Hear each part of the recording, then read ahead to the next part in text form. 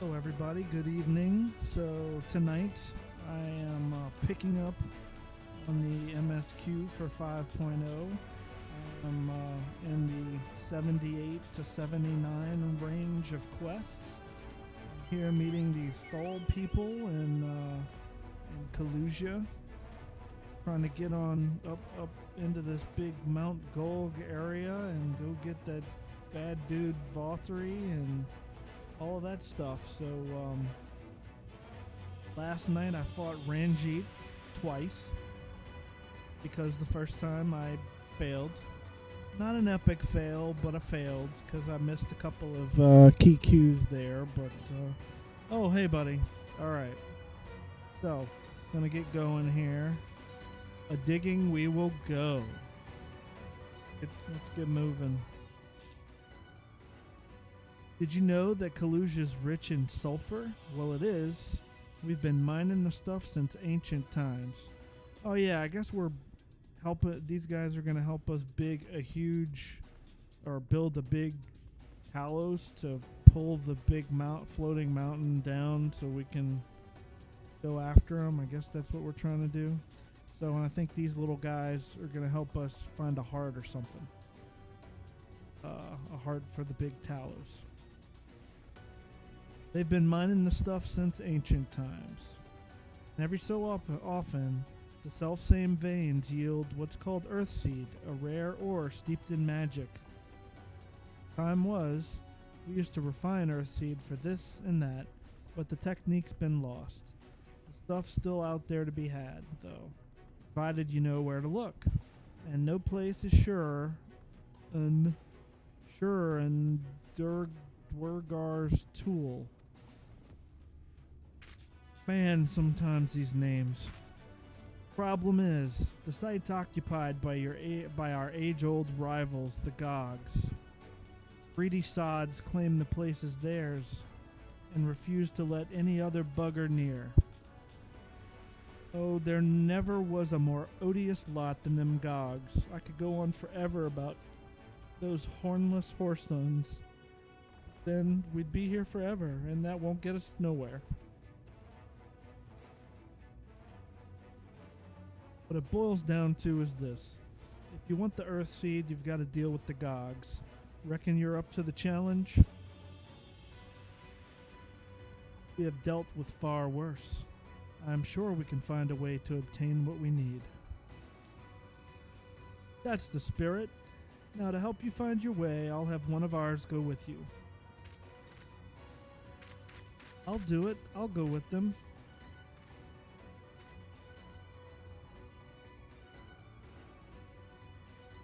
Hey guys. Corit.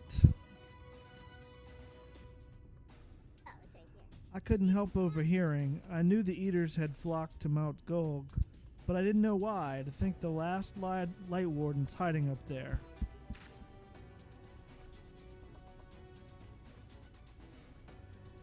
Fate of Kalusia. No, the world hangs in the balance. If I can be of some help, then I want to do my part. Your zeal is commendable, lad, but it isn't so simple. This here's Corit. Young as he is, he's one of the village's finest miners. The lad's got an uncanny sense of where to dig, and his aim with a pickaxe is as true as any dwarf's. But put him in the thick of battle, and he couldn't hit the side of a mine cart if he was sitting in it. If all he needed to do was dig, he'd be your dwarf. But he's liable to become a sin eater's breakfast before he can even manage a swing. It's true, I'm hopeless in a fight. But I still want to try. Please, let me go with you.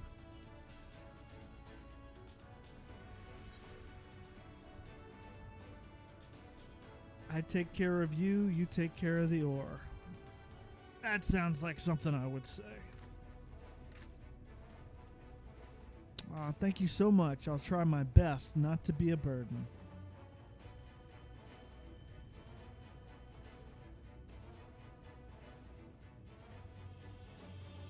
You want to take Corit, far be it from me to stop you. Keep him safe, though, will you?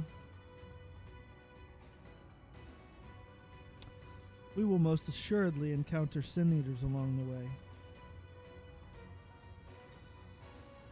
Though with you in our company, they will be more a spectacle than a concern. That's right. Take care of business.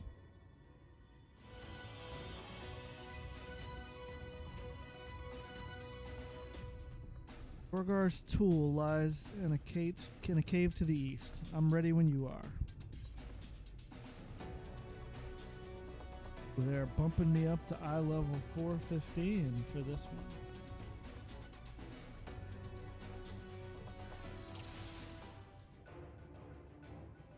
Keep to the road and head east. I'm in your hands.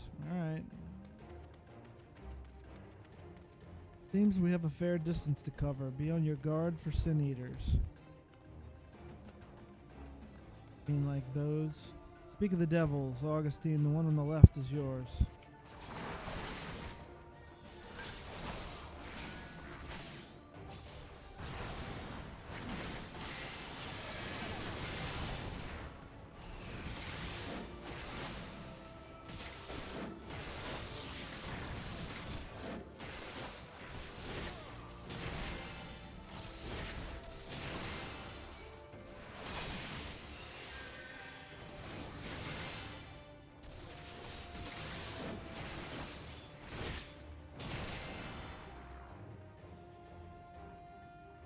Amazing, you two are really strong. It may interest you to know that Augustine is a great hero in the land whence he hails. Some would say the greatest. Really, oh, you must have some stories to tell, Augustine. That he does, tales to impress and inspire you in turn. By all means, have him regale you with a few once our work is done. I can't wait. Ah, more of them.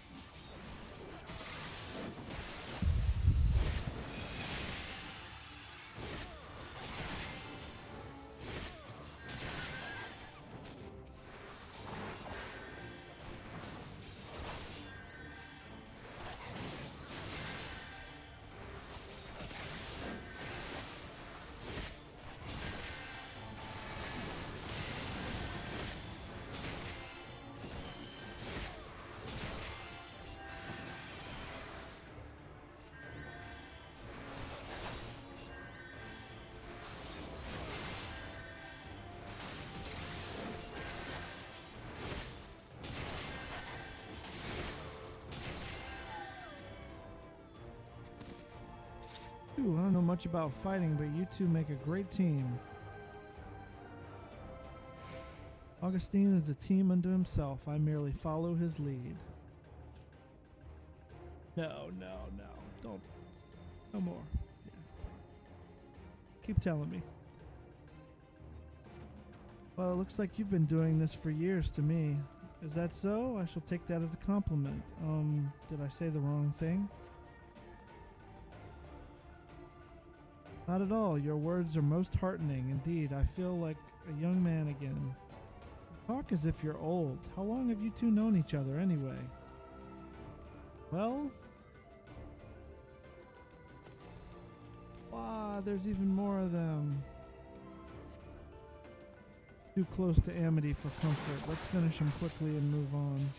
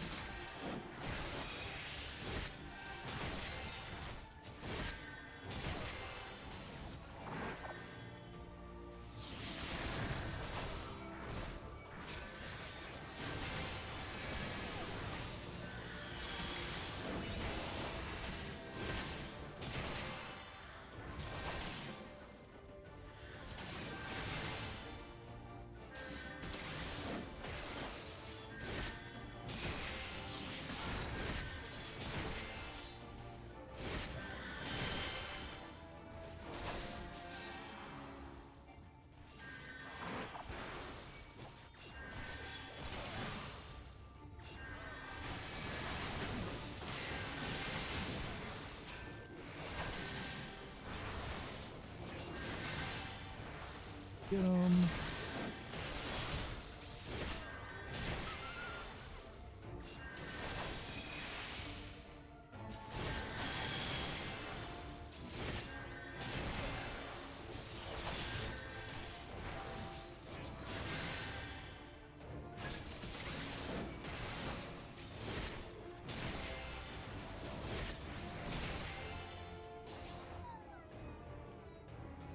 Hurry, this way.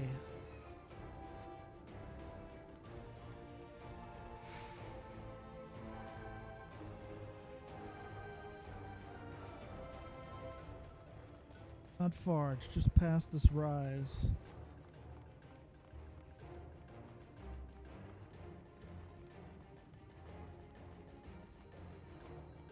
Ah, I believe I see it. Oh, wow. A lot of them. Here's we are surrounded.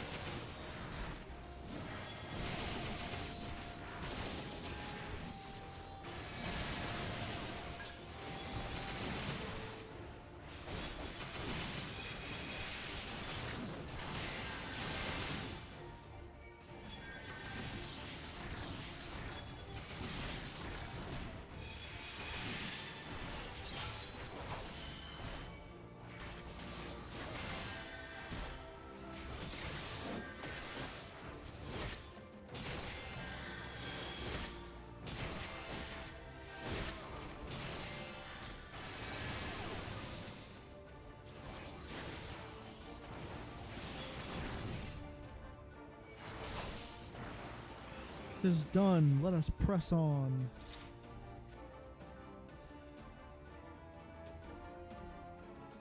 All right, let's go.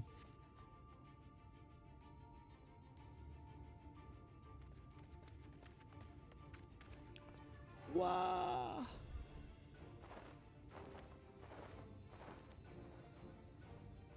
More of them.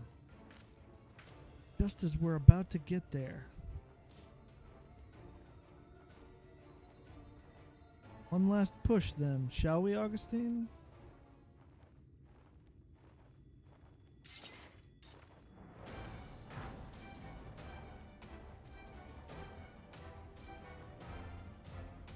Defeat the Sin Eaters.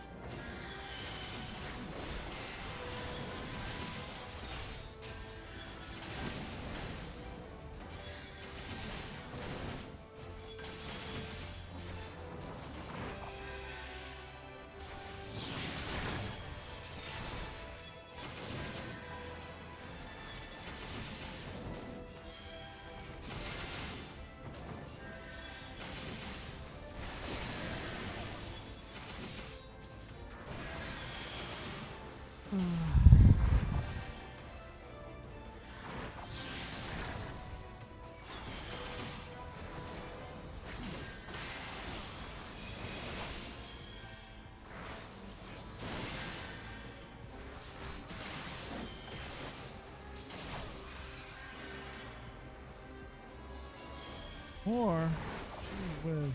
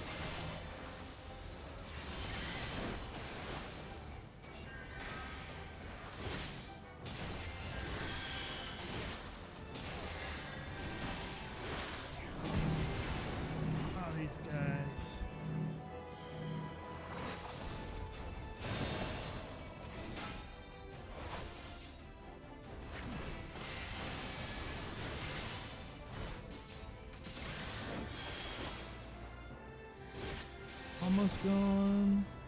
One more, maybe. What's... Oh, wow. That's quite a large one.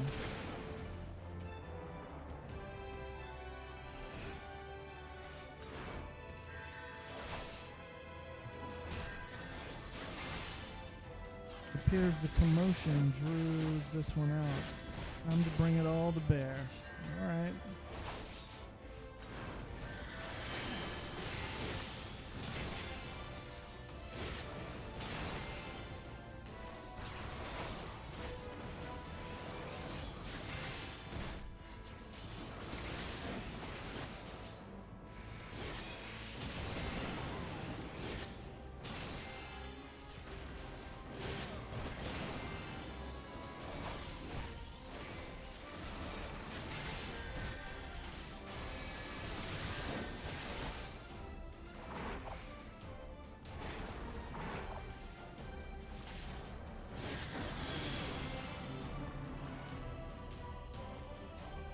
Ugh, not now. Hey. Think not. Tale will not end here.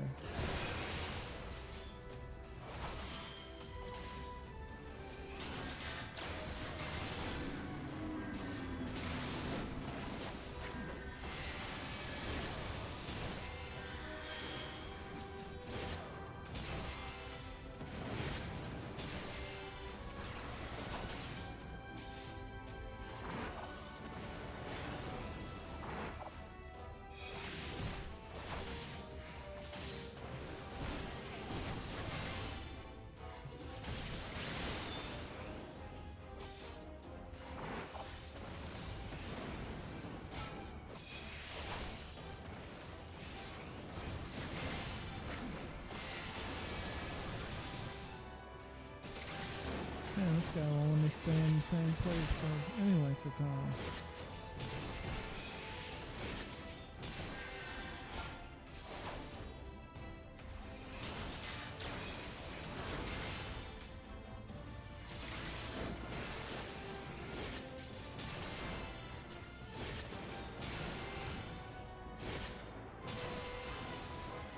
Come on.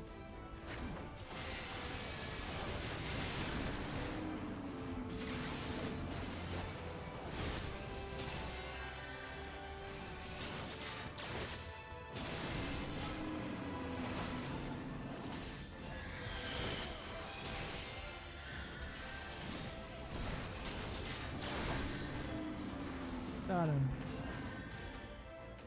Right.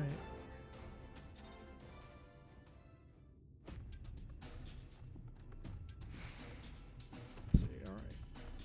We're alive! We're alive! Let's hurry inside before any more Sin Eaters come. Alright.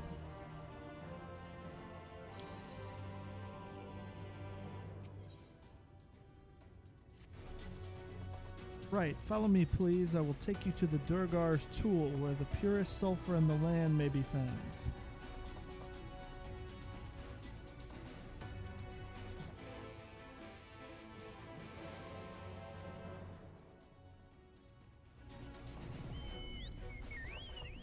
Bum,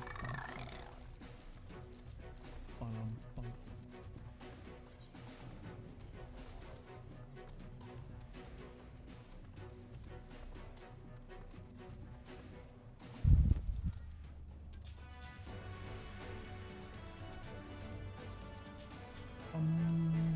Bum, bum, bum.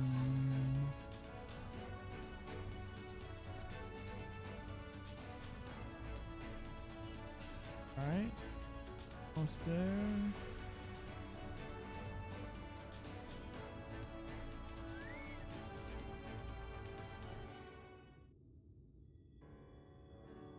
Terrain and stench are any indication we are at the tool.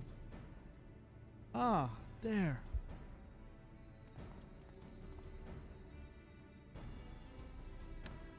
Those are the bad dwarves. The Gogs with their ugly, unkempt beards. If they realize we're here, they'll come after us. Best to take them down first.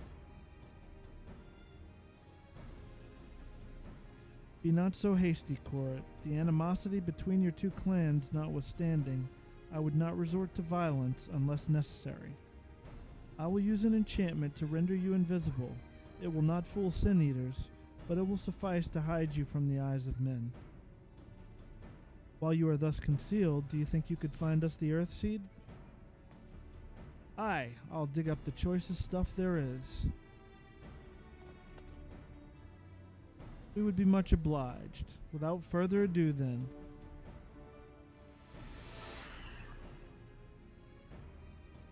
Invisidwarf. Ha, I can see straight through me. Right, a digging we will go.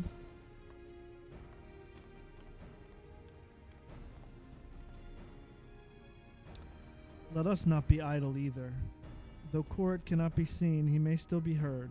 I would aid him by removing some few gogs from the field. To that end, dream powder. As you may recall, we used it for the rescue mission at Laxon Loft.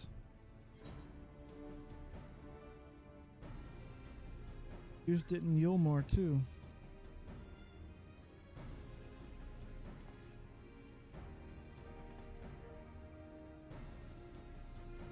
Truly. It seems our alchemist got a little carried away with the latest batch. But if it has been useful in our endeavors, then I have no cause to complain. Now then, I shall make you invisible as well, that you might steal close to the dwarves and give them a dose of dream powder. Even should it fail to put them to sleep outright, it should render them drowsy enough to seek their beds. Say the word and I will cast the enchantment.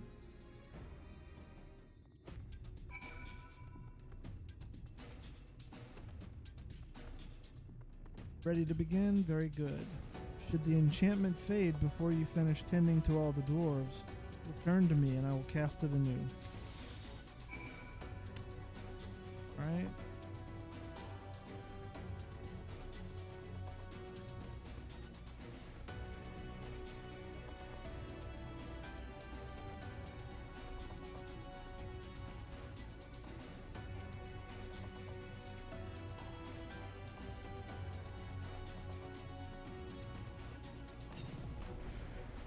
One down.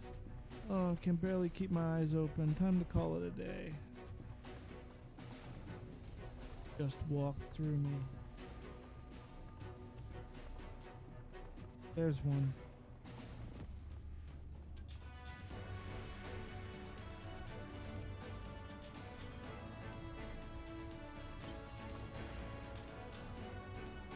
Oh, so drowsy. Not safe to work when drowsy. Better get some rest.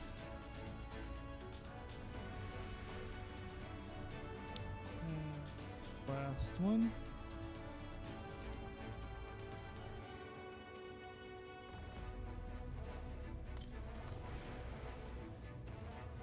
All work and no ale makes something of something, and I'm spent.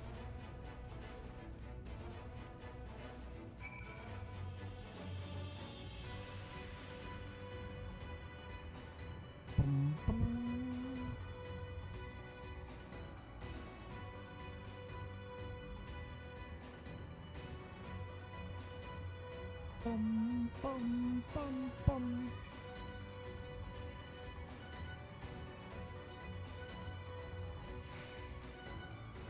All the dwarves have taken their leave. Good work, my friend. We've done all that we can. Let us await Korit's return. Hopefully the little dude's okay, but I have a feeling... Oh, there he is. He's back. This is the purest stuff there is. Think it's enough, or shall I go and dig up some more? I dare say it will suffice for our purposes. You have our gratitude, Korit. Let us carry this back to... Uh-oh. You alright? Uh-oh. What's wrong with the Exarch? Worry not, I shall be fine. Long as I have been away from the crystarium, a little weakness is to be expected. I may have also overexerted myself in the moment. Ah, to have this rare opportunity, yet be unable to enjoy it to the full. Who goes there? Oh, crud.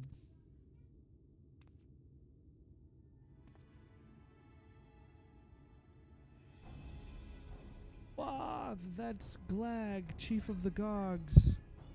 Oh, man. You're one of the Tholes. I see. Word was our miners were coming back drowsy, one after the next. I immediately suspected foul play. And what should I find here but Thole scum skulking about? It's a spineless act befitting your limp beards. What? I won't stand for that insult. Our beards are soft and luscious and smell like freshly tapped ale. Gog beards are dry and crusty and smell like a knocker's arse. Impudent whelp. Better a hobgoblin's nose hairs than the feeble floppy things you Tholes have hanging from your faces.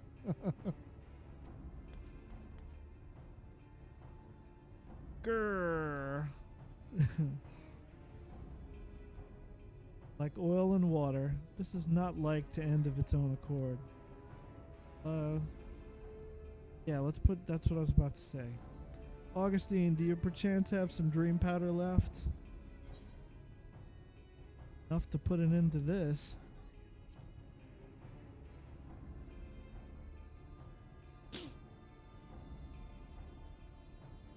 Then let us put it to use and be on our way. Though something tells me we've not seen the last of their bickering.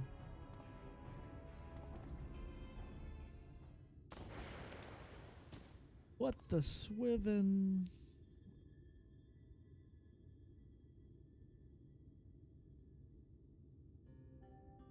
Snore. Forgive me, Corrid, but we need you to be calm as well. I'm sorry, it's just when it comes to the Gogs, I can't help but see red. You needn't apologize, my friend. You are here on our account, and we have naught but gratitude for you. Now that we have what we came for, however, it is time to take our leave. The Talos awaits its heart.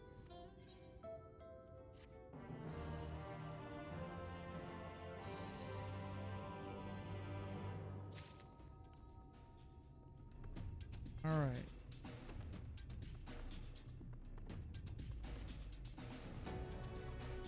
Well, my friend, much as I have enjoyed our time together, I think it best we split up, that we might accomplish our tasks more swiftly. I shall see the Earthseed safely into the hands of whatever. While I am thus employed, would you be so good as to deliver Corrid back to Tumra?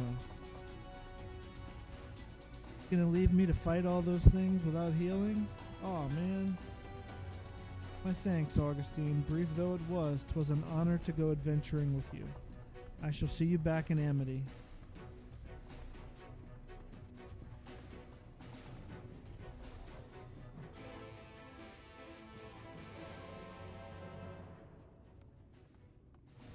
All right.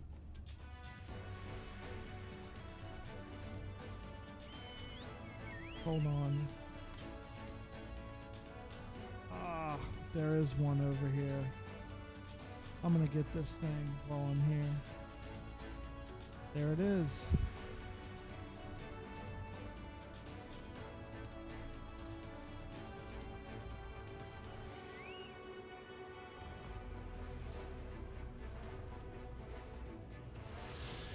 I think there's only one left.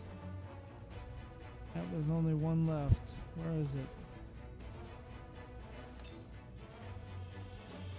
South. I probably passed it coming in.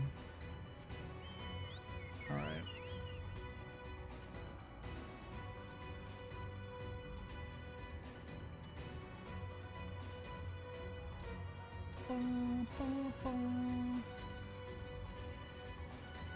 Bum, bum.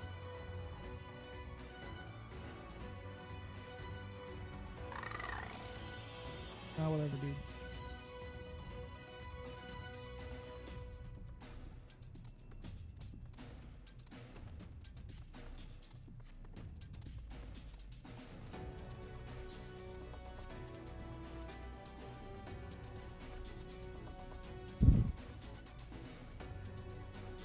Maybe I can go.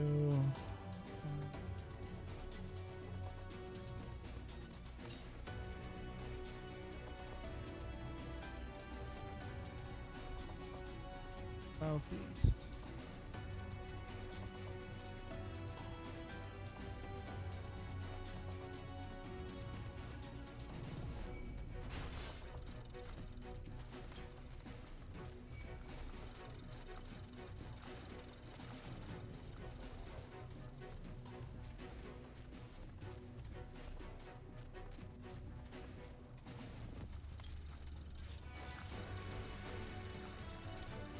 Right in the middle of this town. There it is up there. Why even get up there?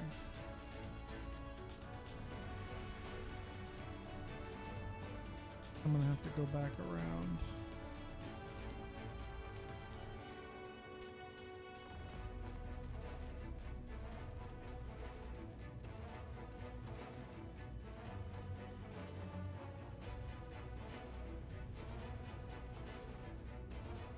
Go.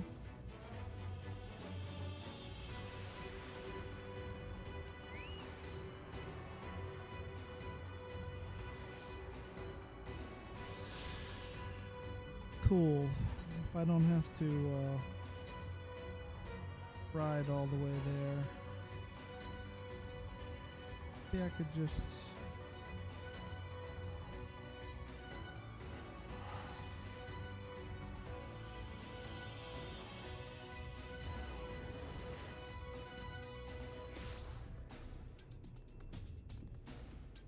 Probably have to grab these and that'll be my unlock. Nope, that's not one. New rumor has the dwarves of Coma in a right tivy. Heard the latest rumor out of Comra, the strangest find in recent memory, though actual details as to what was said. As to what said find actually is, have yet to emerge. If you happen to come into any juicy tidbits, I'd be keen to hear them. The suspense is killing me here.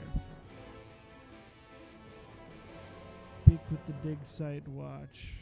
I have no idea.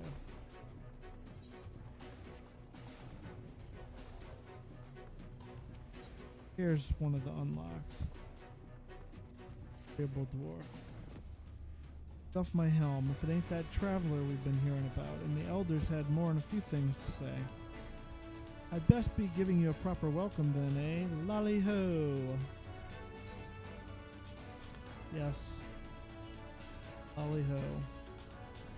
Now that's what I like to see. A lolly-ho straight from the heart. I only wish my own boy would put a bit more effort into his lollies and his hoes. He's always busy fiddling with his damn automata. No time for swapping words with folk of flesh and blood. Every dwarf knows that a lolly-ho gets a lolly-ho, or you're asking to become an outcast. A mother does worry, she does. That's only the half of it. I know it's just a stage all lads go through, but the little bugger has to argue with every word I say. I hear you. Oh, I've just had the most clever idea. He'll not listen to me or the other villagers, but maybe, just maybe, curiosity for a stranger will win out over that sour attitude of his. Worth a try, don't you think? Please, befriend my son. Run it. Just get him used to giving a proper greeting, that's all I ask. And I tell you, he really is a marvel with automata. If you end up getting along, he might even show you a few of his stranger contraptions.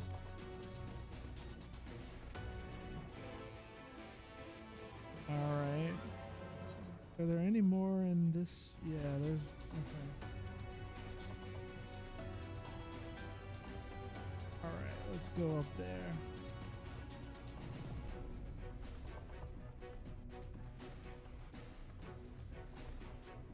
Alright. Lolly ho, glad you're back and in one piece. How did you fare with the Earthseed then? I got them all they needed. The Exarch's on his way to Amity with it now. Good to hear that young Korrit was of help. As it happens, a few others came forward while you were gone, saying they wanted to do their bit as well. Given that you're building a Talos, we reckoned you'd be needing some mining tools, so we went and modified our spare pickaxes for use by bigger folk. Here, take these with you. Should be plenty to go round. From what our scouts tell me, there's a crowd gathered at Top Rung already. Go and see that everyone has a pickaxe to swing, eh? Cool, cool. Where is my... There's my... Yeah. Here's the moody teenager. What happens?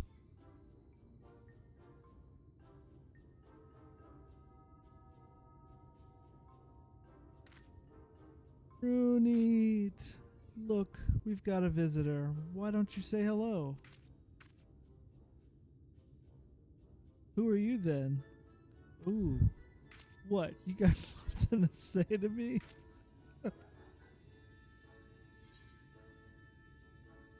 Lolly ho.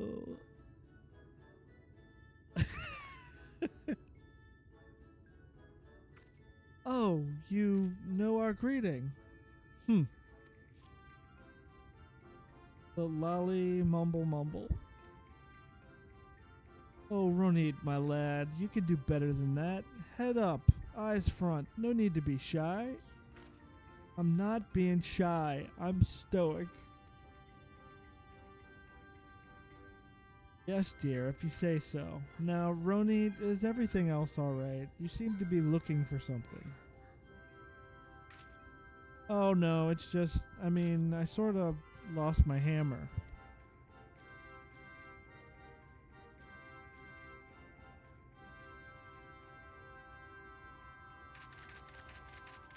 What? Of all the irresponsible, careless, foolish...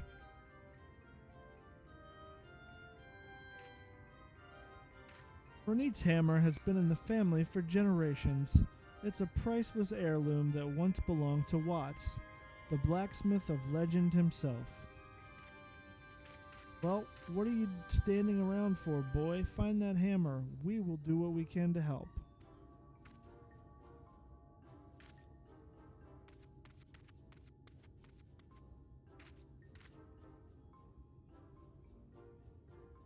Right. Why don't you have a chat with some villagers for me and ask if they've seen Ronit's hammer? Just remember your dwarven manners, and all will be well.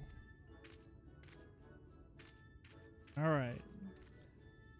Lolly-hoing all around the place.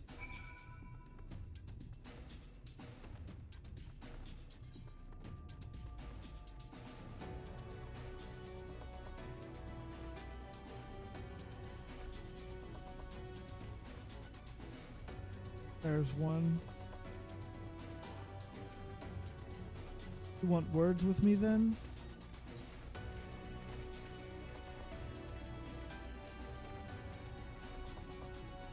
Oh, that's a fine lolly-ho you've got there, lad. I like you. Ronit, that sulky sprout's lost old Watt's hammer, has he? Well, lucky for him, I believe yon gentle dwarf picked it up. It's time I was getting back to work then. Good day to you, stranger.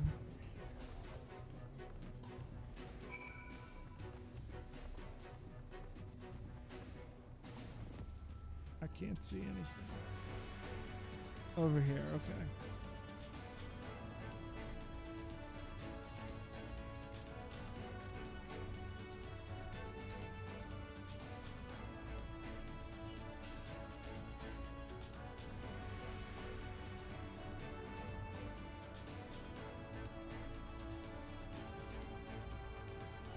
Maybe up there someplace?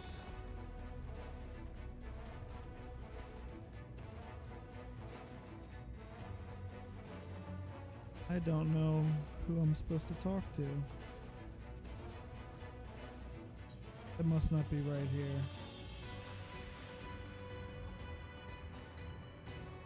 Oh, there he is. Okay. You're talking to me?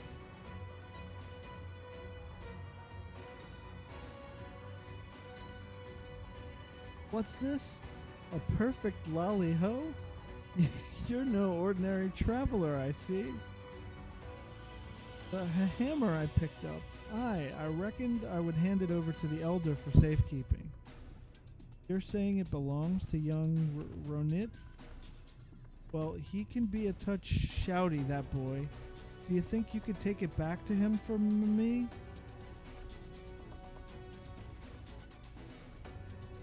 That's my part done, then. Alright.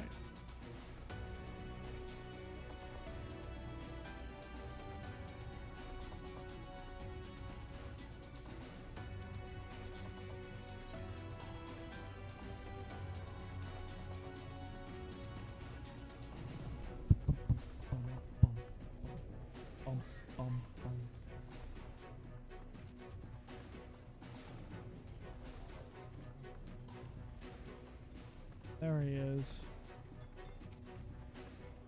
Huh? Why are you still here? Because I found your hammer.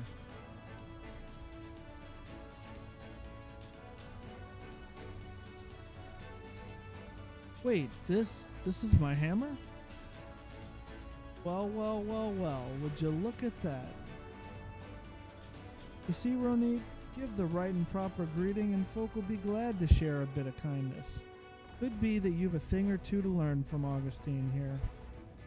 Huh? Are you lecturing me again? Aye, well, maybe. Maybe you're not such a bad sort.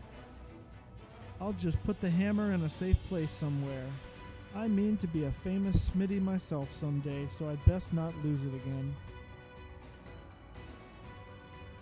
I'll leave you to it then. I know my boy is not the easiest to get along with, Augustine, but he could sure use a friend like you.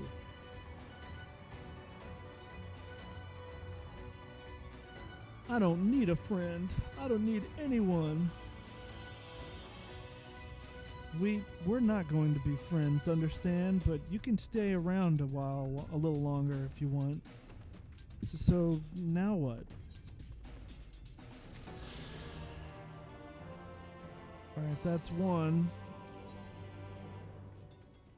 Renate seems surprised. Alright.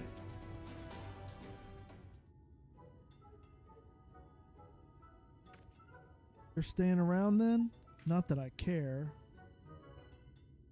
But since you're here, I might as well show you one of my favorite automata. I present to you the invincible, the unstoppable Megasonic Frog Boy.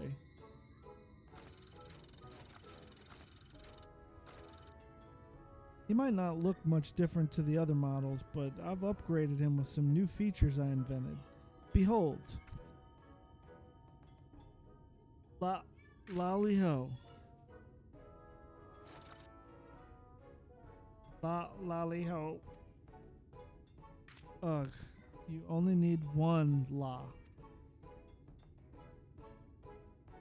Ugh, you only need one la.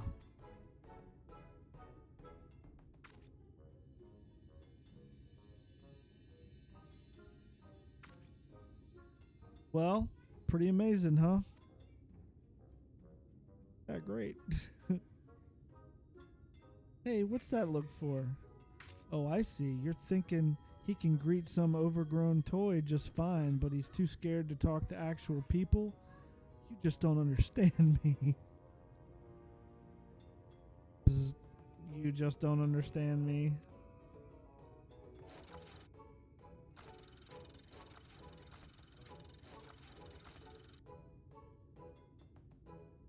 I've got bigger things to worry about than minding my manners. You help me out with my stuff, though, and maybe I'll forgive you for underestimating me. Just this one time, though. So I need you to take this coal to Zimmet. She's one of the village elders, and her automaton is due for some fuel. Alright, I'll get around to that.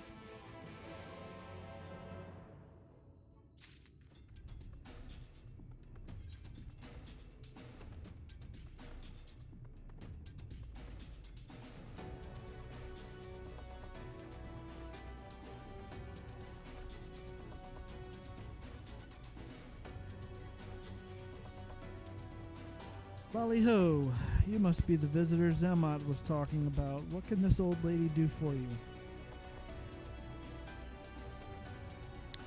Oh, on a little errand for Ronit, are you? That's nice.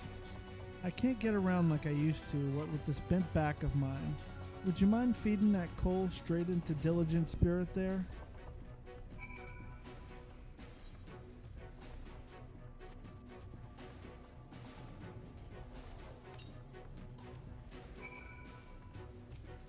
Right? Poured the lot in then, have you? Thank you, dear. You're as kind as our Ronit. When he heard how my back was giving me trouble, that fine lad went and hammered together my oddly named helper here. Hardly a day goes by when he doesn't stop past to see it's working properly. Aye, he's a surly boy, but his heart's in the right place. Just a pity he handles his failures with frustration. If he persevered with his greetings instead of lashing out, I'm sure he'd be capable of a lovely lolly-ho. Actually, I'm surprised he even asked you to bring me my fuel. I've never known him to do that before, not with anyone. I have a feeling you'll be the one to get through to him, lad, so be patient, if you can.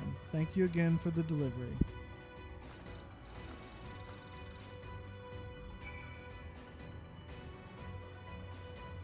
Alright.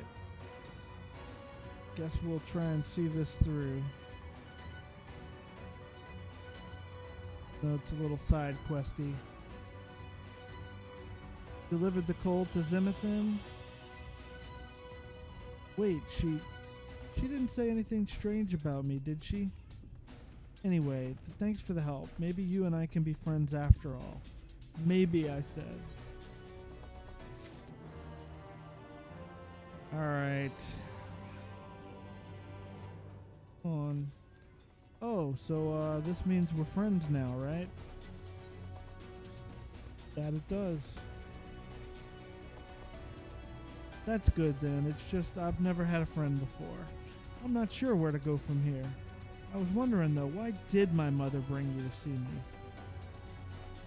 Was it all her idea? Is that why you're being so nice to me? I guess even if that was true, you're no less of a good sort for agreeing to it. I know my mother worries about me being alone all the time, but I can't even talk to her without getting defensive. How can she expect me to get along with anyone else? You've met lots of folks on your travels, haven't you? If you've some tricks to help me talk to the other villagers, I'd like to hear them. You know, this might be the longest conversation I've had in a good while. Must be because we're friends now, eh? Heh. Heh. Work on your greetings.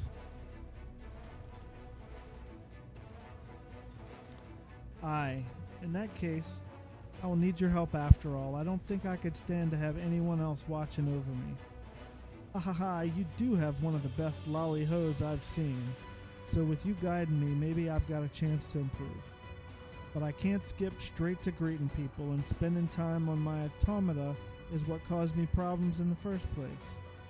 Now, no, my only option now is monsters. Preferably one that's what's shaped like a person.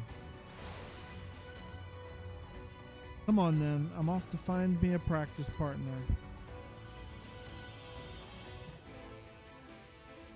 Alright, I can leave town a little bit.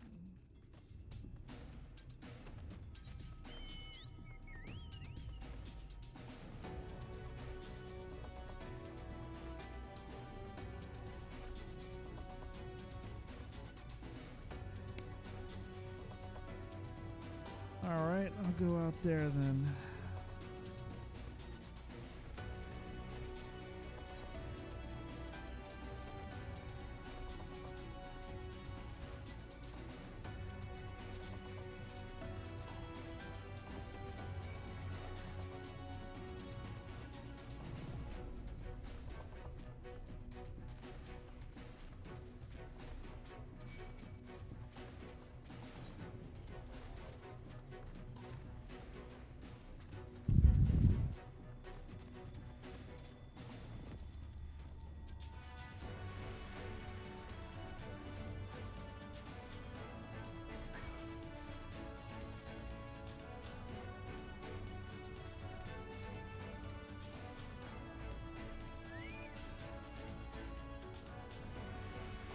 That twitchy lad there should do the trick.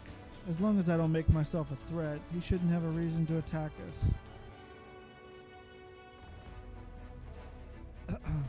Hey, you there, two legs. Look at me when I'm talking to... Wait, that's not right. The greeting. Gotta practice the greeting. Lolly, lolly... My hands are shaking. Lolly, hey, you big lump of useless golem garbage. Oops. Oh great, I gotta fight it. I didn't mean it. I take that back. I take back that garbage bit. Warg. Arg, this was not part of the plan. Oh, I guess I don't have to fight it. Oh.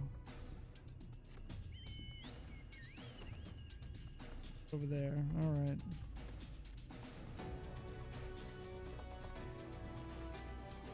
Well, maybe I'll still have to fight it.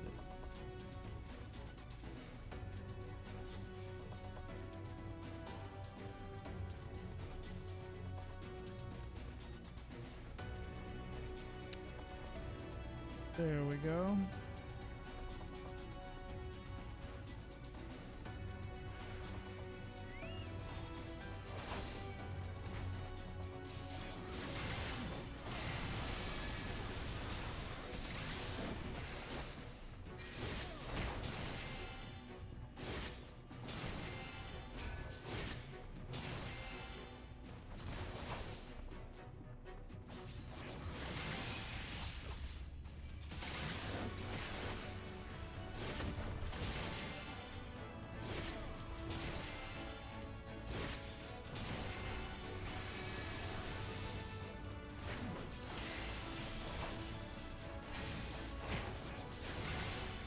Almost got him, and we're done.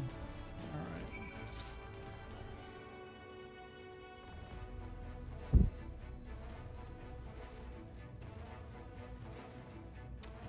I'm sorry, I made a mess of things. Damn it all to the deepest mine shaft. Why? Why can't I do it? I'm a bloody dwarf, ain't I? Ronid has fled in his frustration. Perhaps he needs a friend to rally his spirits. Alright.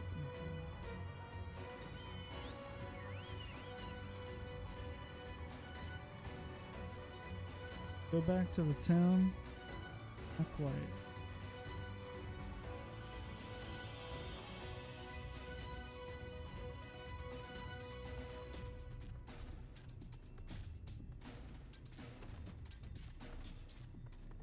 There he is.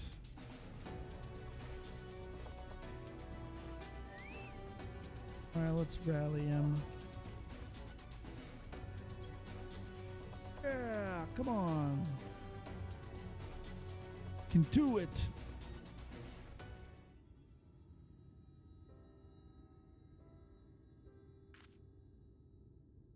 Came after me.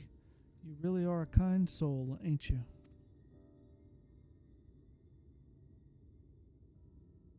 I'm still kind of a prickly sort, but I do dream of helping the other villagers with my smithing skills, just like the great Watts did. Just that I've spent my whole life tinkering with automata instead of learning how to speak to folk. I've always been awkward. And that got worse when I realized people were avoiding me. It made me angry, made me throw up walls and shut others out. Then it wasn't long before no one would come anywhere near me.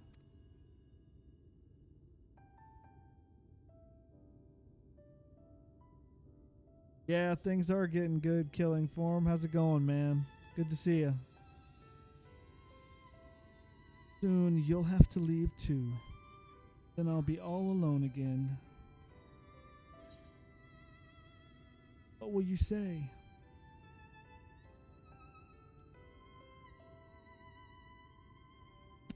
Let's see. Overthinking the greeting, or people are willing to give you a chance. I'll just do that one. Not bad. 10-ish quests till the end of 5.0. Yeah, I think I counted. I'm pretty close. Pretty close, but I just went out and did the side thing because it was kind of silly and funny, so gonna see what happens. See what it unlocks. Maybe I get a pet or something. Or what do they call them? Minions. You're still trying to help me.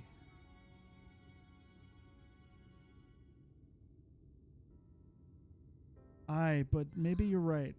A clumsy lolly-ho, what lets folk know I'm open to being friendly, might be better than no lolly-ho at all. Right. My mind's made up. I can do this. Be the dwarf I need to be. You'll be there with me though, right?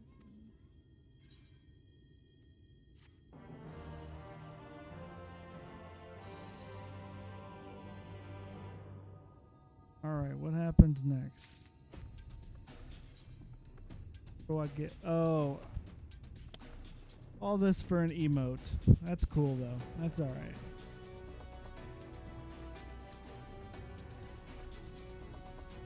I'm ready. Are you ready? I'm going back into that village to give them my best lolly-ho. You are coming with me, ain't you?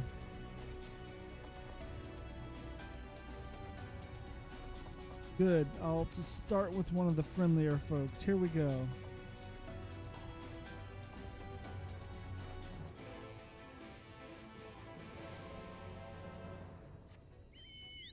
Go see what's up. We're killing for him. Who else is out there?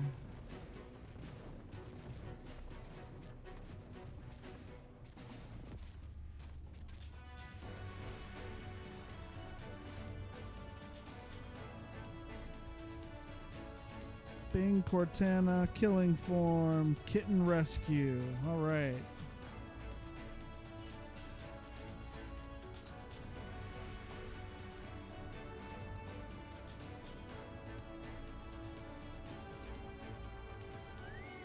See, the lolly, her, gah.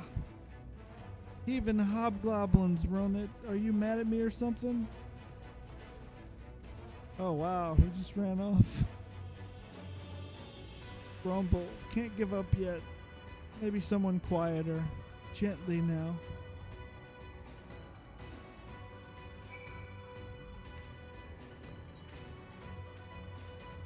Alright.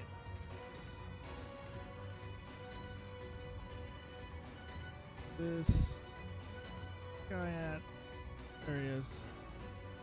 Timid town dwarf. Lolly, erg, eek. I gave it back, Ronit. I swear. I don't have your hammer.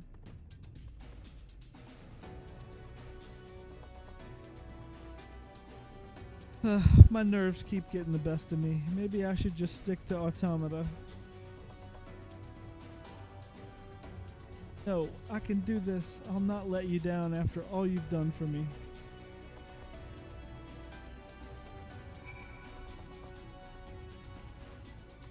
Alright, where'd he go? Over here. Okay.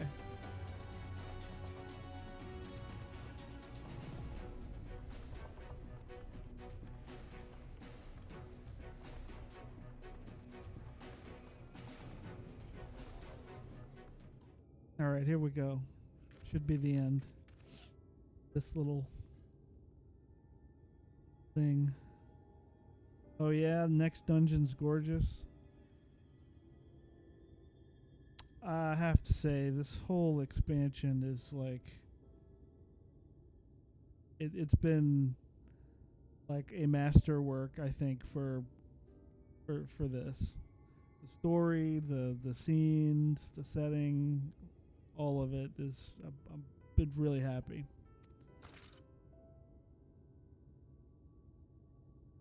Hello, young Ronit. Was there something you needed?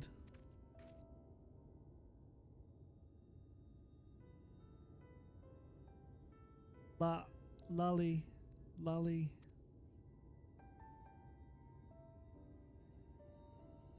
Ugh.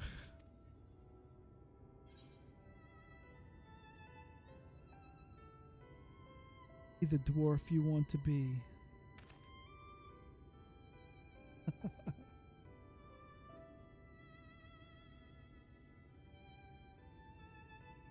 Lolly ho.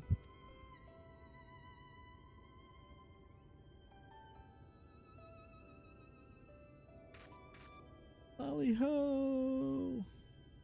I'm just doing this little quest, dude. Oh, they're all so excited because he said lolly ho finally. It's what all those little dwarfs say. It's like saying hi, but they make this little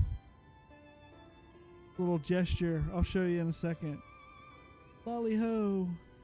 Now that's what I call a greeting, dear. Well done.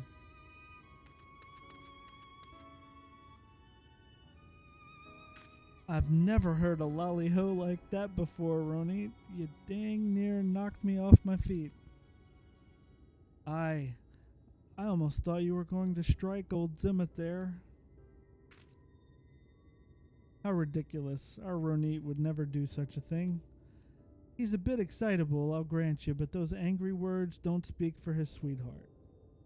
Who do you think dreamed up and built my helpful automaton here? It's even strong enough to carry me should I need it.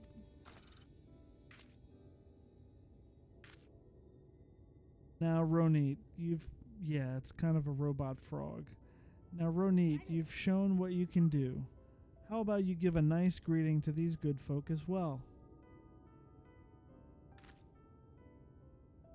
Lolly ho! Yep. Lolly ho, Ronit. I fear I may have misjudged you. Lolly ho! Ah, good greeting is so reassuring, and here I thought you didn't like me. Nor me. If you've the time, I'd like to see the plans for that helper you built. An automaton strong enough to carry a full-grown dwarf. Incredible. Bye, guys. Of course. I don't dislike any of you, and I'd be glad to share how I built my inventions. That's a promise, then. We'll be seeing you, Ronit.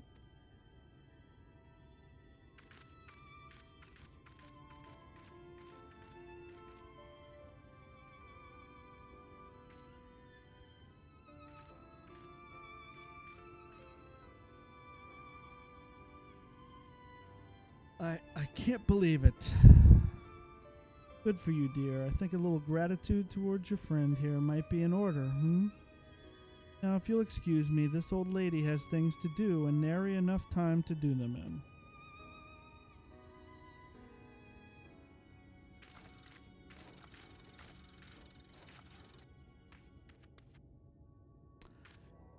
See that? I greeted people properly, and they greeted me back. Folk want to talk to me for the first time in my life, and it's all thanks to you. Oh? Have to come and meet my mother again, so I can introduce her to my friend.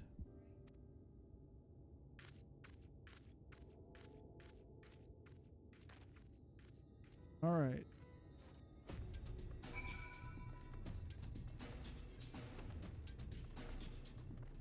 Go.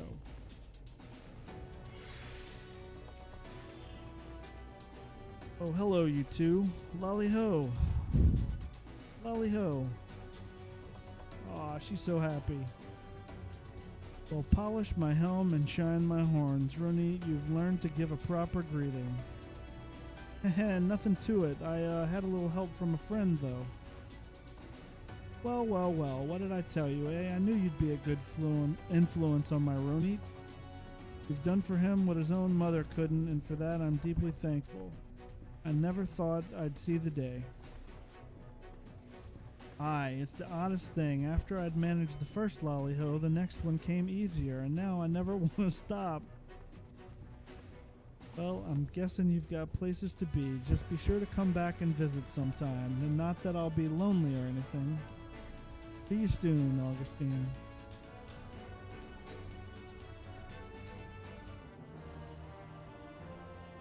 Yep. You have learned the emote Lolly-ho.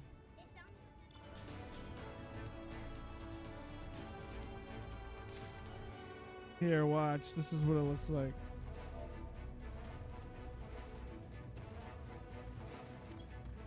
Oh, wait. Oh, come on now. Eating a donut? Alright. Special. Where are they? You see it? Trying to find the Lolly-ho. Oh, wait, I just saw it. Oh, there it is. Okay. Oh, that's what the command is. Alright. Whoop. Lolly-ho. Okay. Time to get back to doing my my quests. What's closer? Oh wait, another. Is this another? Hopefully this is my so I can fly. Unlock my flying. Only got one more of these to do.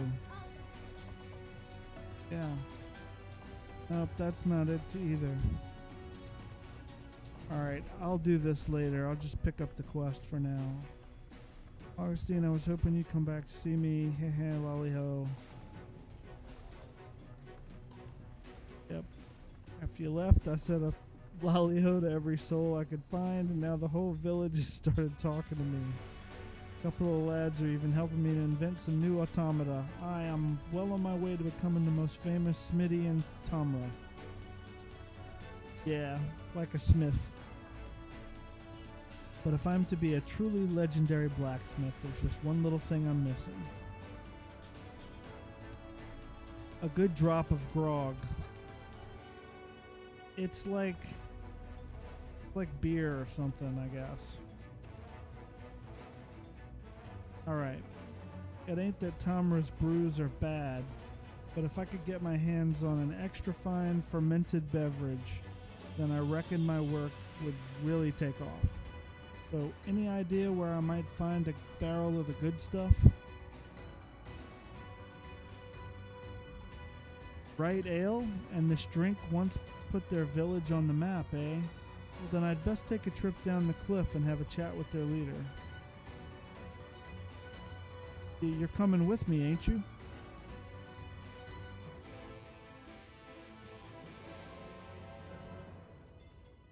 Alright. Where else do I need to go here? Rich veins of hope. What else is out here? Word about Comra.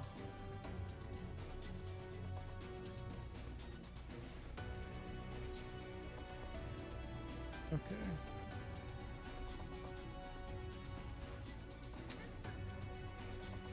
Yeah.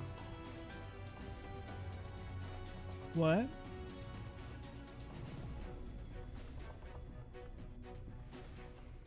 Where do you see that? Okay. Where do you see that? Oh, right here? Oh, this is saying show me the quests that are completed. These are the ones that aren't completed. So yeah.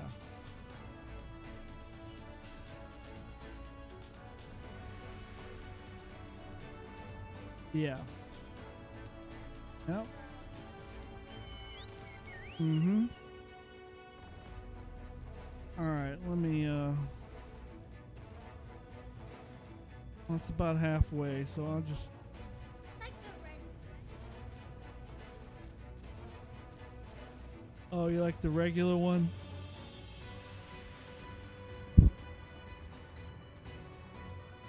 Okay. Well, Do the monsters? do they only attack me when?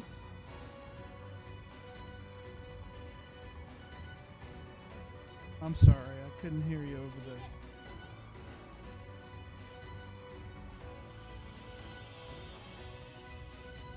Oh no, they attack you all the time. Probably because they are level 78. Now see, that one wants to fight me.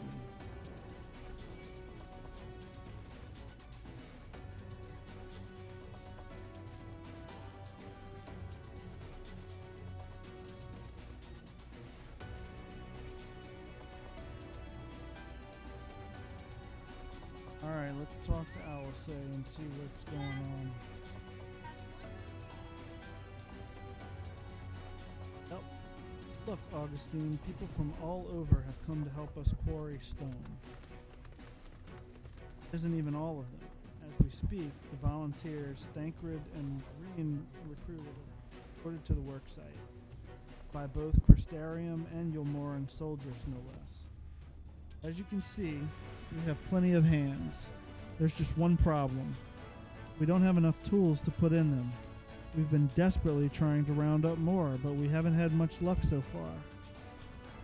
Oh, well, I have all those pickaxes from the pickaxes from the dwarves. Trust you to have exactly what we need, exactly when we need it. Well, what are you waiting for? Go and hand them out to everyone so they can get to work. All right. One to that dude. Rich veins of hope.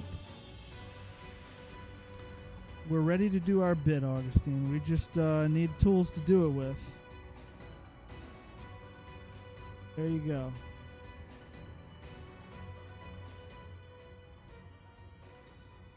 Pickaxes, loads of them. Now we may all work to our heart's content. Yeah! While I don't have many talents, I do have a strong back, and what strength I have, I'll gladly use for the sake of peace. We got the ladder moving again, didn't we? If we join hands, there's no Talos we can't build. It's like a big robot kind of thing. I still haven't repaid you in Alphino for saving me. Excuse me. And I'm not sure I ever could. That ain't gonna stop me from trying. I'm with you to the end.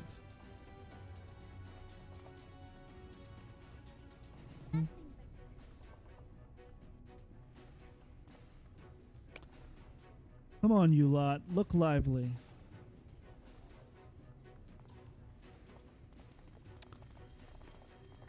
There's some kind of background sound that sounds like a transformer on this thing.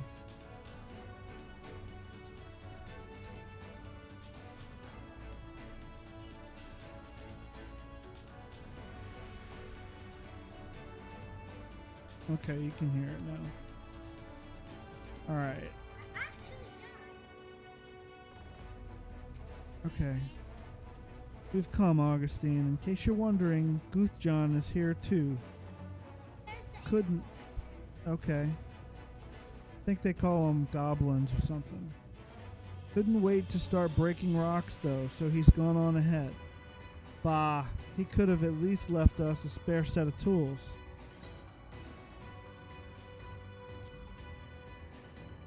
Yep, we'll hand him some pickaxes.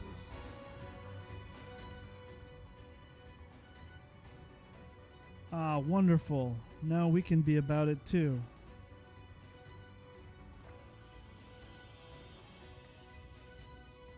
I created.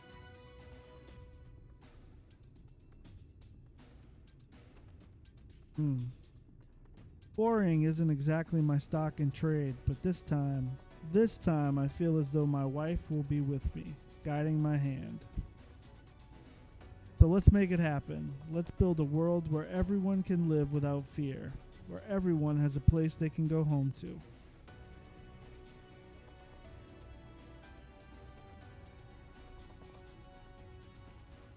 Right then, let's be on our way.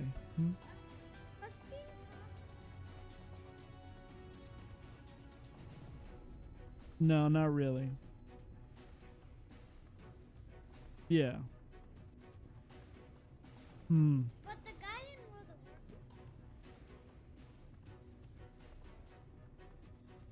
Yeah.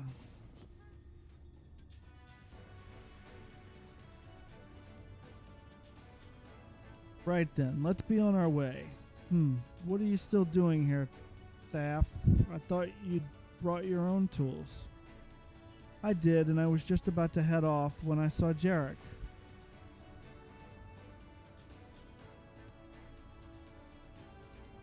Oh gods, if this plan works and the giant Talos comes to life. Just imagine the size of the trolley it could push. Imagine it.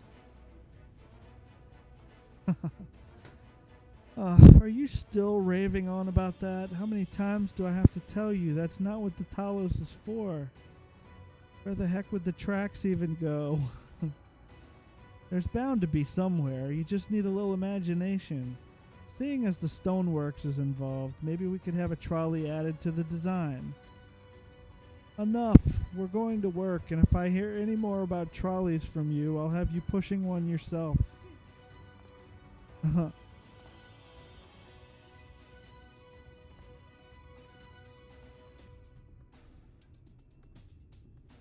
That was a pretty awesome scene right after the trolley, though. Fought Ranjit. That was pretty cool. I know, you didn't see that part. Long time no see, traveler. Are you waiting to be issued a pickaxe, too? There you go.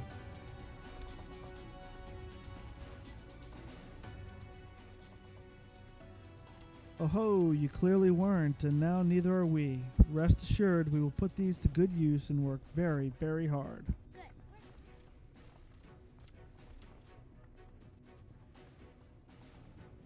Of course, one cannot work on an empty stomach, which is why I brought some tasty worms to share.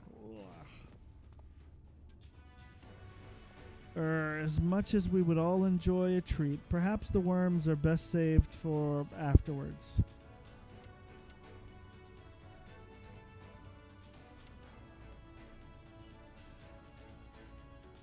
Greetings, Augustine. You may not remember me, but I'm one of the carers from the inn at Journey's Head. After night returned to Amarang, we noticed a change in our patients. The transformation had halted in every one of them. What They were all turning into, like, bad guy, zombie kind of things. I can't express what it did to the mood of the place. We were still celebrating, days later, when who should come along but Alice. She said that she sought the aid of those who believed in the Warrior of Darkness. But why the Warrior of Dark? Okay, you can't come in now and you missed, like, the whole first part of the story.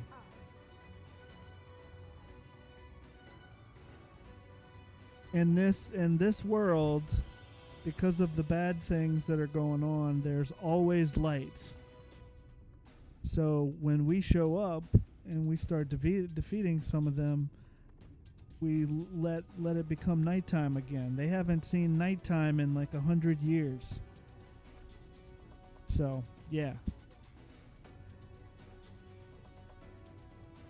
Because you need nighttime.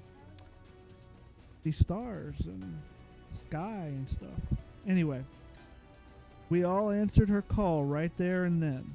Of course, some few carers had to remain behind, but as many of us came as could be spared.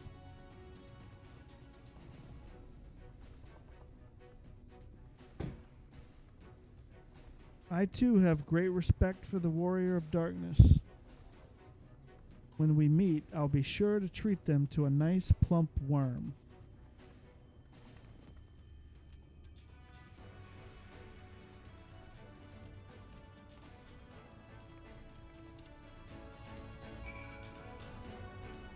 Alright. My thanks, Augustine. With that, everyone is now equipped to work. I think I'll go and join the soldiers standing guard over the volunteers. It would be a shame if they fall prey to sin eaters after all the trouble we've gone to. Right. Let us see that this plan is a resounding success for the sake of all in Norvrant. And I get some coffee.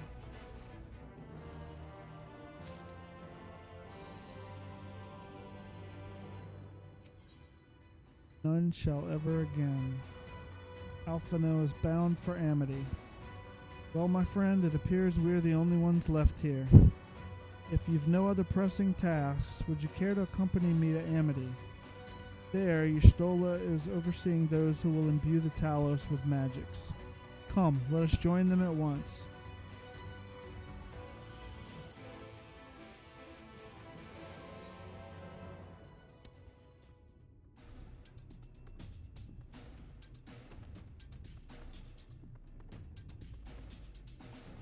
Over here, fugitive of fear.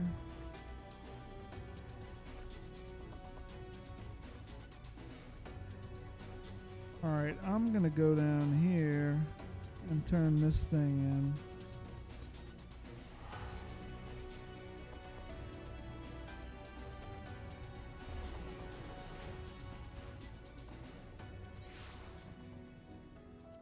See what this is about.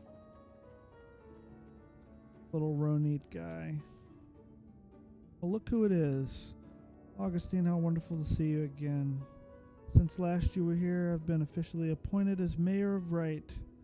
As such, my days have grown busy with visits to neighboring settlements to reacquaint myself with the region's politics. My old bones protest at the exercise, to say naught of the strain upon my rusty faculties. Speaking of visits, I see you've arrived with a companion.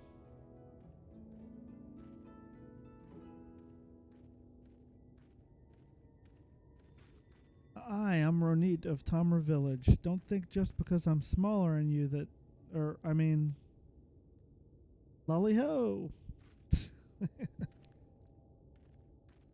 Lolly-ho. Oh, I've heard of this. It's a traditional dwarven greeting, is it not? I see. Well, let us not ignore the customs of our guests. Lolly-ho? Lolly-ho. Not bad for first-timers, not bad at all.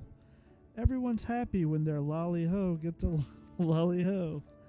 Now let's see a barrel of your tastiest grog.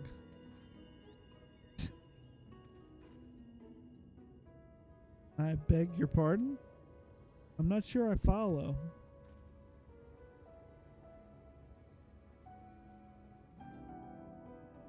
Well, I'm afraid we're still struggling to improve the fertility of the land itself. As yet, we're unable to grow barley of sufficient quantity and quality to brew the ale for which we were once famous. Aye, it's a matter of trial and error at this point. I'm sorry to disappoint you. Here now, what's with the sour faces? You just need something to liven up the soil, am I right? Some experience with cultivating fields, Master Ronit? Not exactly, but I think I might be able to help all the same. Come on, Augustine, we need to make a quick trip back to Tamra. Can he truly help us feed our fields? It sounds too good to be true. I have no idea what Master Ronit's plans might be, but with you involved, we can at least rest easy that naught bad will come of them.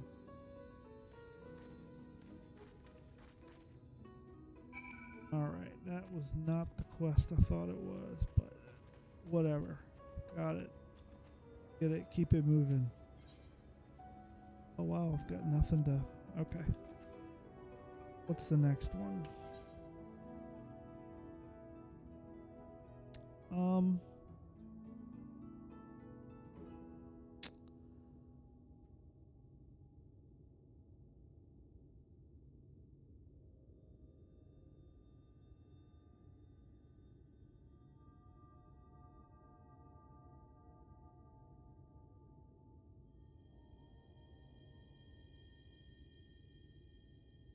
back to here.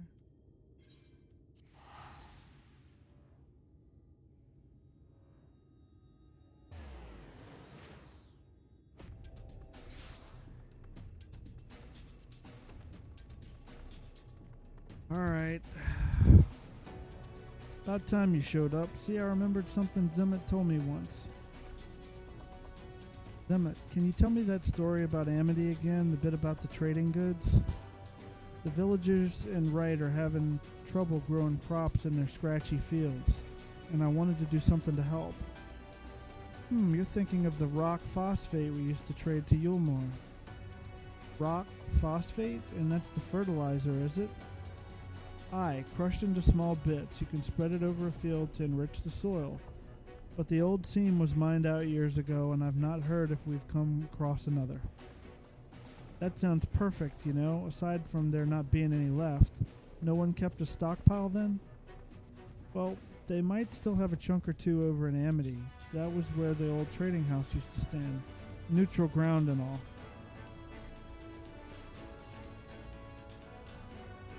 Right, to Amity I go. I suppose you'd best come along. Fortuitous, I was headed that way anyway. The boys come a long way in a short time, and I've a good idea why. Our Roneet's lucky to have a friend like you.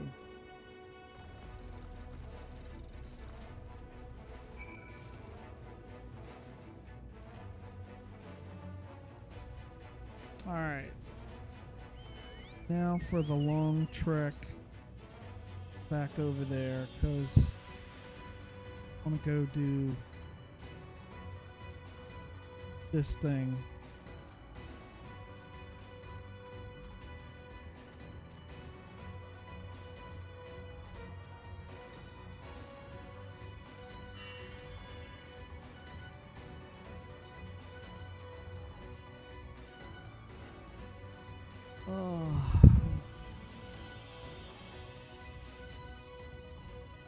I wonder what is that next dungeon? Called Mount Gulg.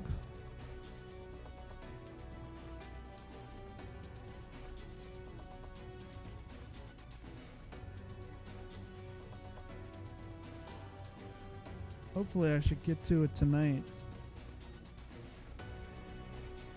Is it Final Fantasy 1 reference? And you know, I bought the updated pixel versions like around the time I started playing this, and I got to the next city for like the second city from the adventure. So I haven't. Yeah, they are. I love those games, man. I mean, I haven't finished all of them. Of course, I've done Final Fantasy 1 and Final Fantasy 6, which was 3 here.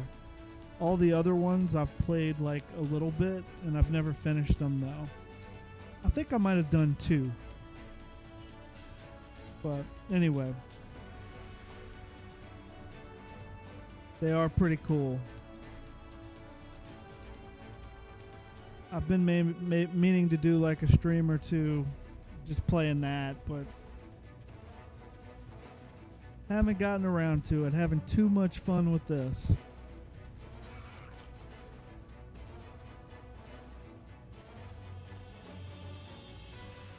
And I want to make sure I'm through with the MSQ so I can start Endwalker with everybody else, you know?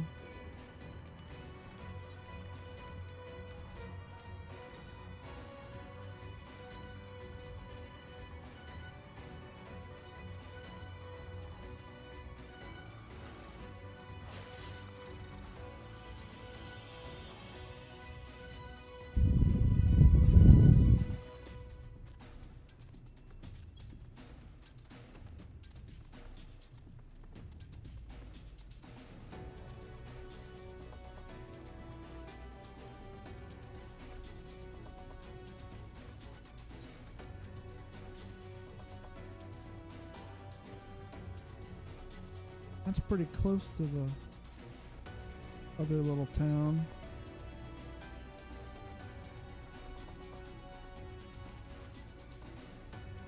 What do we have over here? Dig site watch. Okay. There we go. I can neither confirm nor deny the existence of a new discovery of untold value that only a select few are allowed to see for themselves. That said, there may come a time when I find myself utterly fascinated by that pile of rocks over there and would be completely oblivious to anyone attempting to sneak past. Wow. You're a man of the world, ain't you? Don't make me say it plain. Wicked White, how bloody stupid are you? You, the imbecile, give me, the guard, 10,000 gil. Then you, the imbecile, get to walk past me, the guard, and see the amazing find. Got it?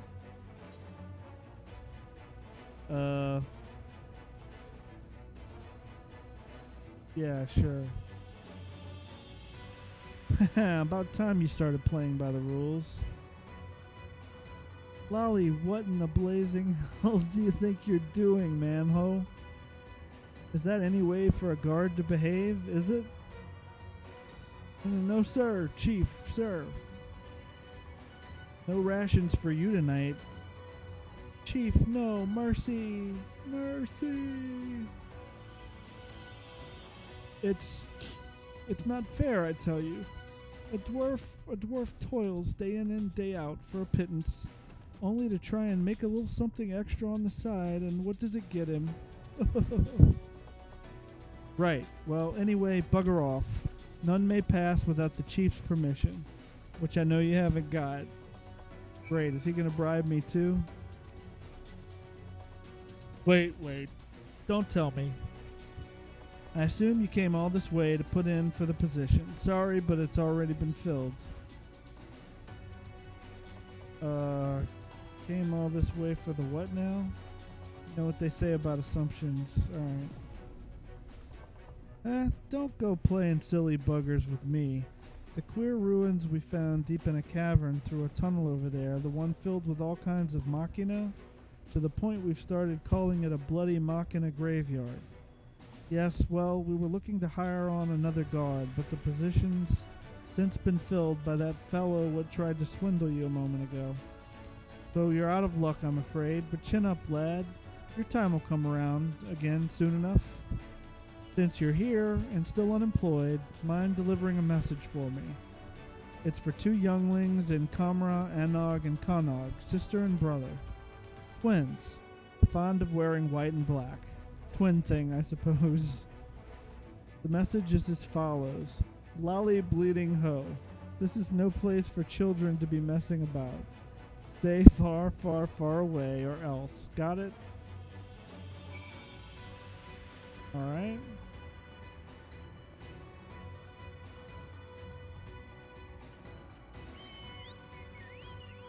Back up there. Alright. Really? I just gotta walk up here?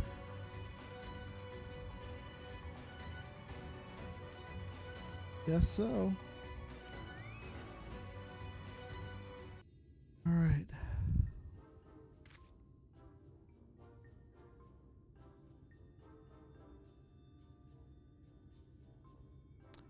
You got business with us? The chief put you up to this, and you agreed? Haven't you got anything better to do with your time? Wait, those garments, that quiet confidence, those powerful neck muscles sculpted by a lifetime of nodding. I like that. I always make fun of the whole thing. That's funny. This is that sinner everyone's been talking about, sister. He's the guileless fool we've been waiting for. The perfect patsy. Thought it'd be good. Good thinking, brother. Let's get right to it then.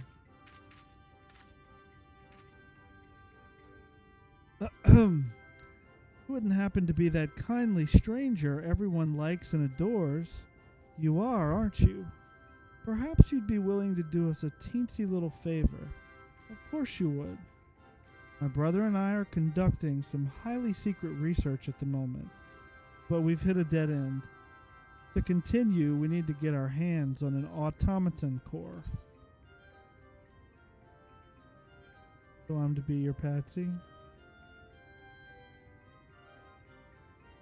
Oh, don't be silly. Everyone knows you're the soul of generosity, a sinner who cannot help but render aid to his fellow sinner in their hour of need. Not for fame or fortune or any other reward, but simply for the joy of it. Am I wrong?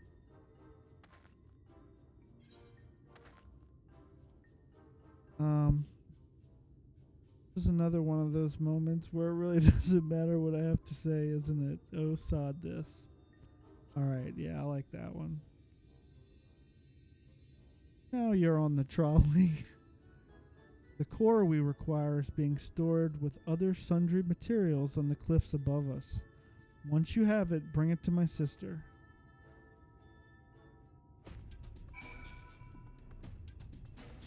What the heck do I get from this? Food?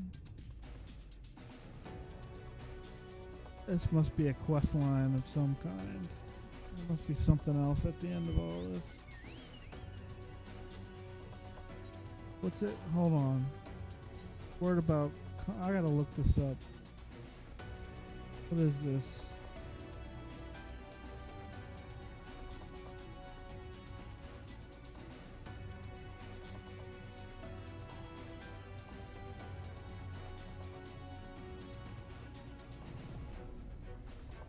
So this one gets me...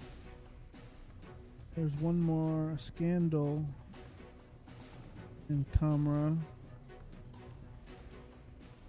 on the thresholds and oh my goodness. Okay, and then I get music and the copied factory. Guess that's a dungeon. And then finally... Wait. Tails you lose and heads I win. 2 quests.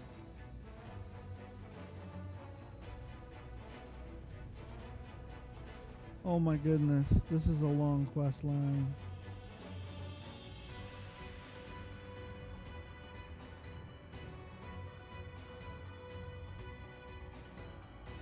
With a lot. Oh my goodness.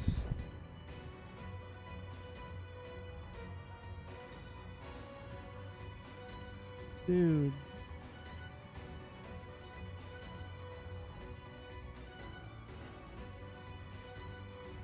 Okay.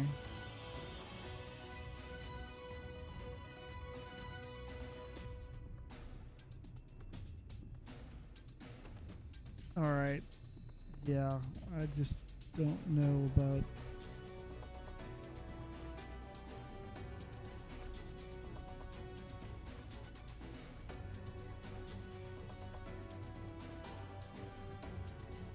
Yeah, I'm not gonna get this done right now. So...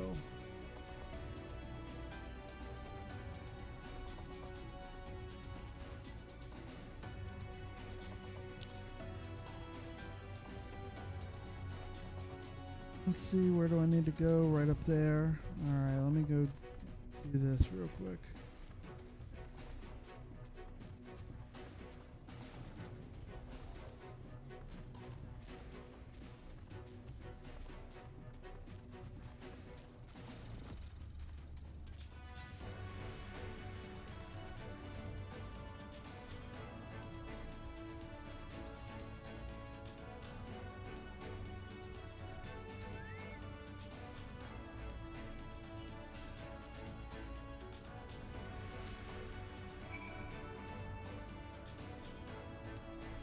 Good.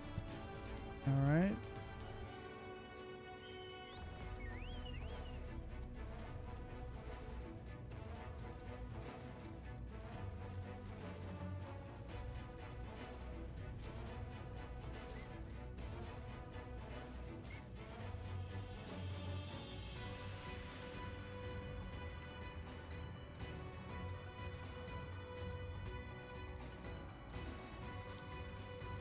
I'll knock this part of it out real quick. There's the center now. And is that the core I spy in his hot little hands? Yeah. Brilliant. All we've got to do is sell this for a small fortune, and then we'll be one step closer to seeing our plans for world domination to fruition. Boy, Anog, lolly nay on the domination, ho. Oh right, that was a close one, brother. Now then, for our next request. Lolly, what in the hells are you two up to, ho? If you're even thinking of taking advantage of this good center, I'll tan both your hides and toss you from the top of White Oil Falls. Now get you gone. Sir, yes, sir. Sorry about that. They don't know any better on account of them being all on their own. No parents. They've lost more than most, you could say, more than anyone ever should. Anyway, I've been meaning to ask. Everyone says you're the soul of generosity, a sinner who cannot help but render aid to his fellow sinner in their hour of need. Not for fame or fortune or any other reward, but simply for the joy of it. Am I wrong? I'd swear, yeah, we'll go with that one. We're short a lantern at the dig site. Should be another in the cave just outside of the village. Mind going and fetching it for me? Of course you don't. Once you've got it, bring it to me back at the dig. Oh, and don't worry, I'll see you compensated for the trouble. Oh. Like they put it so close.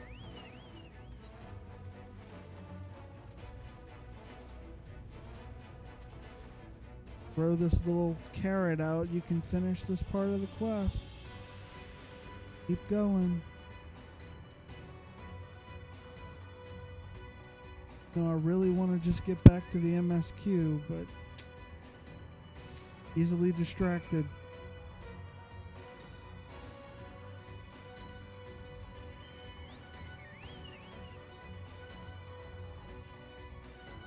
And I'm such a completionist, it's so bad.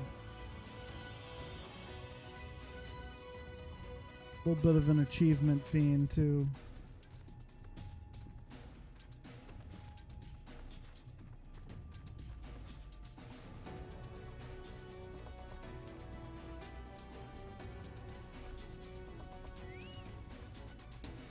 There you are. Presume that lantern you're holding's for yours truly? Yeah. Much obliged. Here, a little something for your trouble. Never let it be said a dwarf of character doesn't pay his debts. Anyway, if we've nothing else to discuss, just let us pass already. We want to see the ruins. Please, please, please, please, please. No, no, no, no. It's dangerous and off limits, and even if I were the sort of man who could be bribed, which I'm not, I'd be shocked if you two had anything valuable enough for me to risk my neck looking the other way. Why are you and everyone else so bloody obsessed with trying to get a look at the cavern filled with mysterious machina anyway? It's just a bloody scrap heap, isn't it? No, no, it's so much more. Based on our research, we have reason to believe that those ruins contain... Hush, sister, how many times must you nearly give the game away? It's supposed to be our secret. Oh yes, right. It's just so hard sometimes to contain my enthusiasm. Nothing. These ruins contain nothing of value whatsoever. We shall leave you to your affairs, honorable guard, sir, and bid thee farewell. Honestly, I'm beginning to hope that there really is nothing of value in there for all the trouble it's causing. But as I was about to say, if we've got nothing else to discuss, then you'd best be on your way. It's dangerous to wander about an active dig, and I don't want anyone getting hurt.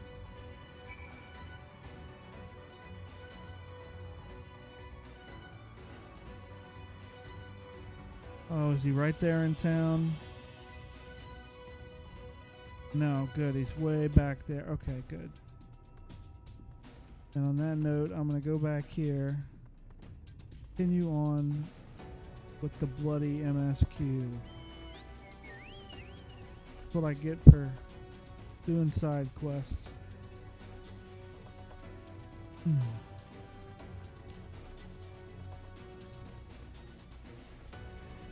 Even though they're funny.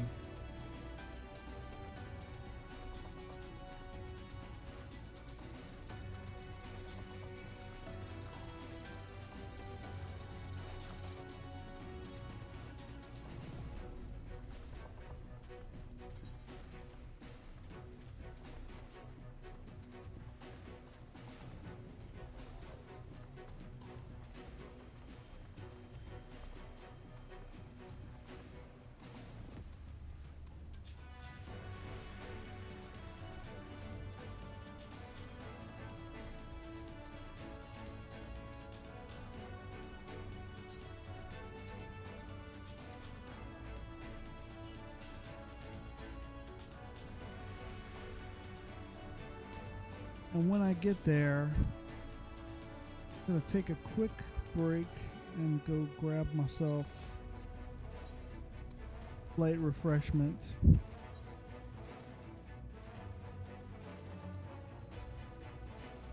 And come back and get things going again.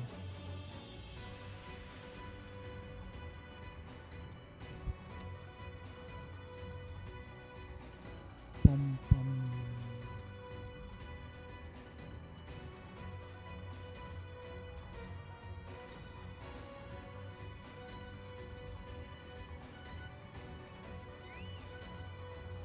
All right, here we go.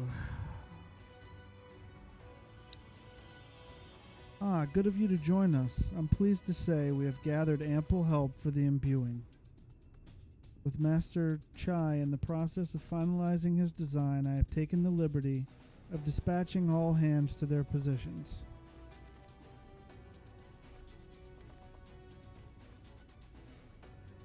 You hurtle along as though I have my house in order, but quite frankly, this is the most disorganized mess of a project I've ever overseen.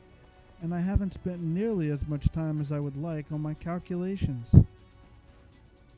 So thou hast proclaimed loudly and frequently, Master Chai, yet from my perspective, a layman's though it may be, haste notwithstanding, thou hast gone to great lengths, abiding by proven methodology to ensure the integrity of thy design.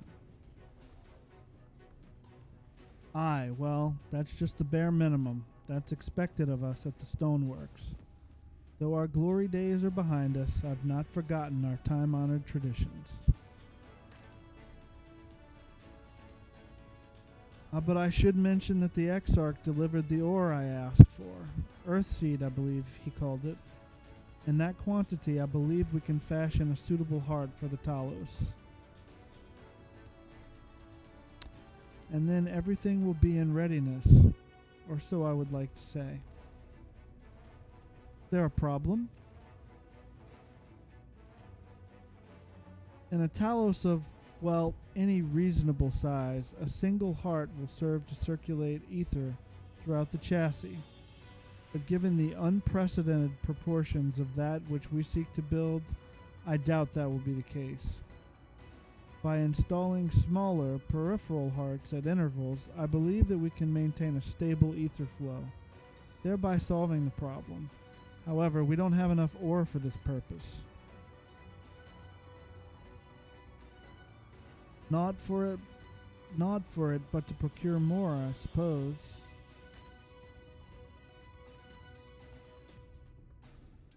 Runar, mayhap now is a good time to bring them out. A moment, friends. There is something I would show you.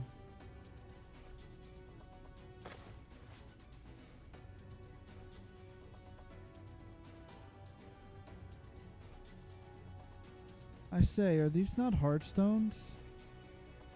They are, the most prized possession of we of the Knights Blessed, and these belong to our kindred who have left us. Immersed in water, imbued with fervent prayer, these stones harbor no small amount of magic, and we may imbue them with yet more prior to their installation on the Talos. What think you? Being from a different region, these cannot be used for the main heart. The peripheral ones, on the other hand, I believe they will serve.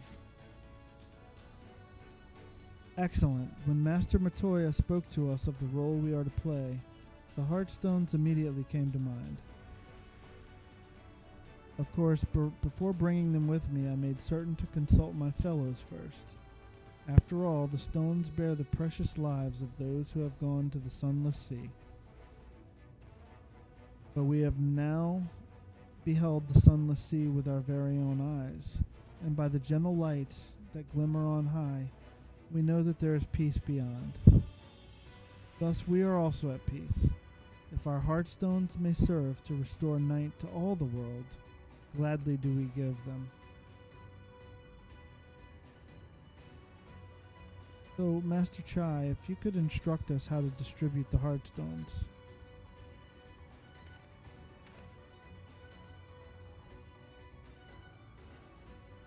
And Augustine, for good luck, may I ask that you imbue one as well. All right.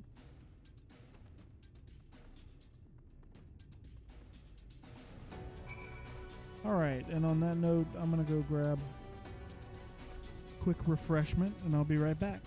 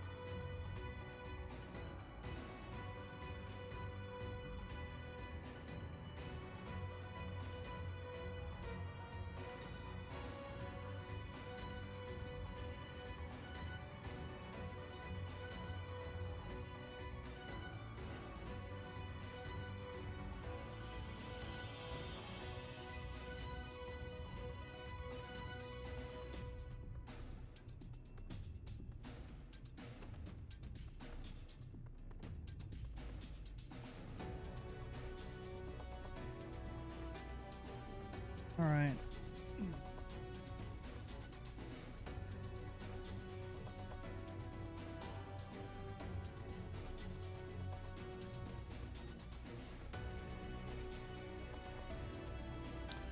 Okie doke. Going. Rest assured it is not difficult. Simply raise your hand and focus as you would when attuning to an aetherite. Imbue the jade-colored stone here if you would be so kind. Alright.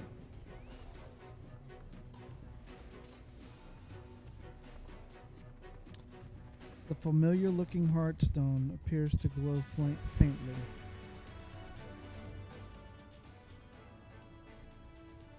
That will do. Thank you, Augustine.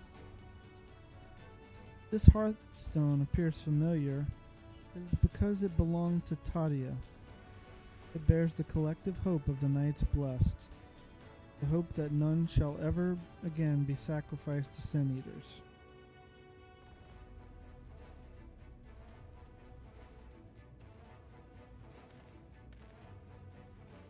Right. I've identified the spots on the Talos where the stones are needed. See that they're amply imbued, then install them as I've indicated on this diagram.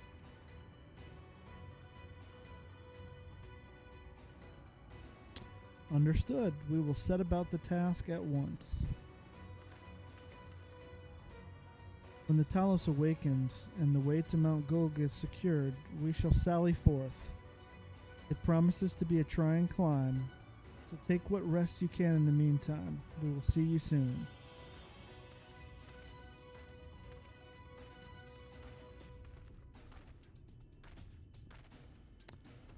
Moment, Urianger. You said that you would have measures ready in the event that our friend fails to contain the light. Do you?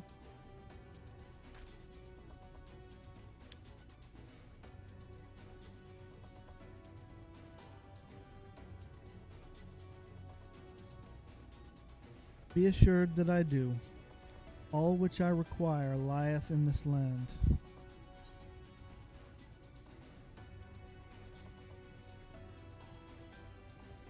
I trust you, Urianger.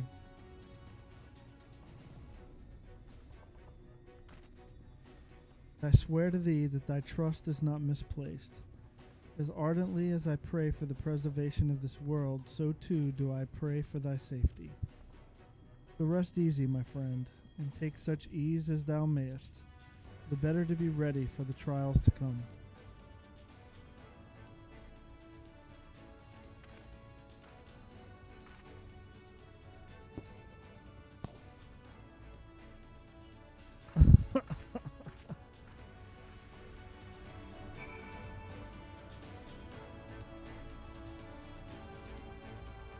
Oh my gosh, that is an awesome mount.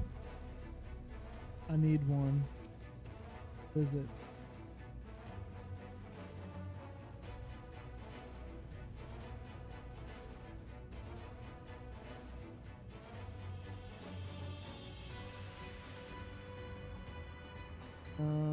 Is there any way to tell what that mount is? Not like in WoW, I guess. Where you can what they're riding, but whatever. Okay.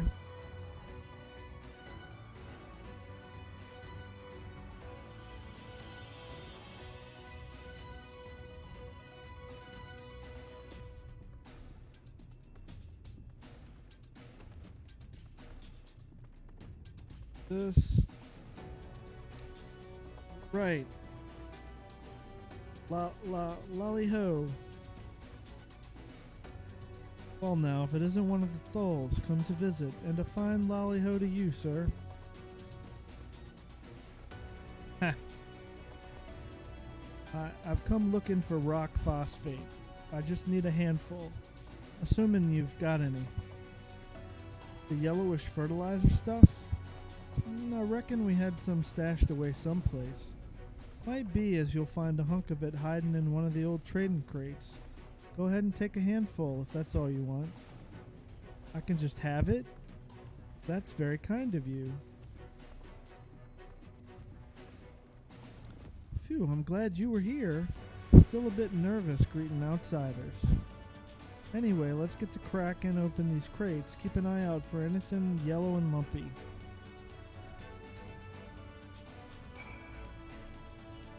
Alright.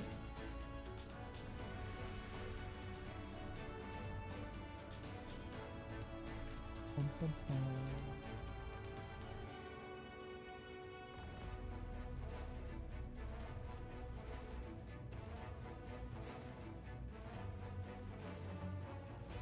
There's one.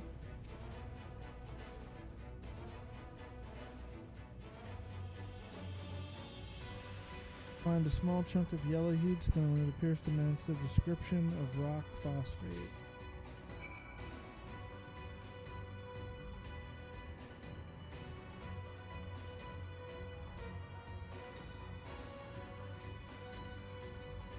Any luck on your end?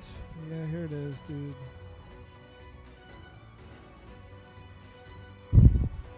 Alright, just look at the color. This has to be the stuff. Now I've got a good-sized sample. I can build an automaton to sniff out a new seam of phosphate. This will be one of my best inventions yet. While I'm throwing that together, I need you to head back to Wright and tell those folk to meet me on the west side of Tamra. I'll make sure everything's assembled and ready before you arrive. Yeah, I'll get around to that. Need to go talk to this dude first.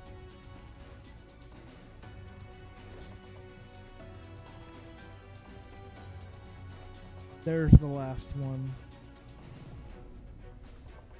You didn't happen to see a lone girl over at top rung, did you? It was her turn to keep an eye on the ladder, but she's well past due to return.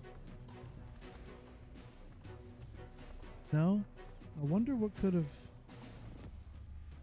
Two of us were once bonded citizens, you see, and we were not treated well. But even after fleeing here to Amity, it seems our experience in Yulmore has left my friend distrustful of most other folk. I wouldn't be surprised to learn that she simply ran and hid when she saw you coming up the cliff. It wouldn't be the first time. I know it's a lot to ask, but do you think you could find her and calm her down? A soothing word from a stranger might go a long way towards rebuilding her confidence.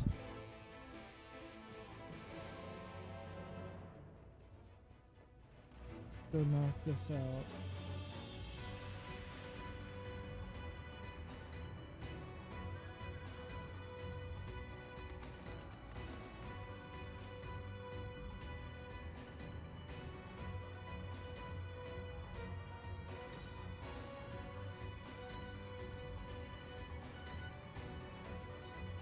That's the way, okay.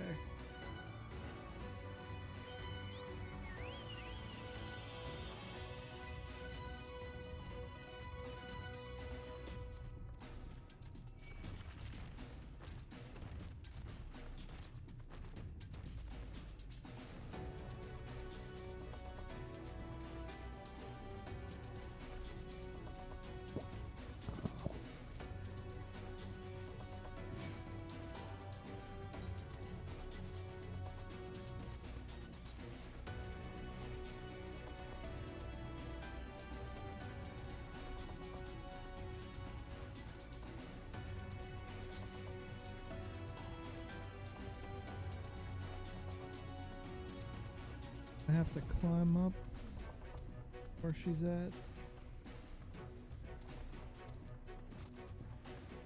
Oh. Probably in here someplace. There she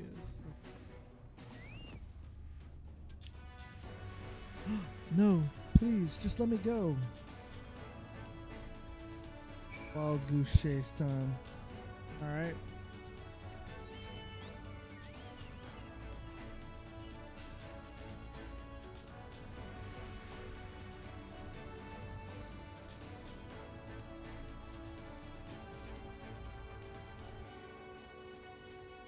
Go.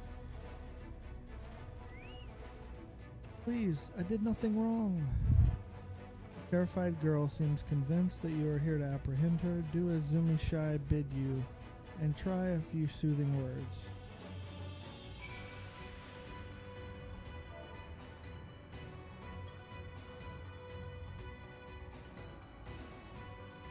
I saw you come up the ladder. You're a bounty hunter from Yulmore, aren't you? Just a traveler. Oh, I just thought since...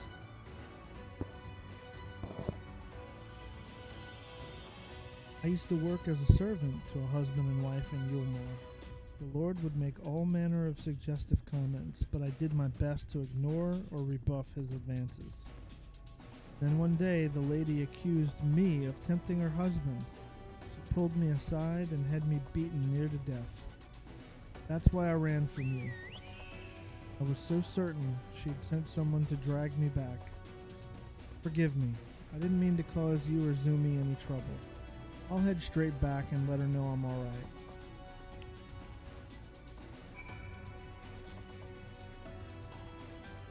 Right.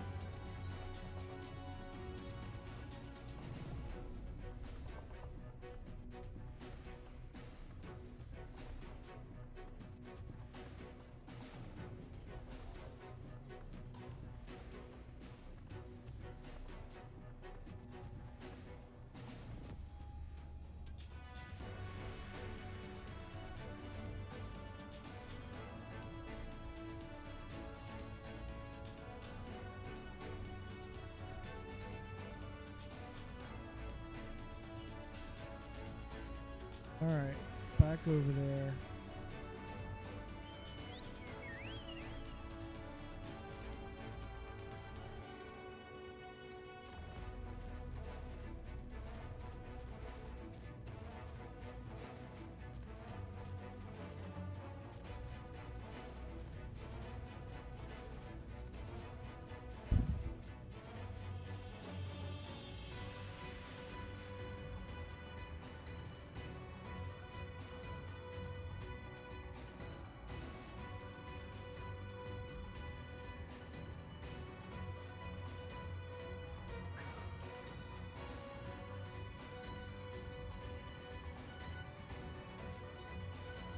Here we go.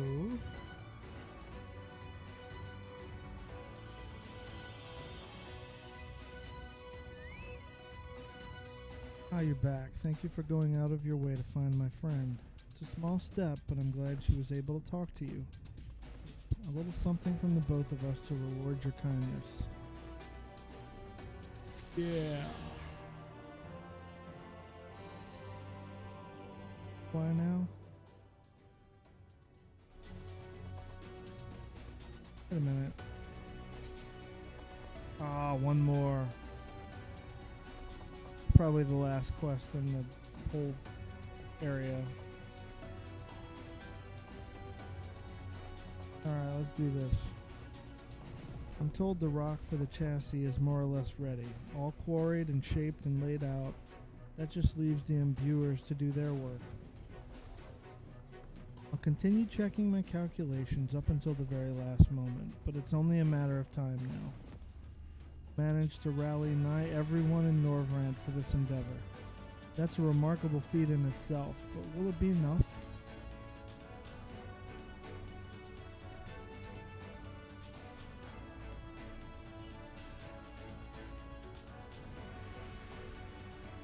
Go with that one.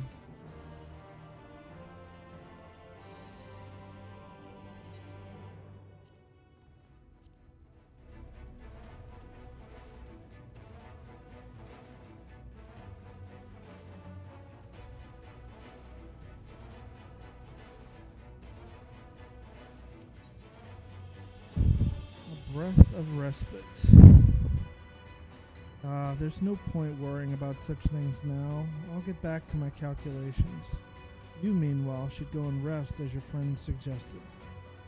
My wife and the Exarch should be in the tavern. Why don't you join them? Oh, and Augustine? Thank you.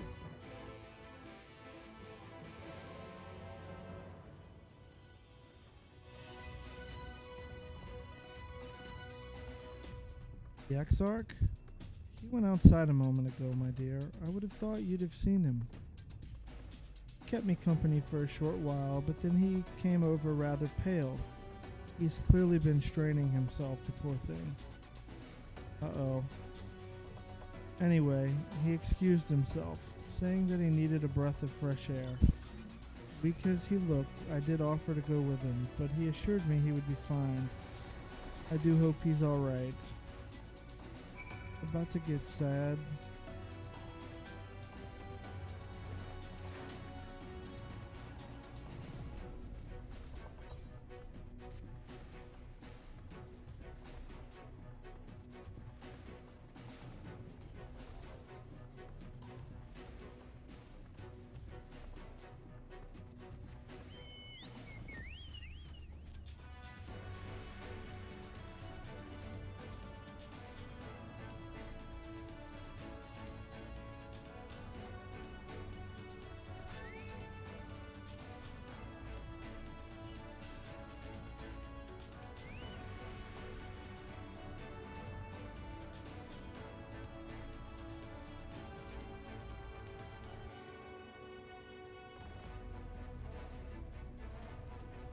The Exarch does not appear to be nearby.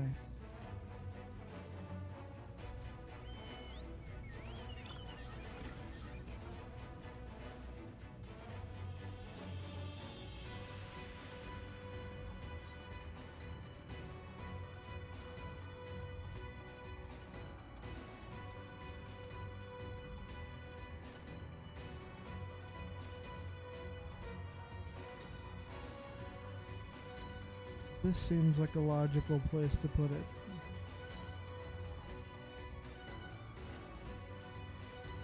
Overlooking something and gonna reveal some... Uh-oh.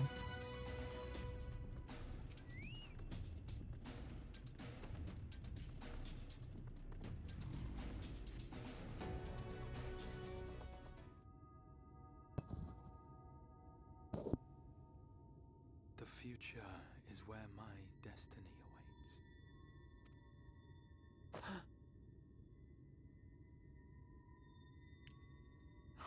Forgive me, I was lost in a dream. I needed some fresh air and thought to rest for a moment. It would seem I am more fatigued than I realized. Too much time away from the tower, I fear. It drains me, leaves my body frail and weak. Though, in truth, it is debatable whether I can still call this my body.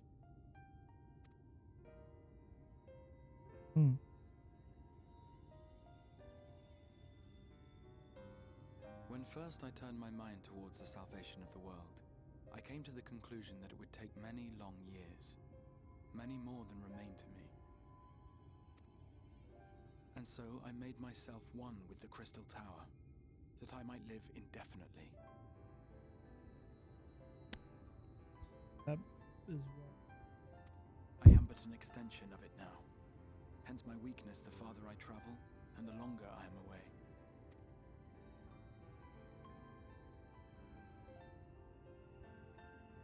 It has been quite a journey. But thanks to you, the end is in sight. My wish will finally be fulfilled. How goes the construction effort?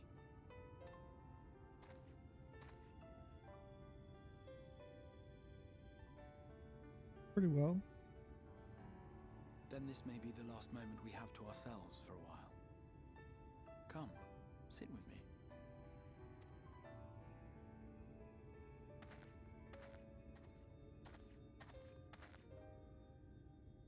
Tell me, when all of this is over, what will you do?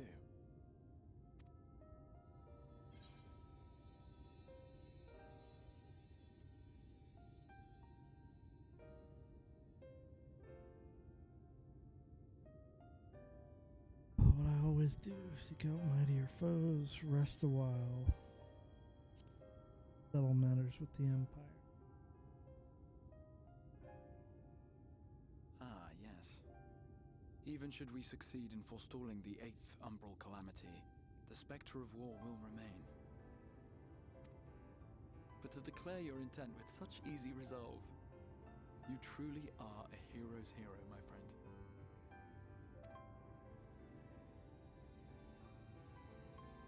But whatever it is you decide to do, I have every confidence that you will do well.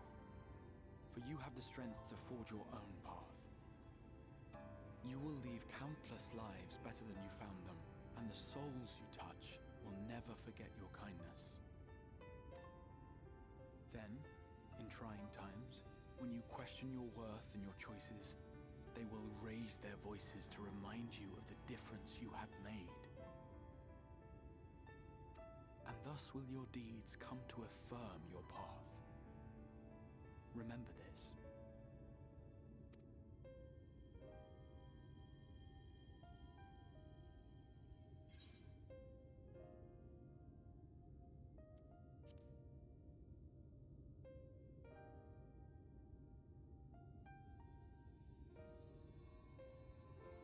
When this is over, indeed.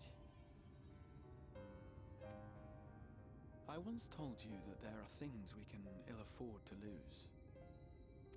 Things, I said, though in truth, I spoke of a person. One who is unaware of the full extent of my plans. Though he deserves to know, I have good reason to keep my counsel.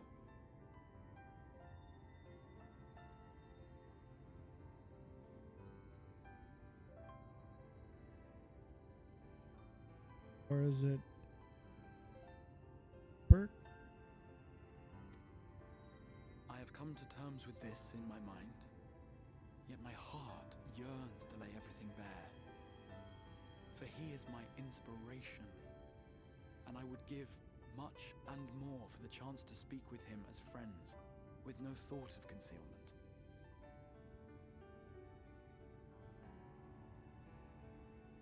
Should he indulge me with his tales, I would regale him with my own about my efforts in Norvrand, perhaps. Though, ultimately, that tale is more yours than it is mine. Then, I would ask him about his next adventure. And if he should wish me to be a part of it, oh, how happy it would make me. Together we would travel the lands and cross the seas and take to the skies upon the eternal wind. My heart swells simply to imagine it.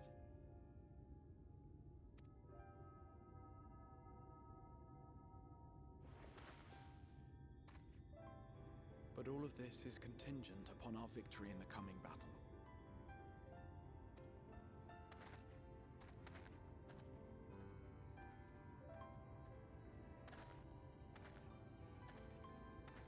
The people of this world have entrusted their hopes to us. We cannot fail them.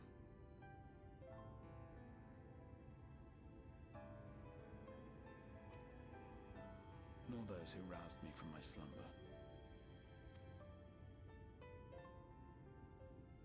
Thank you for your company, my friend.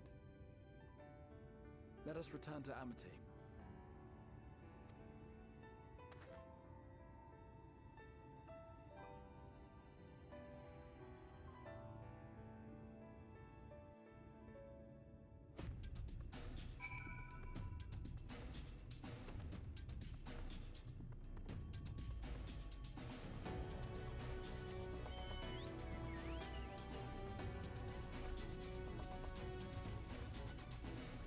Oh man, that was I think he was talking about me. He wants to tell me the secrets being from me. Big reveal is coming. I can feel it.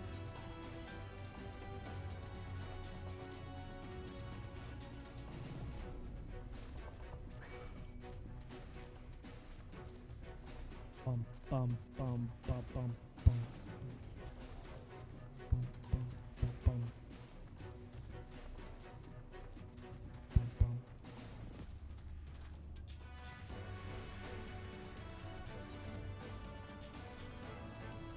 Oh. All right, here we go. He made it back. Worry not, my friend. I'm much revived for the fresh air, and your fine company, of course. Now then, let us turn our thoughts back to the task at hand.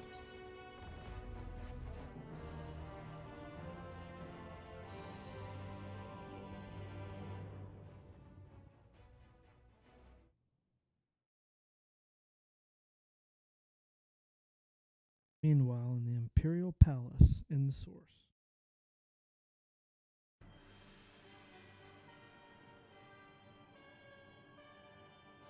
Varys.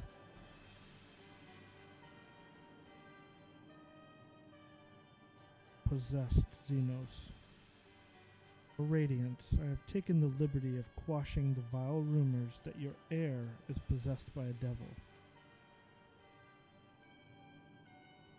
Nation in the grip of war, we may rely on patriotic zeal.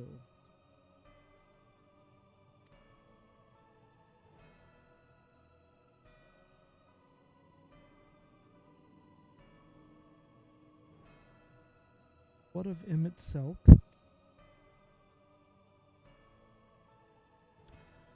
He has taken himself to the first, to usher that world to its end. Or so I believe. He did not disclose the details of his mission, having ever preferred to work alone. Those who have known him since the beginning, his actions can prove predictable.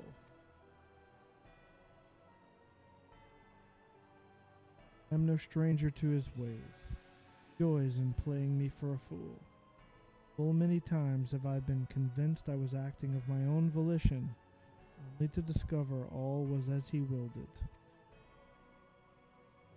My dear grandfather,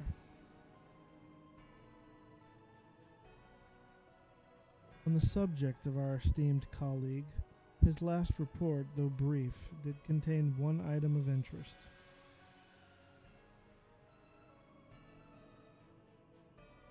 You have doubtless wondered why the scions of the Seventh Dawn have not taken the field of late. Because they are no longer in the source. The hero of the scions has journeyed to the first, as have his comrades, albeit incompletely. Their bodies yet remain here in the source. This presents an opportunity. Can defeat the Alliance prior to the Scion's return, may eliminate their order at a stroke.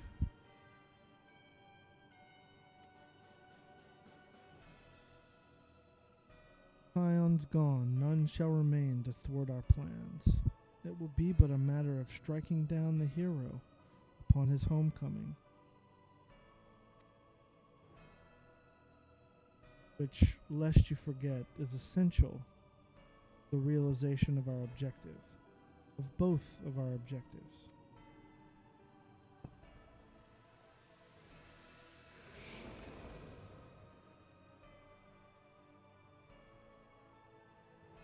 Through Heidelin's meddling, our champions threaten to wrest the reins of fate from our grasp.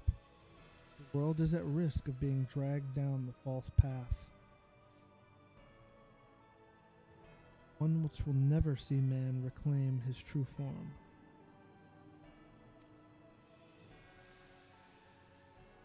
It is unthinkable that he should supplant us. Complete as he is, such a devolution is abhorrent, and it must be stopped before it is too late.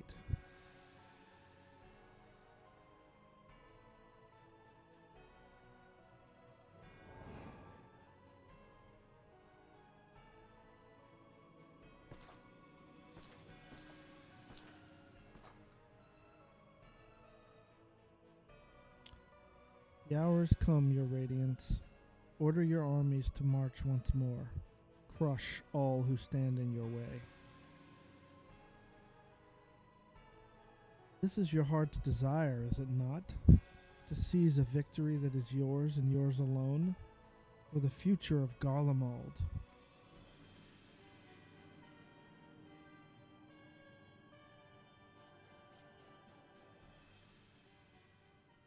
Oh dear, you do not wear the mummer's motley well. Never one to take an interest in tedious conflict.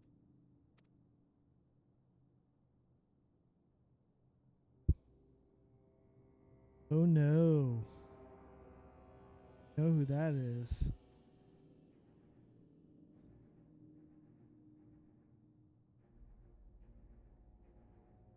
Other one. Whereabouts of my one true friend, however, they interest me greatly. I but hope the beasts of this first are providing him proper sport. I would know every detail, Lord Xenos. Or would you rather I called you Elidibus?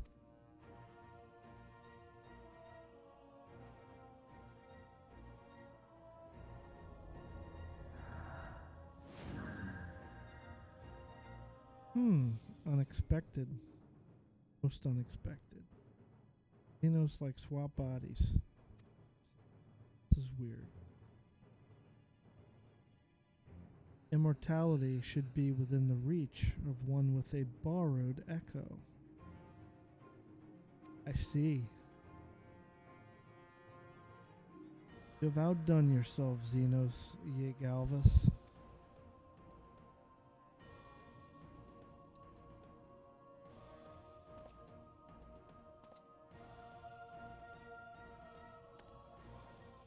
I have no particular attachment to that name, but I am rather fond of that body.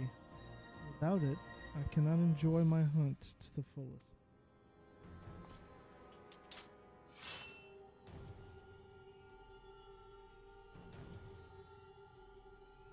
Your secrets or my flesh? Care not which you give me first. The choice is yours.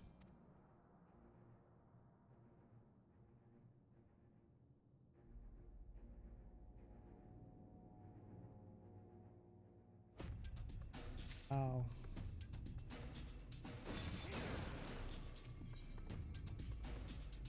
Extinguishing the last light. Judging by the portentous look in his eye, Shay News has something important to tell you. Right, so while the two of you were away, I received word that everything is in place, meaning we can proceed with awakening the Talos.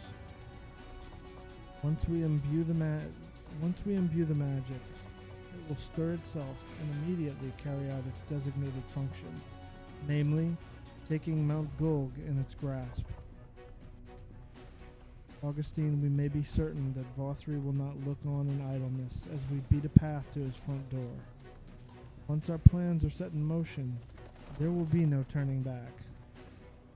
So see to your preparations as meticulously as you may. And I will give the order to proceed as soon as you are ready. Oh man. Oh man.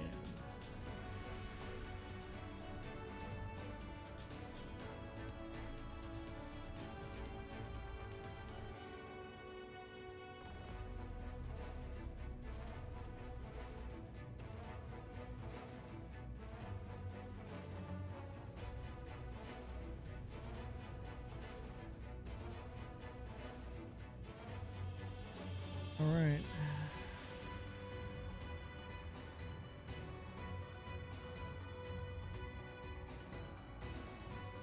Here it is.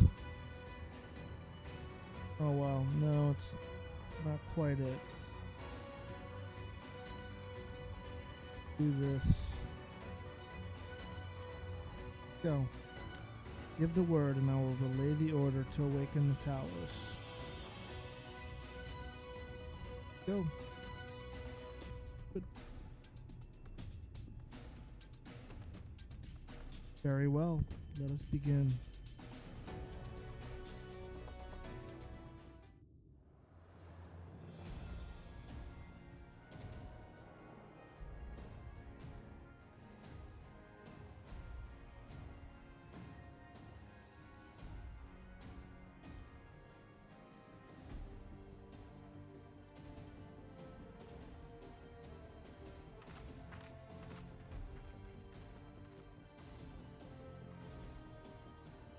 Word from the Exarch.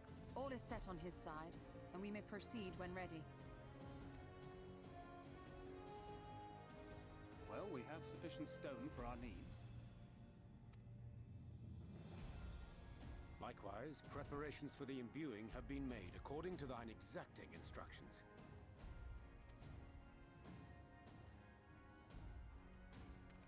Then you need only say the word. Let us begin. See that everyone is in position. We shall catch Vorthri, mountain and all.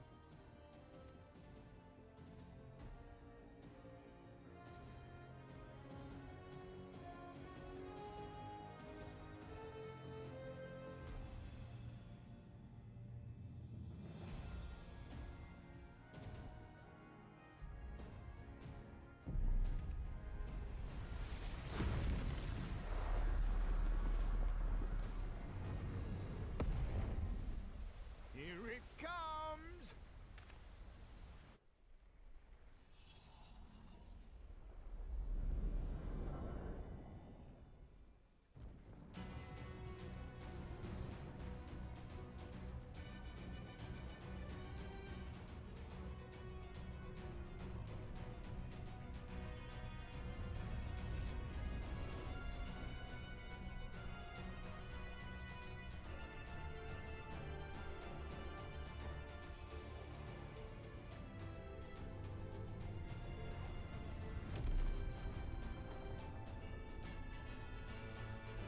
Pretty cool.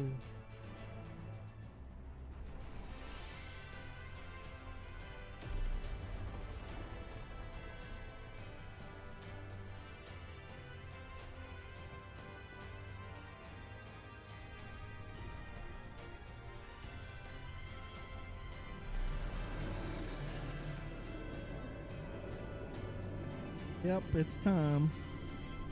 Time to go to the fun dungeon. Hopefully I don't dork it up too much. My sad tanking.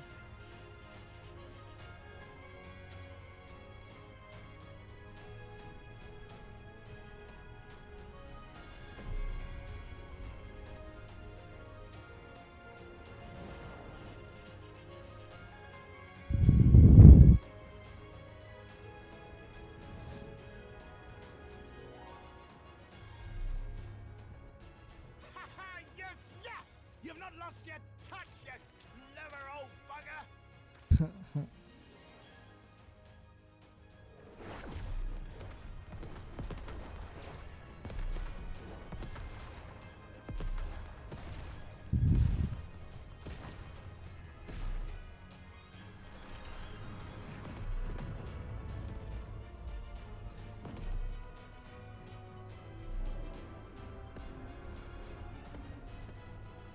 Do you see what they're doing?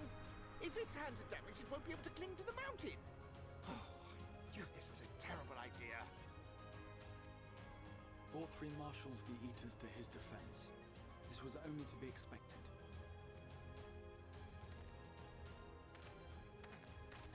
We must try and draw as many of them down to the ground as possible. It may not be enough, but we have no other choice. Right.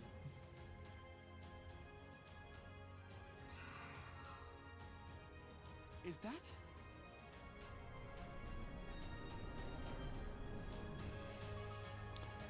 Oh, the fairy people. Fae. Heartless thing or something. It's cold and cruel and heartless. Oh, she's talking about me. Summon us in times of need, we expressly said. Yet what should we find but the final battle joined without so much as a whisper of our name? She's ticked.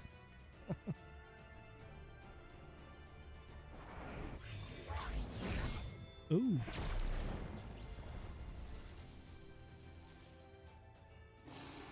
Yes, yes, we may also have said that we Fae folk have no interest in the struggles of men. But if our adorable sapling had come crying to us for help, we would of course have flown to his aid. Of course we would. What are we to do with him? Huh? Stubborn humans.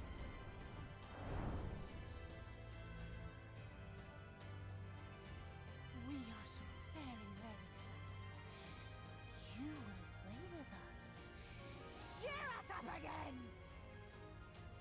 kick some butt now.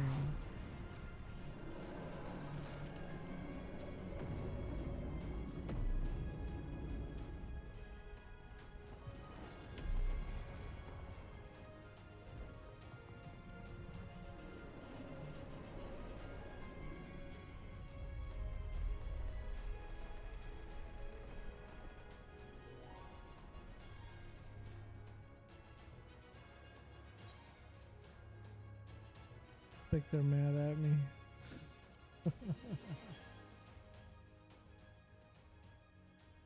This I did not expect, but I will gladly accept the help.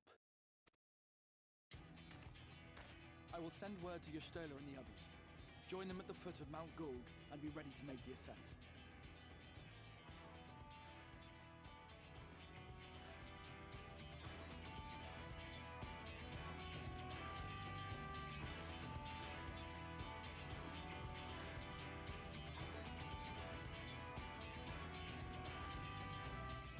That was cool.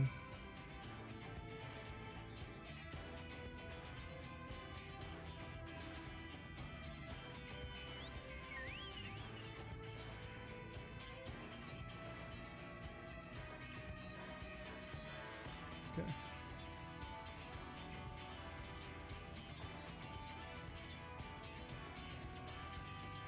Let's go, let's go. Got me hyped up.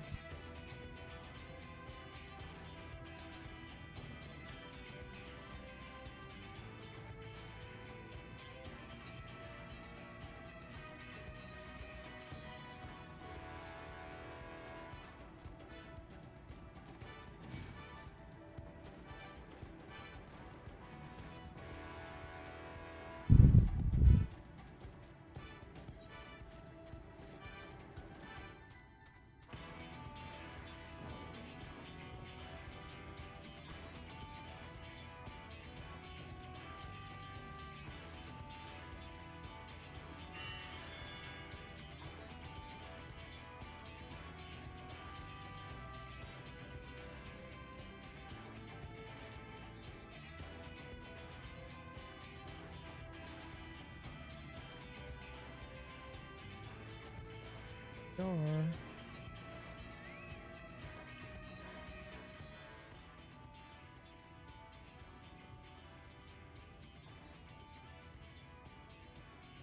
Everyone is here?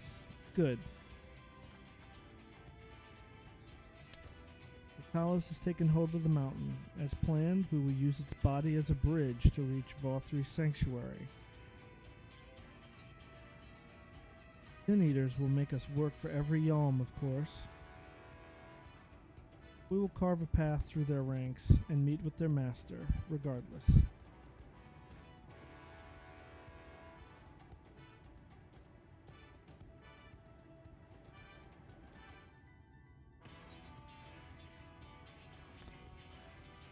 Last one there is a rotten egg.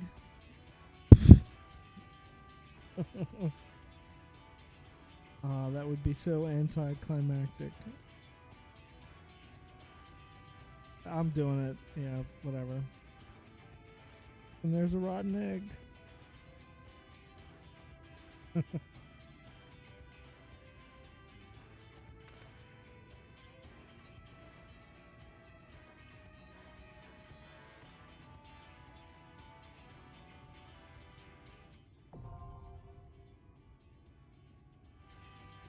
Finder has been updated.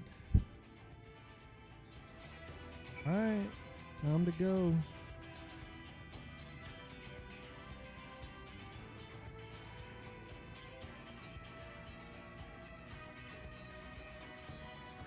On.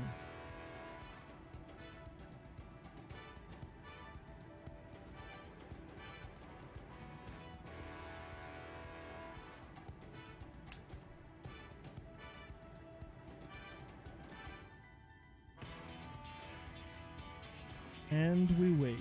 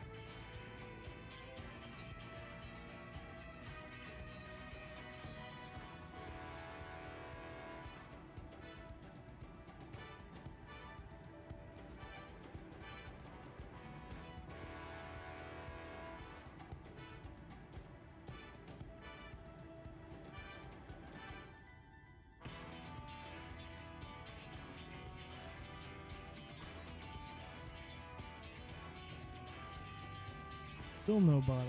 Of course, it's only been a couple of minutes.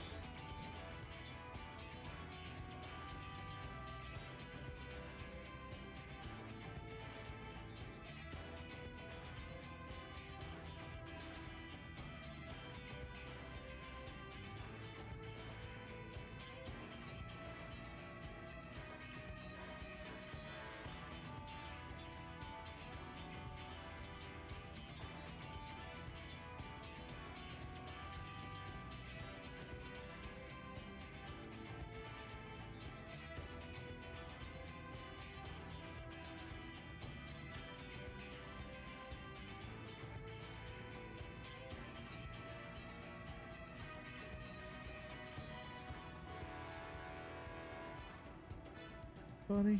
Nope. Alright.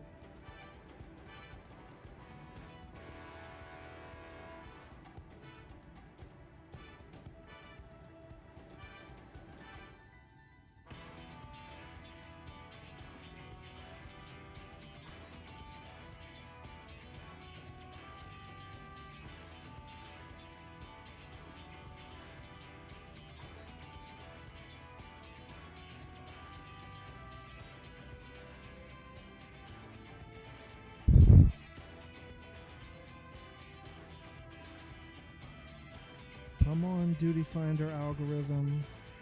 Find me a team. Let's go. I don't like doing that trust stuff. It's alright, but let me go in there with some real people.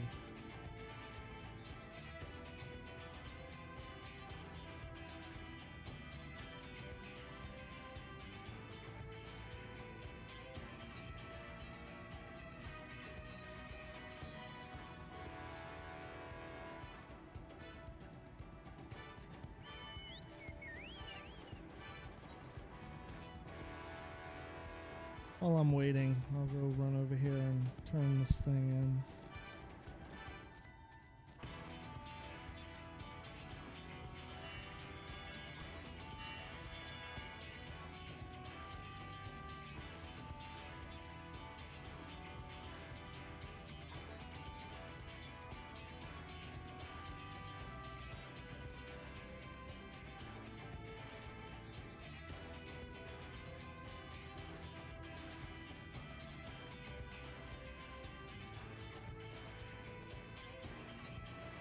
Talk to the gossipy dwarf.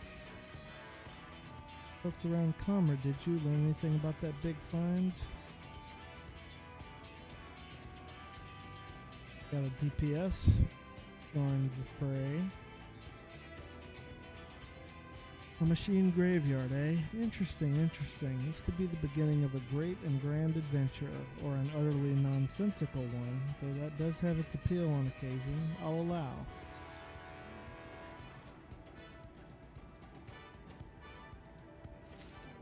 Need some paella.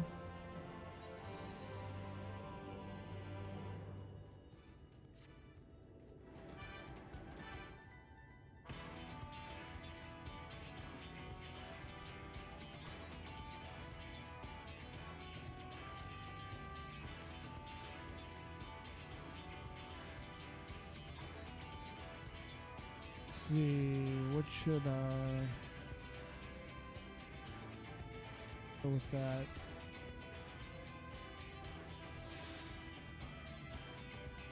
I know it's probably low level, but whatever. What else do I have? Go on down here. That one now.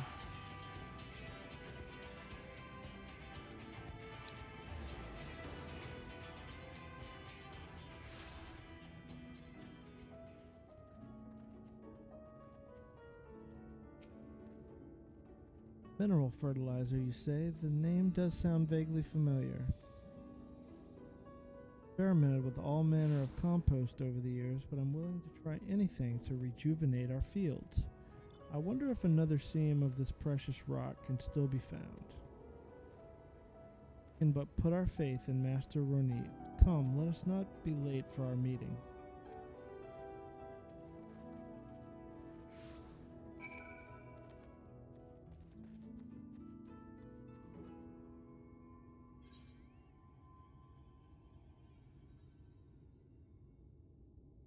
Went all the way back. Oh my goodness.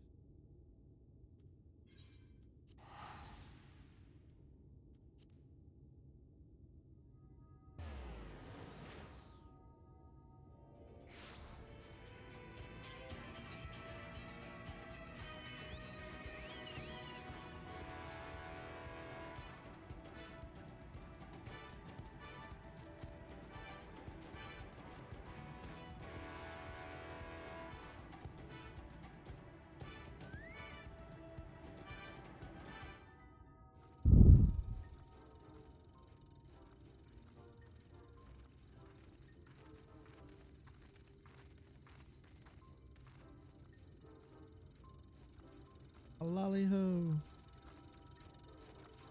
Lolly ho. Oh good. I just finished testing my new model. Hold the mineral find and marvel that is the Orehound Ogre. Of course. Alright, we'll have to come back and do this. Time to do the dungeon.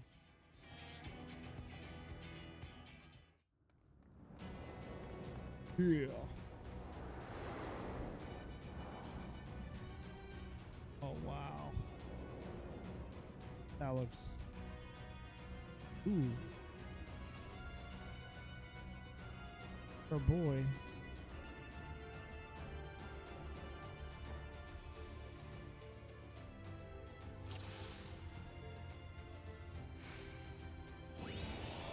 So it is you. You Man, I'm coming. Jesus. by you, paradise.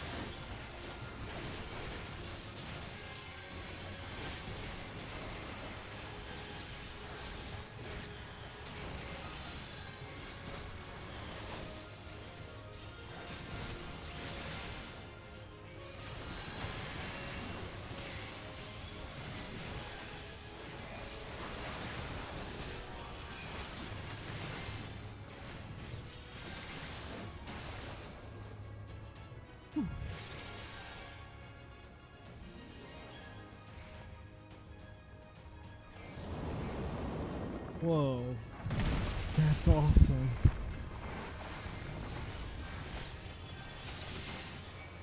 Not stand in the fire.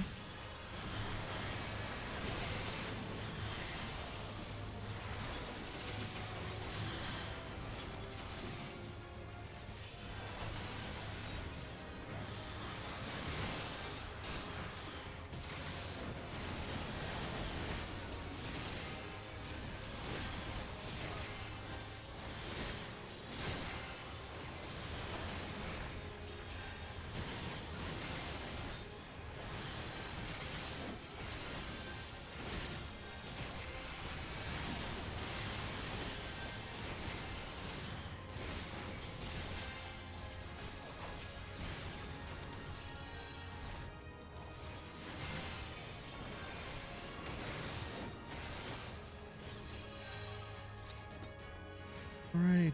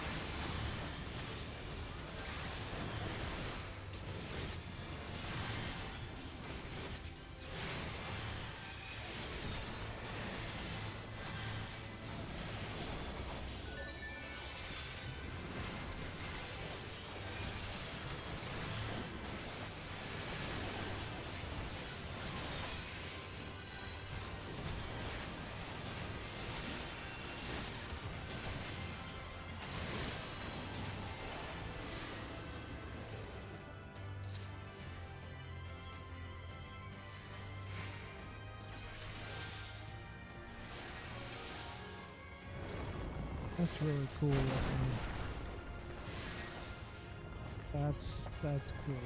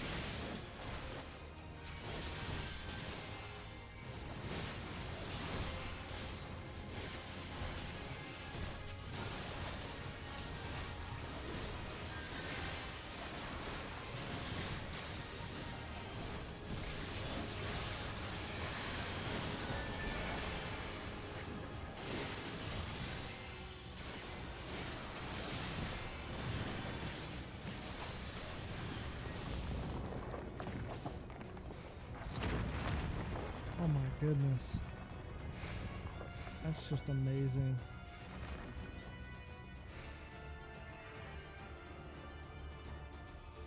Alright, here we oh, that dude.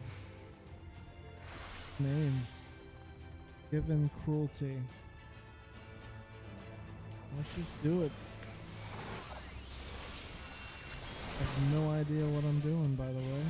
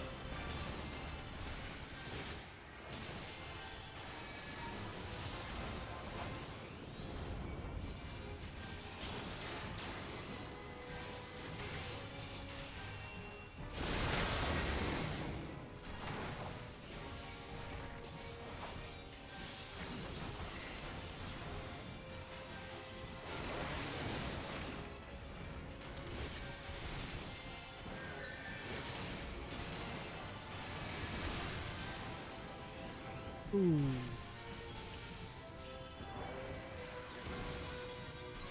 Got me.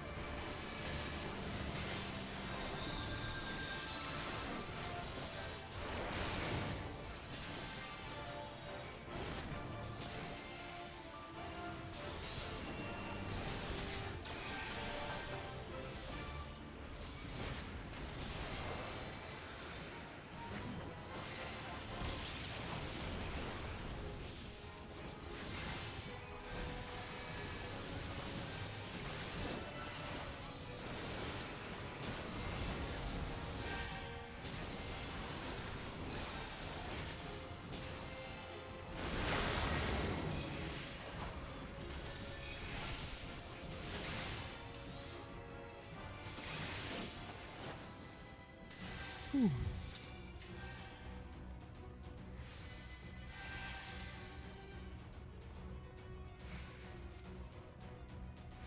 Did well on that one.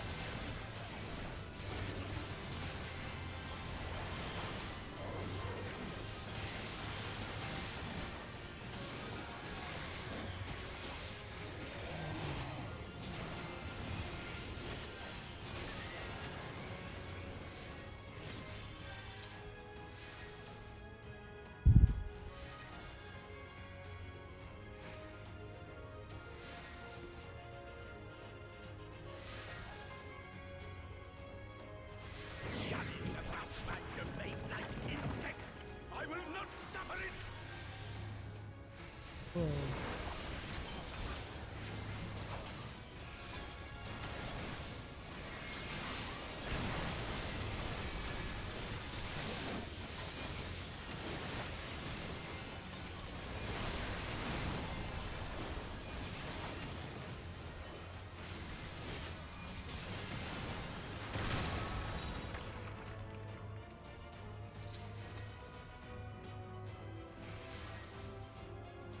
Wonder if we're gonna fight Vothri.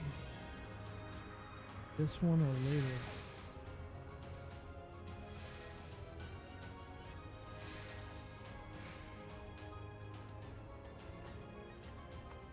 Playing. That will not be for me.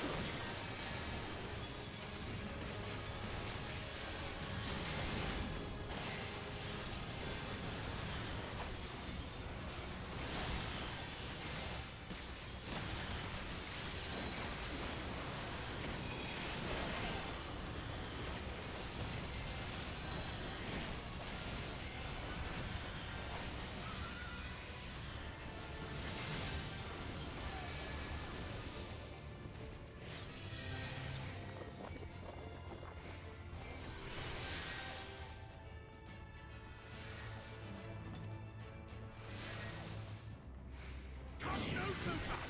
Filthy creatures!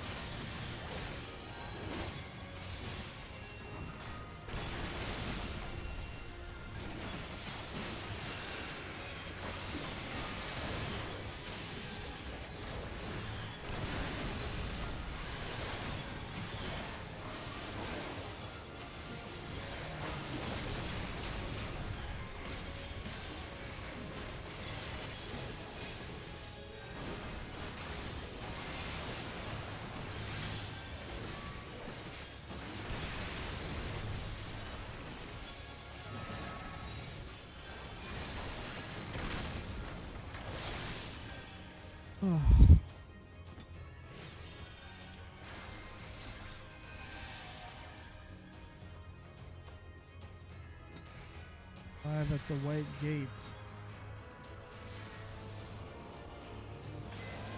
Oh boy.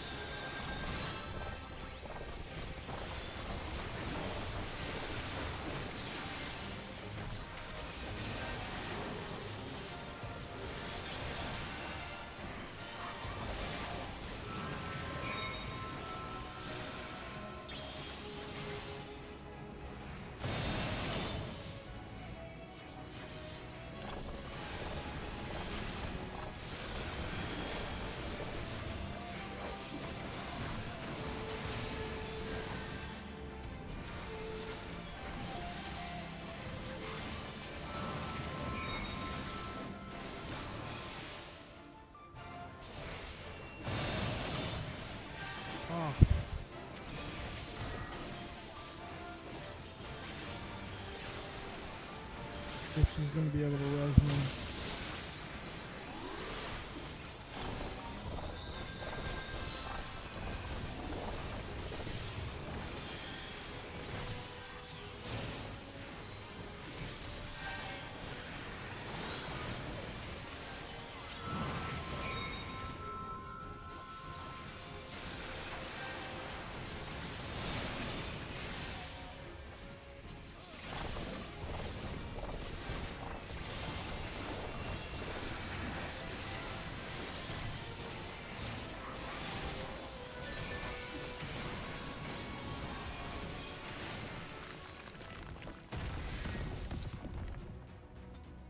I have no idea what was going on in that fight.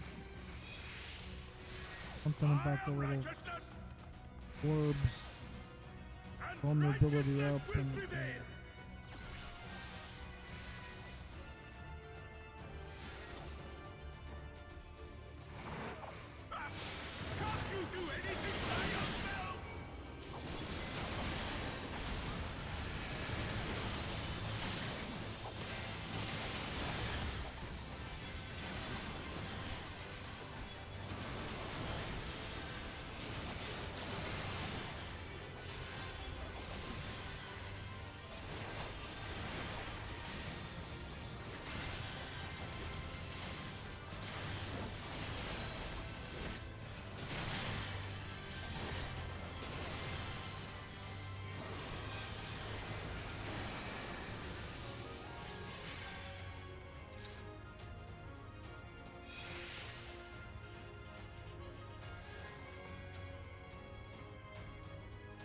take that.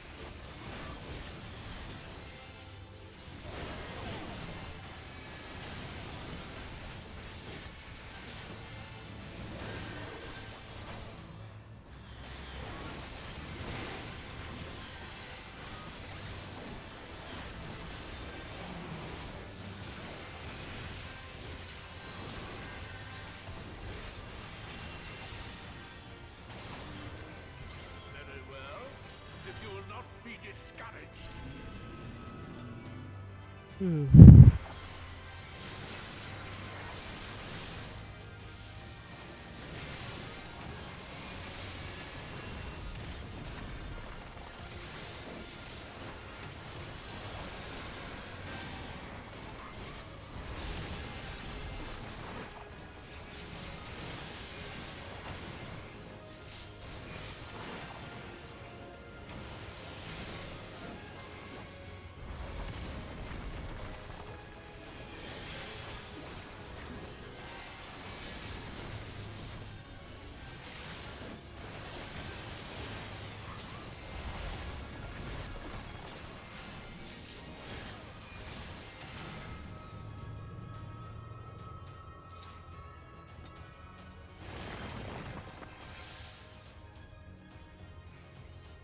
boy.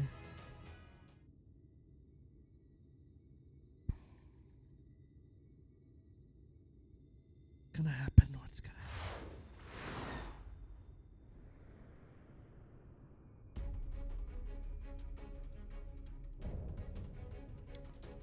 Sword of sin, forgiven, obscenity.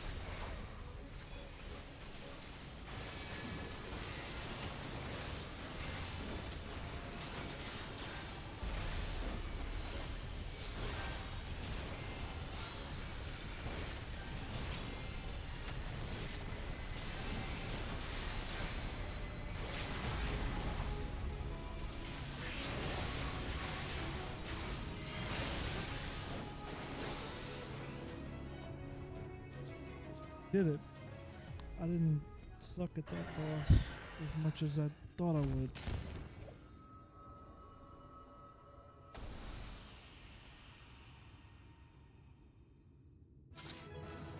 Nice.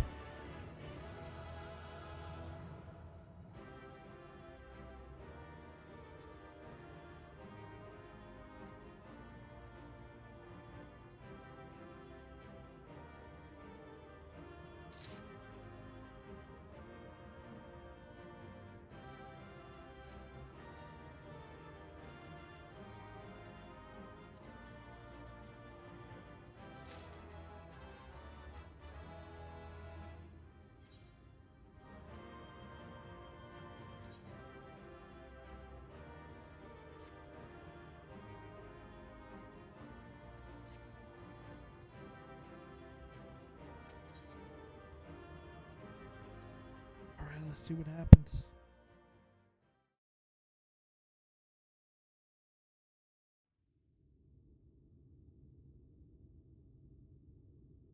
It's followed right by a trial.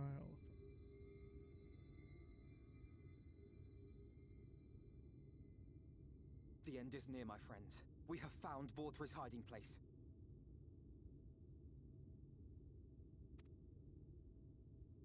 Unrepentant villains!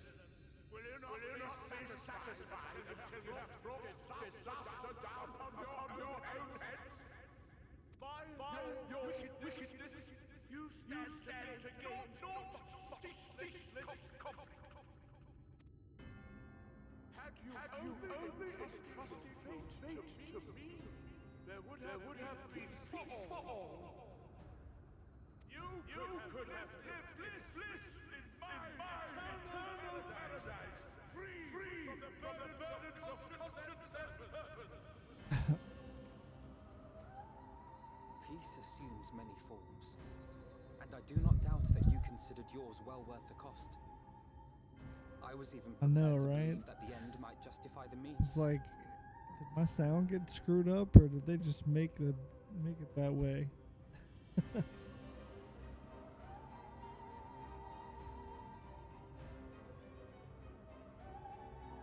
Ignorant as I was, I had hoped that you might mend your ways and join hands with us. That we might strive together for the happiness of all. But no more. Your actions cannot be reconciled with your words. Peace for all, you say? Yet when you were threatened, your first act was to sacrifice your own people in order to save yourself. If your paradise can be rebuilt so long as you alone survive, it exists not for the people. It exists solely for your twisted pleasure. Right, Alpha, no. Hear me, Vorthri. The people won't submit to your will, for we each have our own. I made a promise to a noble soul, a woman who saw fit to entrust me with her legacy, and I mean to keep it. Everyone who stands with us has something precious, something that they cherish and would die to protect.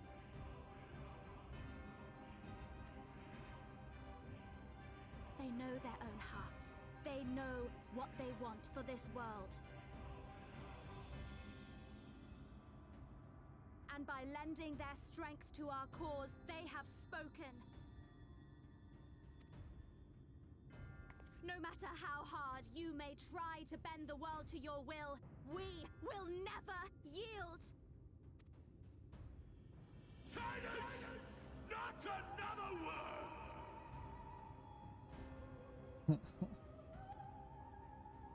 You presume to lecture me.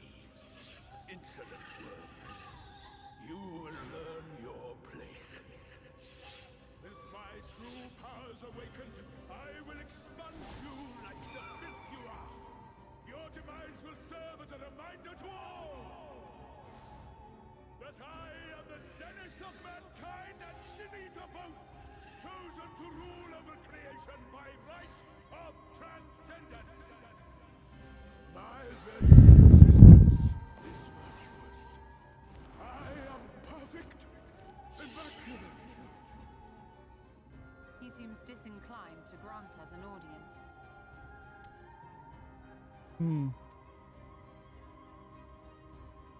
Find Vorthree.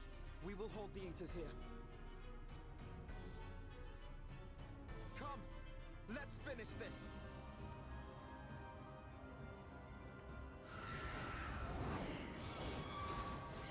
Wow.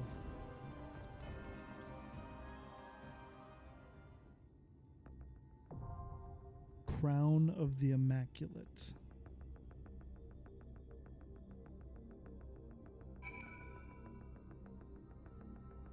Alright, let's queue up for that one.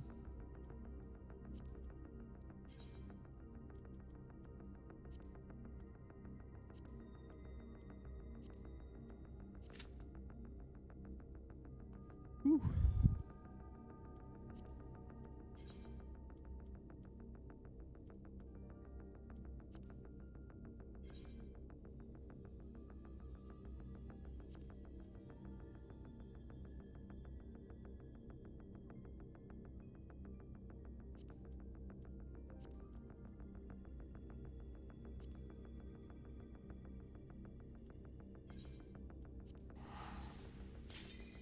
Oh, never mind.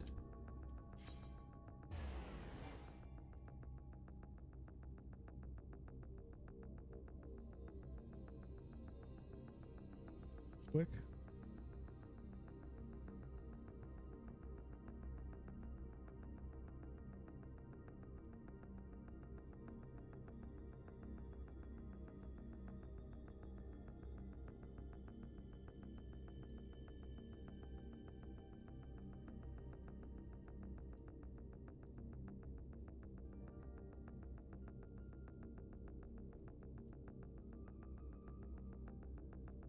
One healer.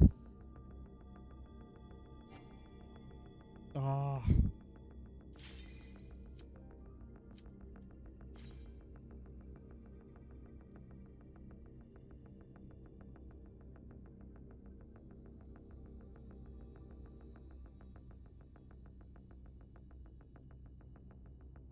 Thinking DPS. Come on, dude. Just click the button. Oh.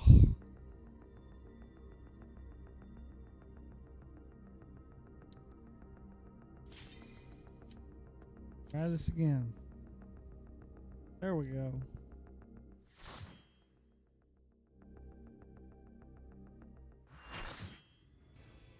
Oh boy.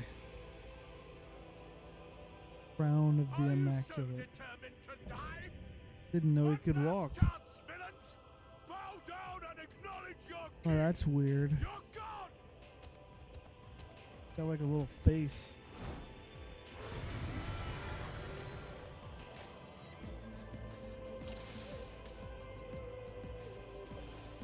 Oh, alright.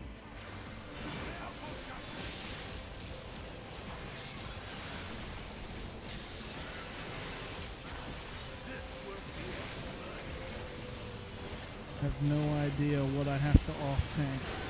Probably that thing. Huh?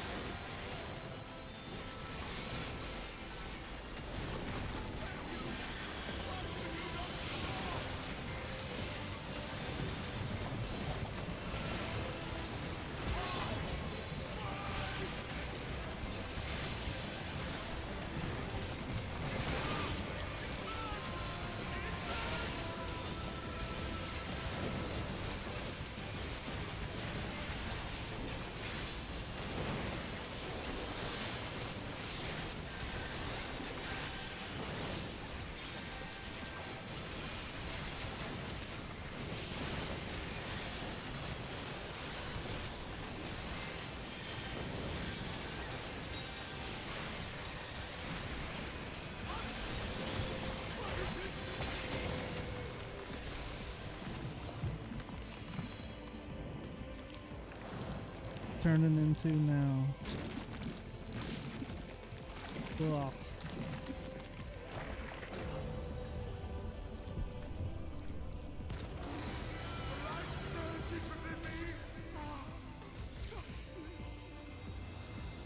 Weird. I see now. This is the passion of my attention. Very well. Ooh.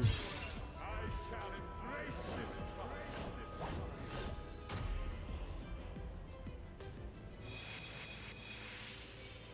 Oh, what?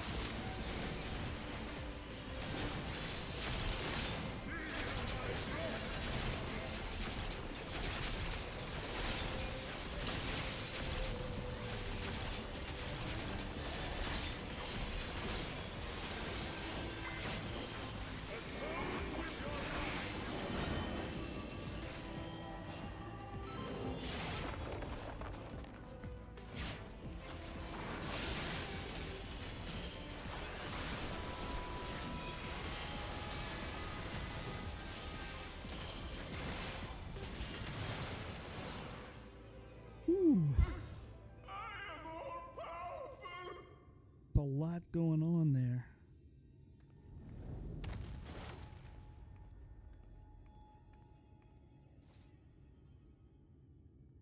No joke.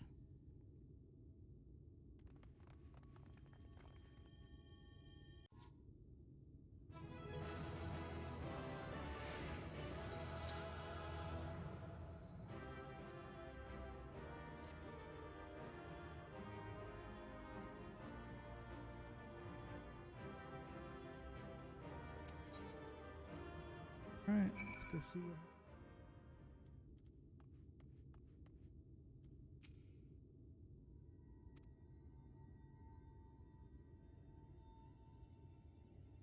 It's finally over then.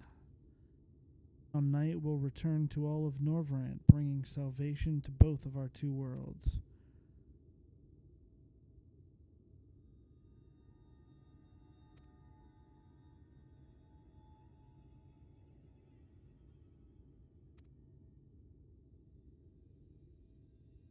Sentry posted at the entrance.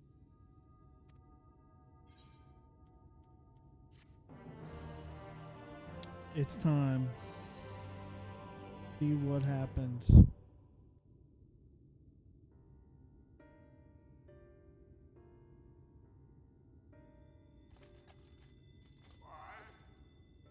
am I cast down? But it is you who are the villains. Father told me that I am hope. I am righteousness. That I am a god. That is why I was born as man and sin eater both. Weird. I kept the people safe. They respected me. Worship me. How can this be? I should be the one looking down at you.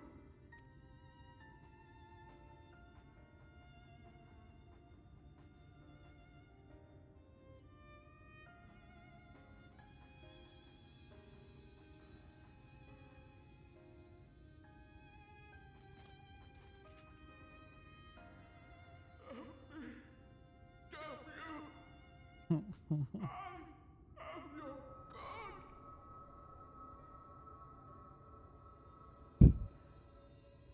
Gonna crack now? Sucking in his ether?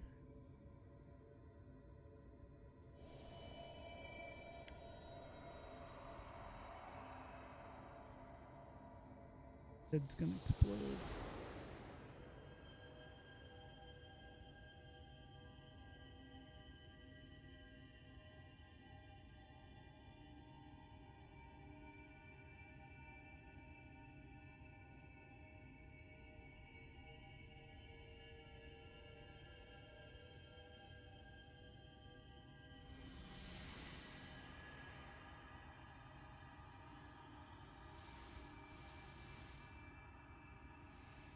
Oh boy, what's gonna happen?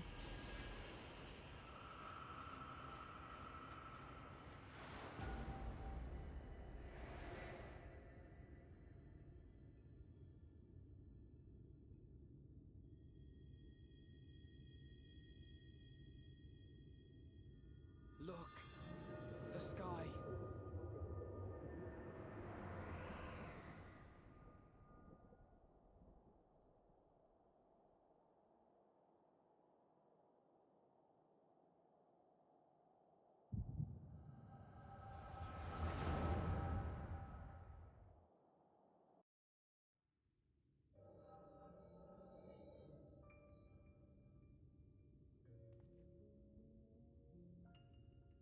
Fools! Were it not for my decisive action, the whole city would have been overrun, razed to the ground. Yet they dare to complain about casualties? Spare me. I'll wager they were put up to it by those wretches who seek to usurp me. They're stirring up the citizenry. But if they think I will yield to the likes of them, they are gravely mistaken. To be subjected to such deplorable treatment, such ingratitude. You have my sympathies, sir. You do so much good for this city, and you could Like do Emmett so Selk. much more were you not surrounded by fools.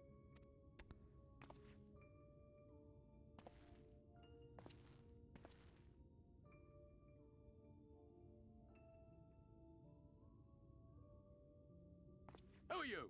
You're not supposed to be in here. My apologies for the intrusion. Yep. But I come bearing a proposal. One that will ensure the longevity of your reign.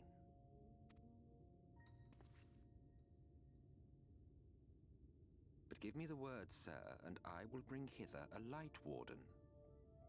By giving its power to the babe within your lady wife's womb, we shall create a transcendent being, a king to rule over all. And as sire to the king, your authority will never again be in question.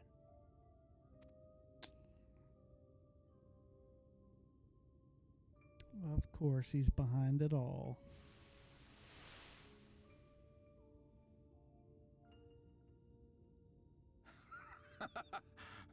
Amazing. Before my Vorthri, they behave as docile pets. With this gift, my line shall be guaranteed power for perpetuity. We shall rule the whole world. By all means, sir. United under Yulmor's banner, men will cease fighting and abandon their ambitions. Thus, they will grow fat and complacent, and in their sloth, seal your supremacy.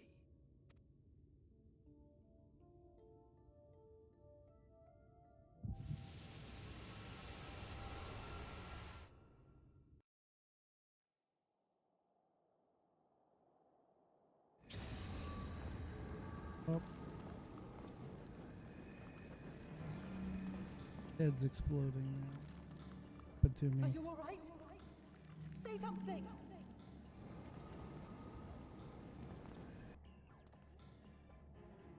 12 for Fend. He cannot contain the light. He's beginning to turn. Urianger, if you've aught up your sleeve, now is the time. Boy. It's changing back.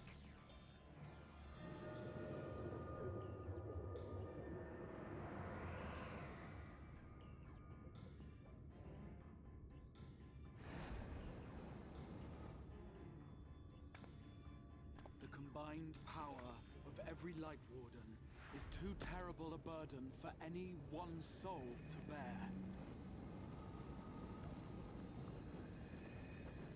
And so I shall relieve you of it.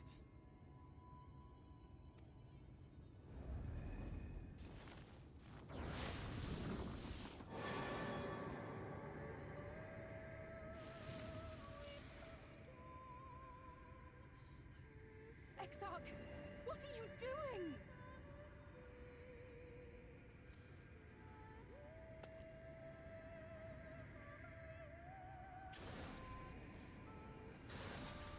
I will channel this profusion of power to the Crystal Tower and use it to travel to other worlds. As I have dreamed of doing ever since I first learned of their existence. Who would choose to remain here in this dying realm when they might go elsewhere and begin anew? Not I. And thus did I use you. What? No, I don't believe you. It doesn't make sense. Damn you! We won't let you do with him as you please. Do not interfere!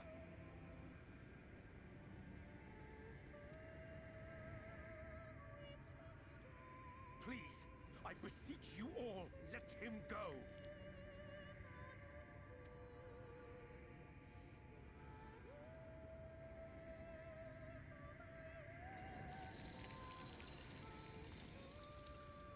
You knew of this.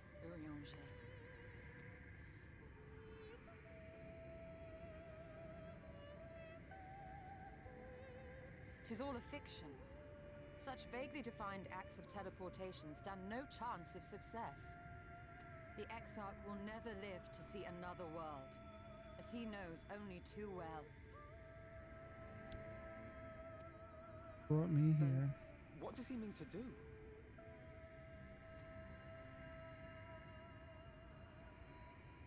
He means to take the light with him into the rift, where he will die. From the beginning, he intended to sacrifice himself to save our friend and Norvrend.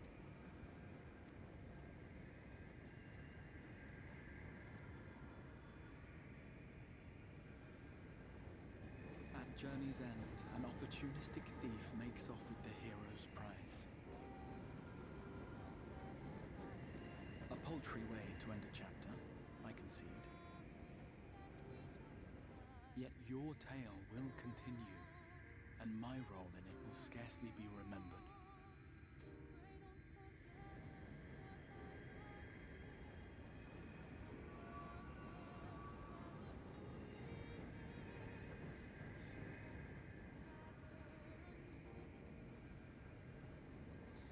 Worry not. Whatever should become of me, I will be happy and free, safe in the knowledge that I have played my part.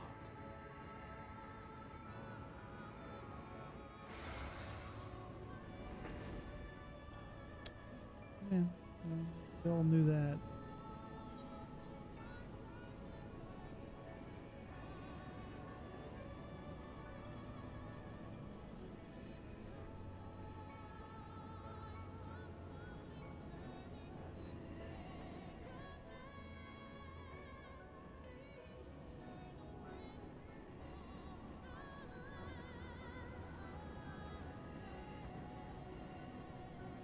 Thank you for fighting for this world, for believing.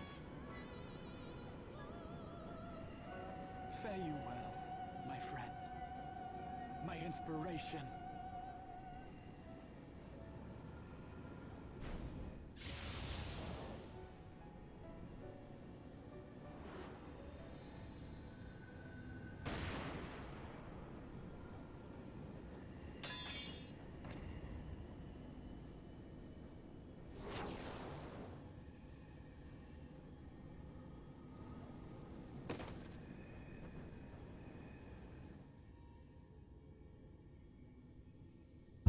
That dude.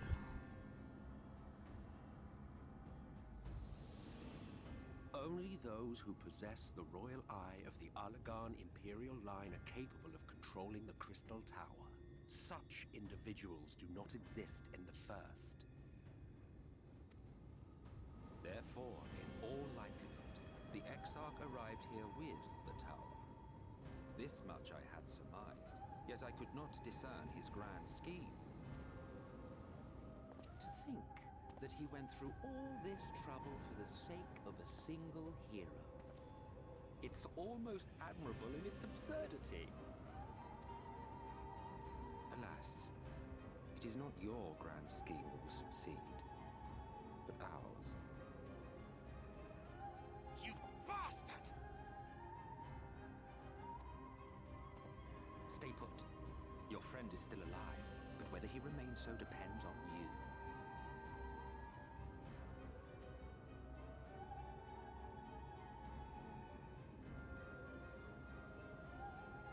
What a disappointment you turned out to be. Wow. I placed my faith in you, let myself believe that you could contain the light. But look at you now, halfway to becoming a monster. You are unworthy of my patronage.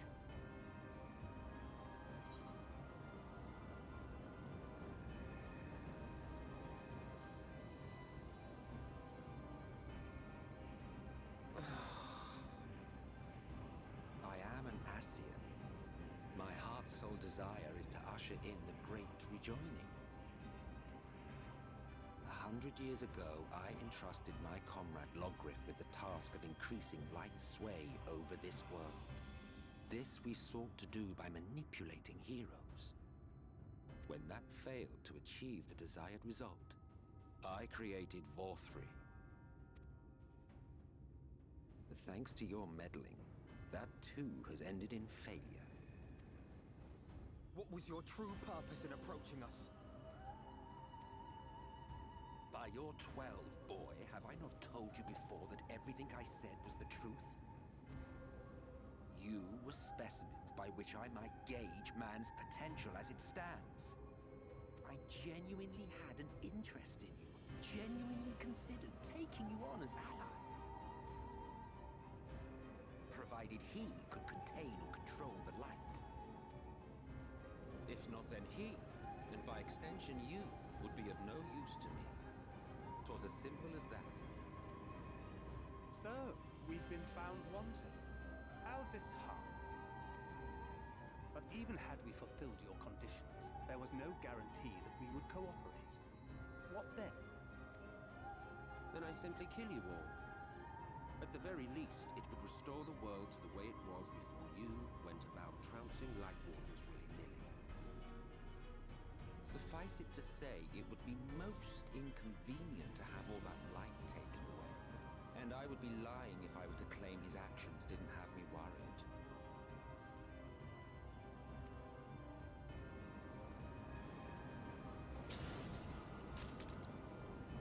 Oh boy. You still retain your form and your senses. But you have all but become a sin eater. Whether you will it or no, your mere existence will serve to engulf the world in light. Those in your company will likewise turn into sin eaters, and in time you will succumb to your base instincts and hunt innocents to feast on their sweet, sweet ether. Those few with the will left to fight may rise up against you, but before your absolute might, they will quickly know despair. There is no hope. We are finished. Mankind is finished. Ah, the irony. What Vorthri achieved through bliss, you achieved through despair. But I have overstayed my welcome. I shall look forward to seeing you bring the world to its knees, hero.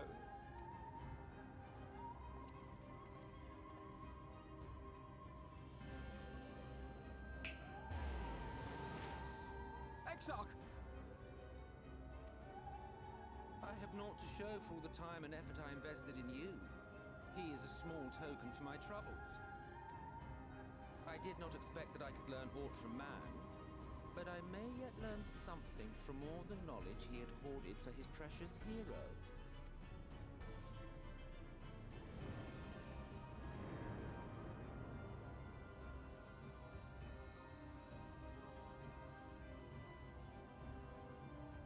I pity you, I do. Your friends are now your foes. If you do not kill them, they will kill you. When it all becomes too much to bear, seek me out at my abode in the dark depths of the Tempest.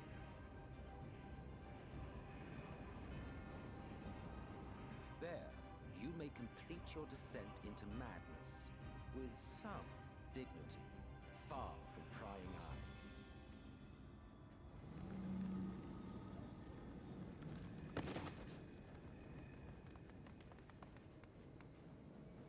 Till then, I bid you farewell.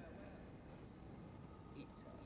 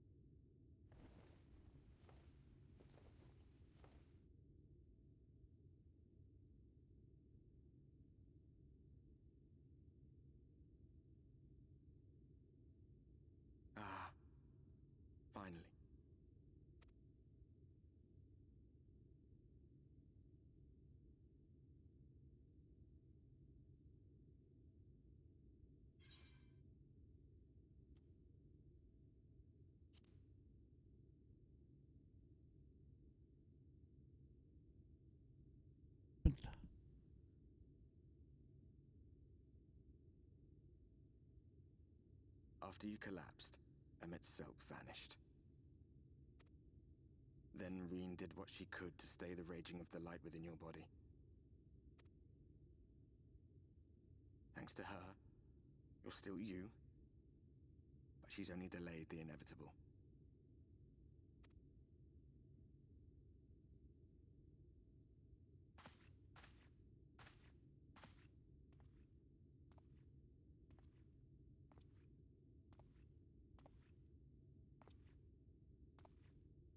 You're not going to like what you see, but you still need to see it.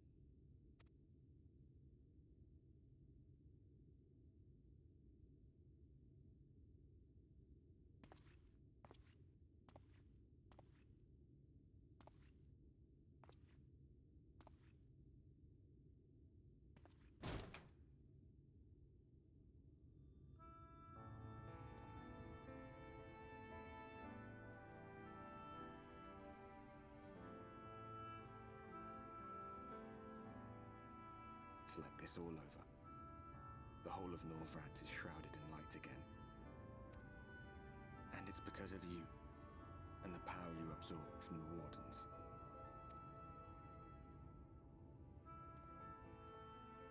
No one knows but your friends. When they carried you down from the mountain, they told everyone waiting below that they didn't understand why the light had returned. And now they're out there trying to allay the people's fears, while searching for a way to save you.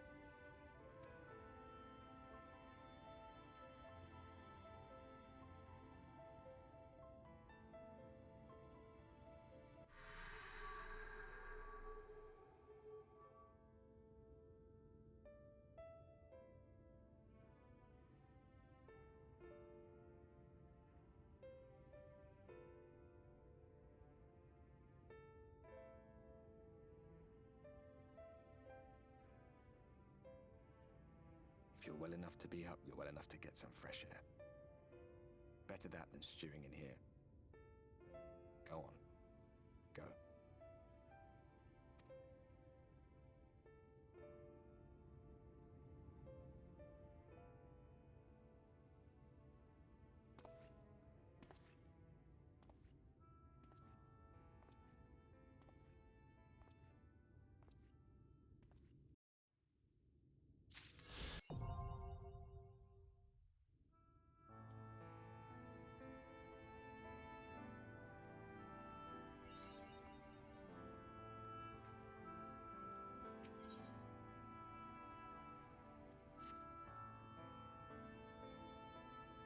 Sir, you're awake. Were injured during the foray on Mount Gulg, yes? I was here at my station as always when they carried you in on a makeshift stretcher, looking disturbingly bereft of vigor. To compound my worry, the sky has, well, I'm sure you've seen, it is everyone rather concerned, to say the least. Seeing you up and about is the first good news we've had in a while. Assuming you feel strong enough, would you mayhap consider a stroll around the city to reassure our anxious citizens? Braggy was one of those who helped convey you to your chambers, and he has visited several times since to inquire after your condition.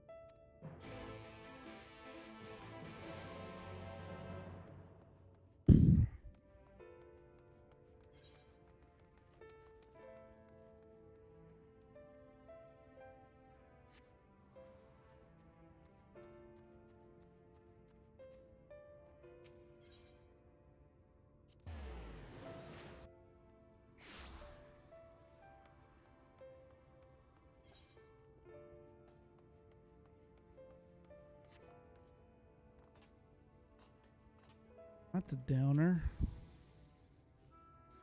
Oh well. Look who's back from the dead. Aye, it was a grim sight. Your companions looked fair ready to drop when they brought you in, so I offered a helping hand. Couldn't bear to see them struggle so. You, my friend, I feared you had one foot in the grave. Cold and lifeless you were, like a corpse that was somehow still breathing. They told me some evil bastard went and snatched out our poor exarch away in the midst of the chaos.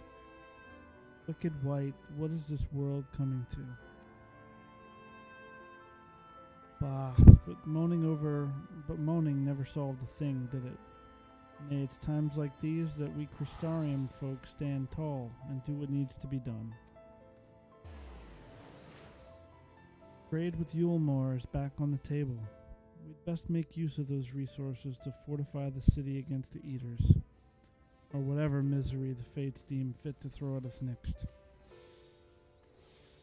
Of misery, Chesamil was worried sick about you.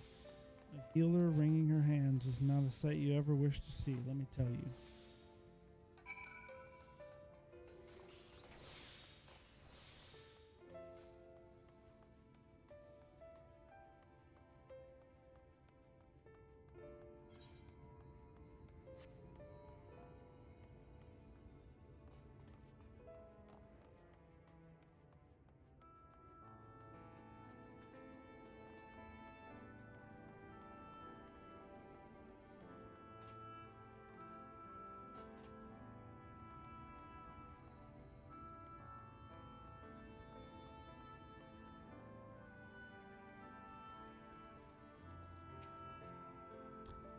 Oh, sweetie, you're alive. No one's been allowed to see you. Even Spagiric's chirurgeons were forbidden from making visits. Rian was kind enough to tell me you were showing symptoms similar to Eater corruption, so suppose there was little any of us could have done for you in any case. As for your companions, they've been rushing hither and yon, seeking a cure to your condition. I worry to see their faces grown ever more haggard every time they pass through the Crystarium. I shall let them know you're awake, and when they come to see you, sweetie, please do convince them to rest a bit. Won't be helping anyone if they all collapse of exhaustion. And our own Morin has been little better. He hasn't left the cabinet. Too busy with his node buried in one dusty tome or another.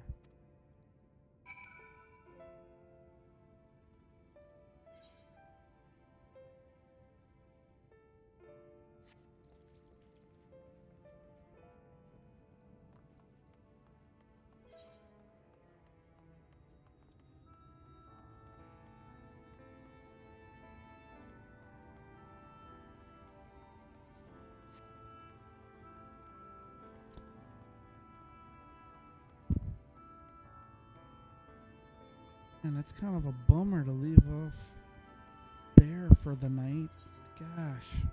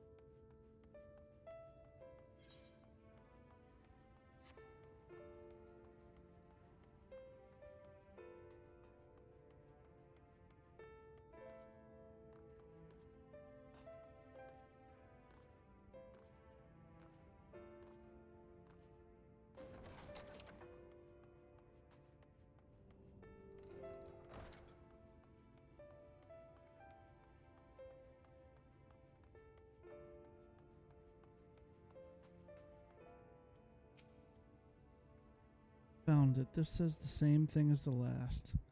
Mayhap I should approach the problem from a different perspective. Augustine, is it truly you and not some figment of my imagination? Oh, but this is wonderful. It seems our prayers have been answered.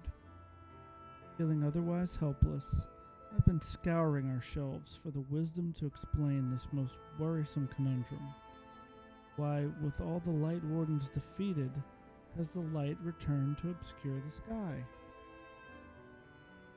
I must have pored over 100 tomes, but no definitive conclusion seems forthcoming.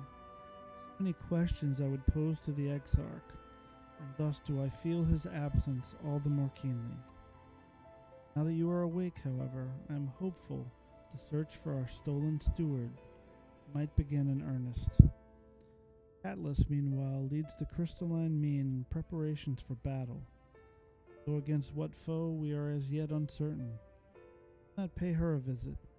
I expect seeing you upright would be a much welcome relief.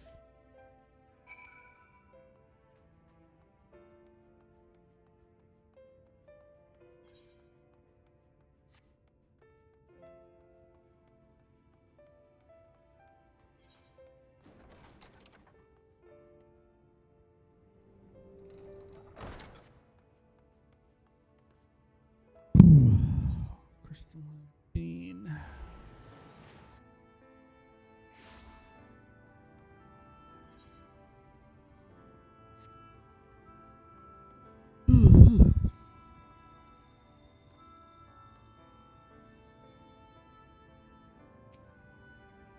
Augustine, alive and well, I see. You gave us all a proper fright, you know that? Not a day's gone by that I haven't heard folk worrying what's to become of you or the Exarch. Anyway, I'm glad you've recovered enough to stand. You're not planning on striking out straight away, though, are you? I was hoping to have a better look at your equipment. If we'd been able to provide you with better weapons or sturdier helms, then maybe you would have won the day. The Exarch would still be here. As such, we're keeping busy consulting each other on new forging techniques and designs and the like. If you could stand still a moment, I'd like to assess the gear we're trying to improve.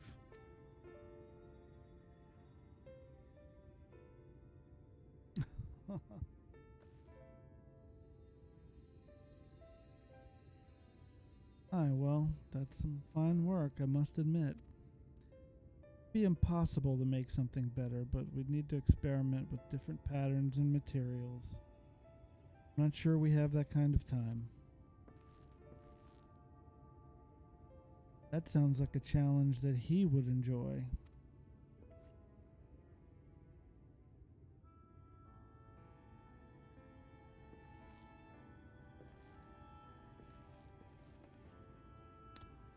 Greetings, Glynard. The Master of the Stairs is running his own errands now, is he?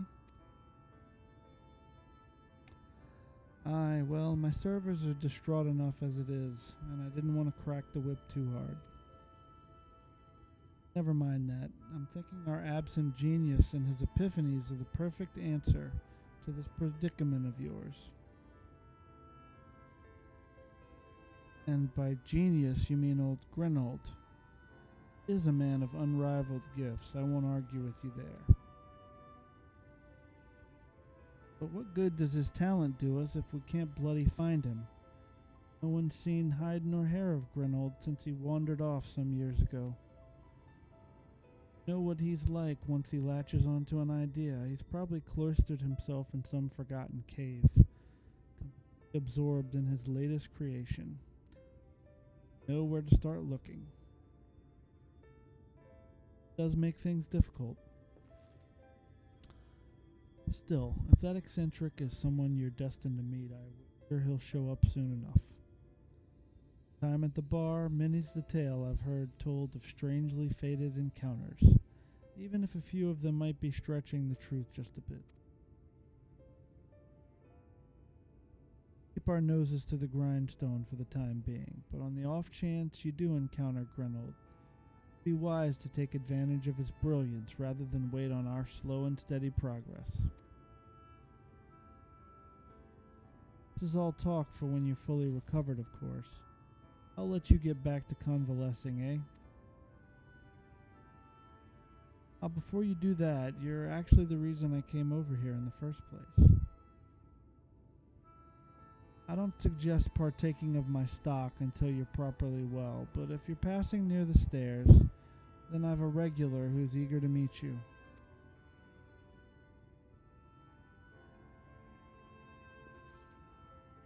I'd best be getting back. Just because the world's coming apart at the seams doesn't mean we have to follow suit now, does it? Hear, hear. We can't forget the heart upon which the city was founded, or the Exarch might not have much of a home to return to.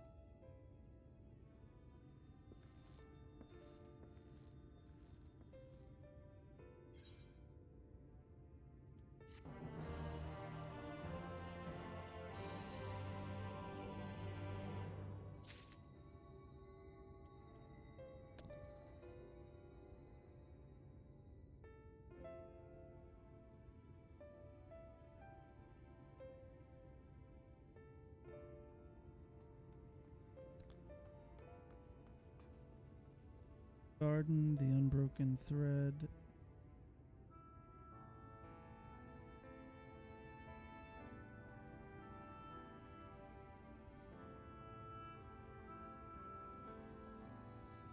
Quest left.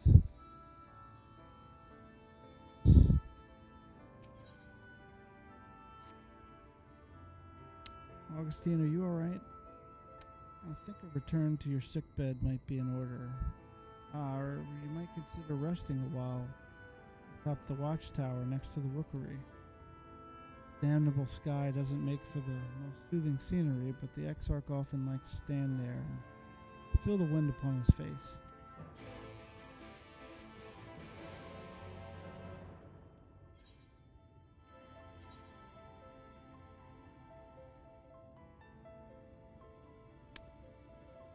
Rookery.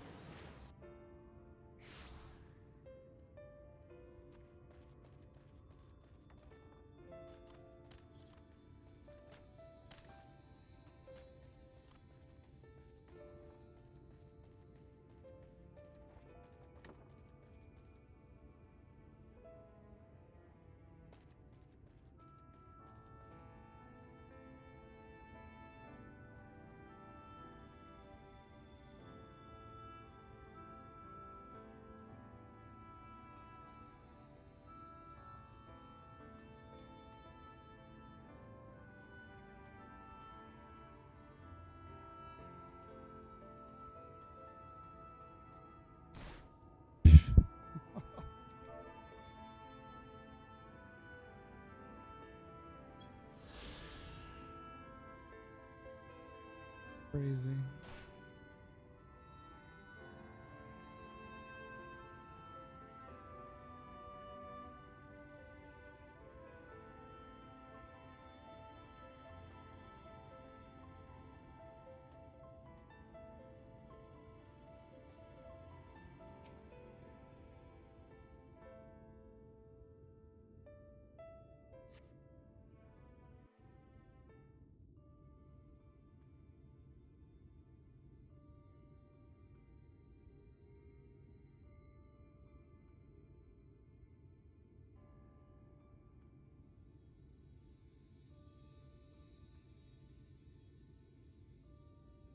The people of this city have spirit, I'll give them that.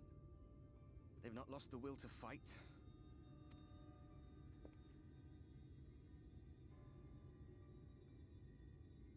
I can imagine how torn you must feel, looking at that sky. Knowing what it means to everyone. And that you're responsible.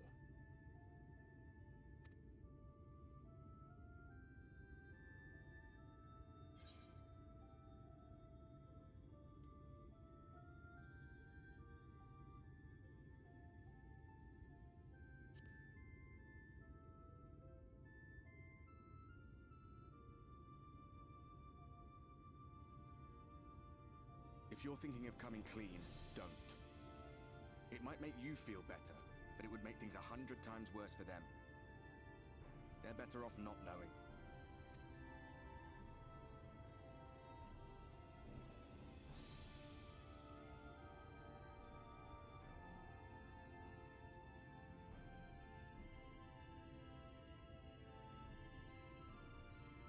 You're in a corner, and there doesn't seem to be any obvious way out.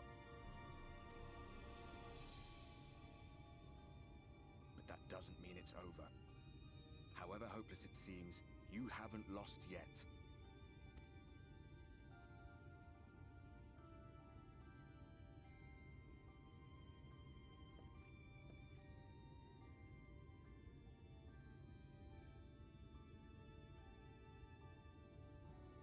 I remember looking up at the sky like this before.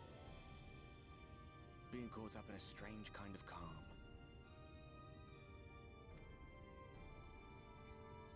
It was after we realized we were responsible for the flood.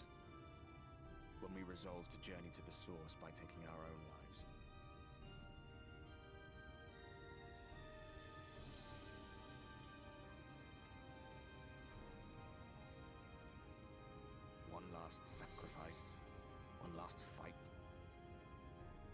one last failure. And then the Oracle appeared and, well, you know the rest. There were times in the years and decades that followed when I wondered if we might not have been better off just letting the rejoining happen.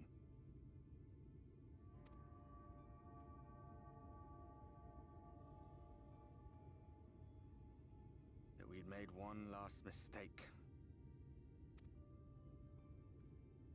But seeing that giant Talos stir to life cured me of any doubts I still had. Always we took the burden of fighting upon ourselves. That's what heroes do, isn't it? So we never had the chance to see anything like that. Our people coming together as one.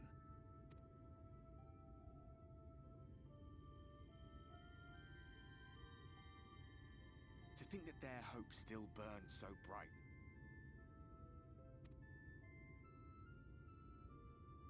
That they were still so eager to live, they would lift up their fellows, one on top of the other, till they reached the sky. No. We made the right decision. And I can finally feel proud of the part we played in helping this world survive.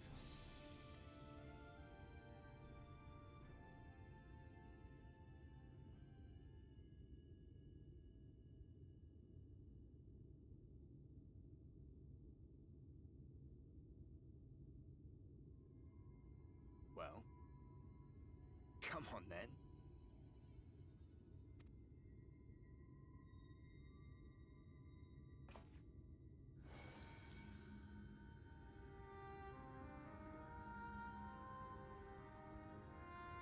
As I thought, what happened between us was no coincidence. My story may be finished, but the fates have gifted me a minor role in yours. I suspected as much the moment I realized you could hear me. But it's hard not to doubt yourself when you're the man who caused the flood.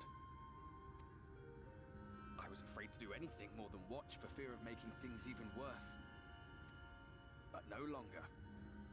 After all, the path I once walked is now yours to finish.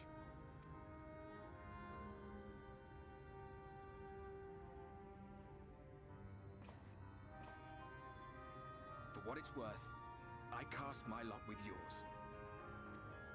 If you need a push, I'll be right there behind you. If you lose control, I'll do my best to stop you. So, let us be about it, hero.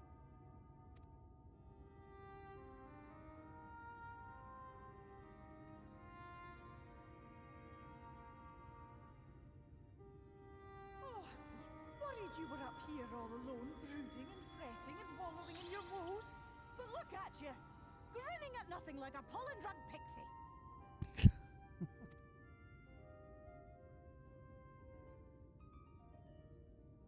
Look at what you've done to your ether.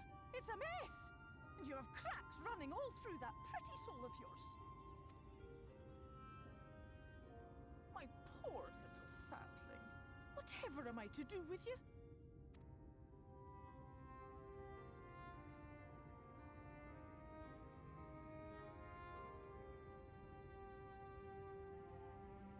Shall I yield up my throne? You could claim it, cut ties with the mortal world, hide away in the castle.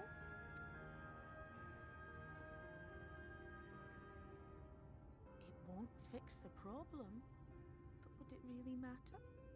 If any pesky heroes come calling with steel and magic, all of Eel Meg will rise up in your defense.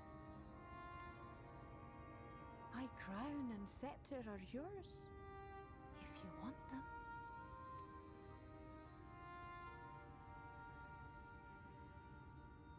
What? Don't give me that look. Of course I knew before I asked that you'd never ever heed such a wicked suggestion. And besides, what would become of my precious and ephemeral flower?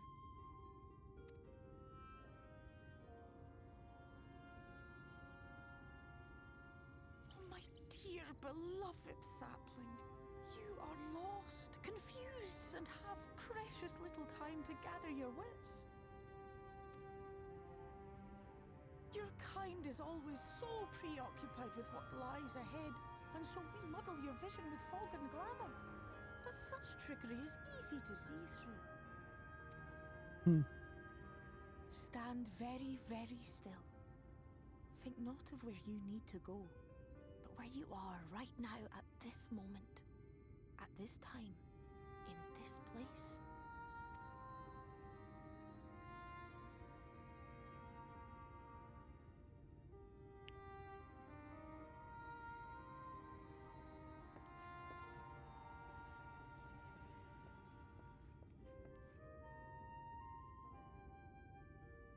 Our cairn of crystal.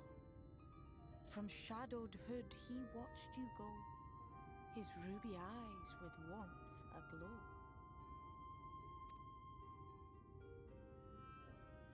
See yourself as he saw you, and that shall be the clearest clue.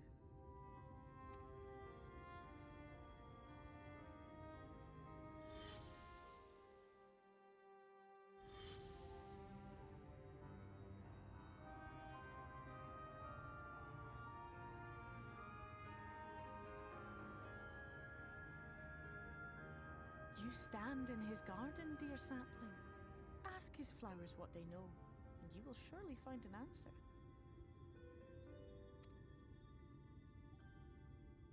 But what will you do with it, I wonder?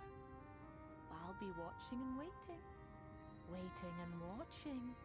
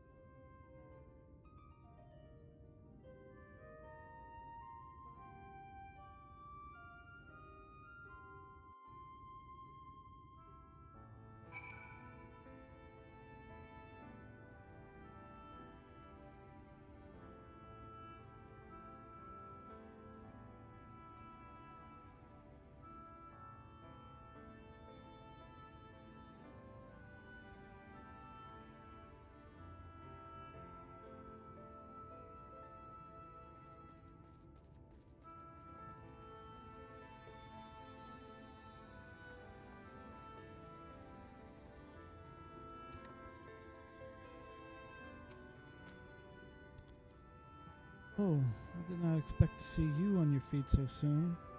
Surely you have not come in search of an Amaro.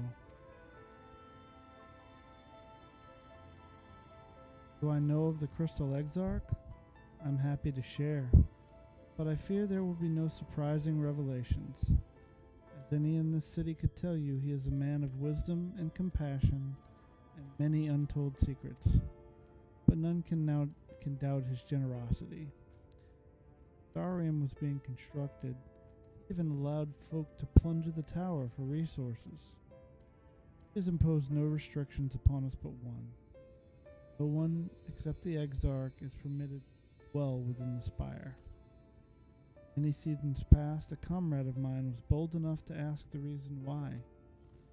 The Exarch merely smiled and said, because one day the Crystal Tower may vanish as suddenly as it arrived.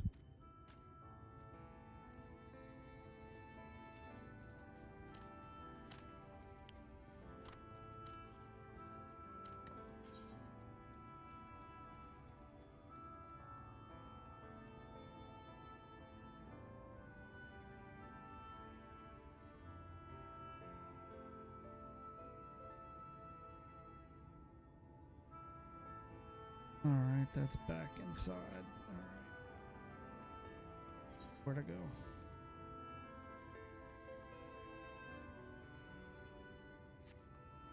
First.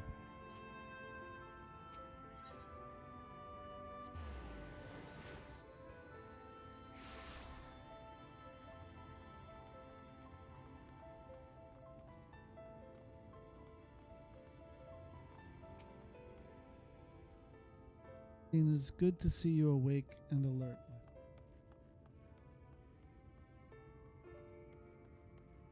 on the namesake quest, so you imagine almost done.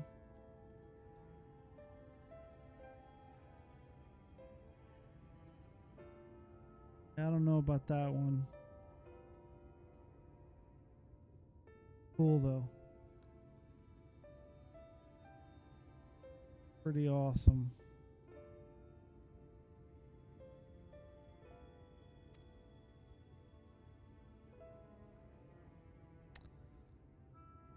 What's this about? You're not writing the Exarch's memoirs, are you? Not sure how much I can tell you, considering we avoid asking too many questions. Unspoken rule and all that. If anyone has fresh insights to share, then it'd be Captain Lena, I'd say. She lost her parents to an eater attack not long after she was born. The Exarch saw to her upbringing. Outward appearances aside, those two are like grandfather and granddaughter. I imagine the news of his predicament hit her doubly hard. Not that our proud captain would ever let it show. If you decide to talk to Lena, she'll be at her usual post at the Exensor Gate.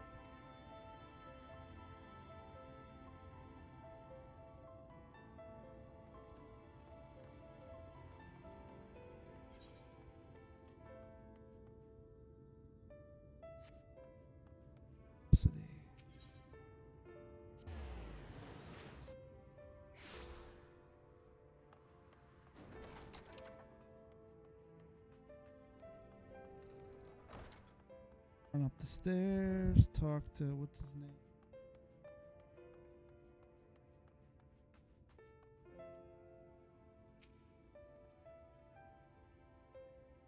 Something else you needed?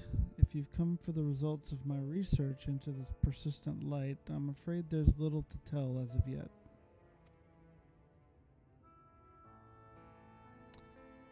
Records pertaining to the Exarch? Well, I need no documentation to relay what little I know of its history. But that is what interests you. Less than a decade had passed since the coming of the Flood, when the Crystal Tower first flashed into existence. Its summoner, the Exarch himself, became known to the refugees in Lakeland soon thereafter. Welcomed all who sought out the spire, be they locals who had lost their homes, or Vobertites fleeing their ruined kingdom. Together did they found the city, which would become the Crystarium. Some thought to call him king, for he refused to share his name. The summoner did not deem himself worthy of royal address. Thus did the people consider his scintillating skin, so alike to the tower he had, and bestowed upon him the title of Crystal Exarch. As for his true name, well, seemed that is a mystery that remains unsolved to this day. Know what it is.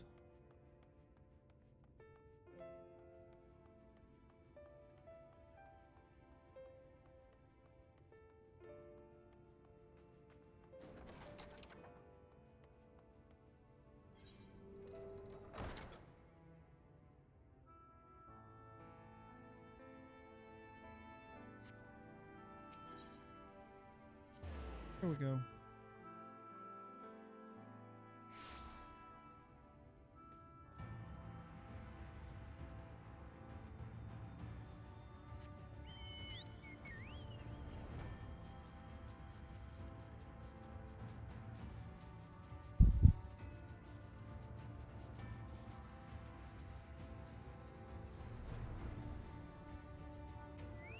Talk to Lena. Augustine, I was not told you had awoken.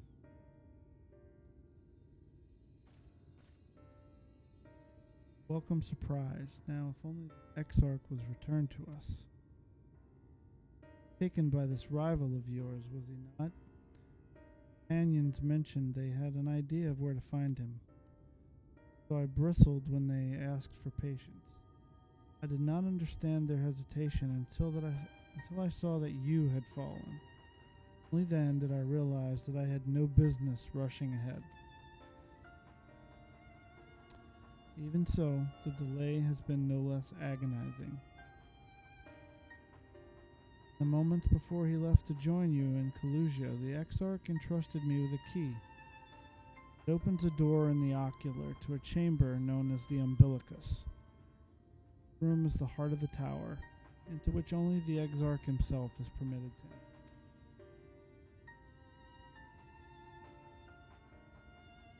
He bid me allow none into the tower once he had departed, only in the event that an army of eaters descended upon the city was I to access the Umbilicus and awaken the defensive barrier. Never before had he left me with such instructions. Battle with Vothri loomed near, and at the time I accepted the key without much thought. Then, however, that moment is all that occupies my mind. All the look upon his face, he knew that some terrible fate awaited him. Tell me, Augustine, I need to know what he feared. What battle you and your companions are truly fighting?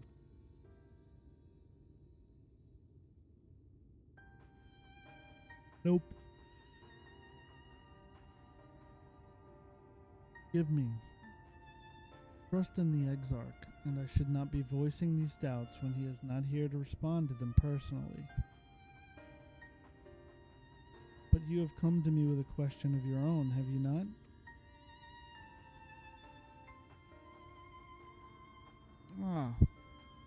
Yeah, I'm not the only one who burns for answers.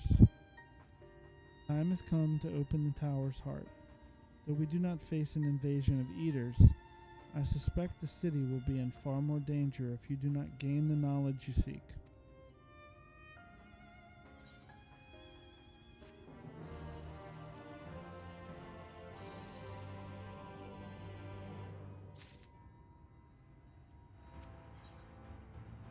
Broken thread.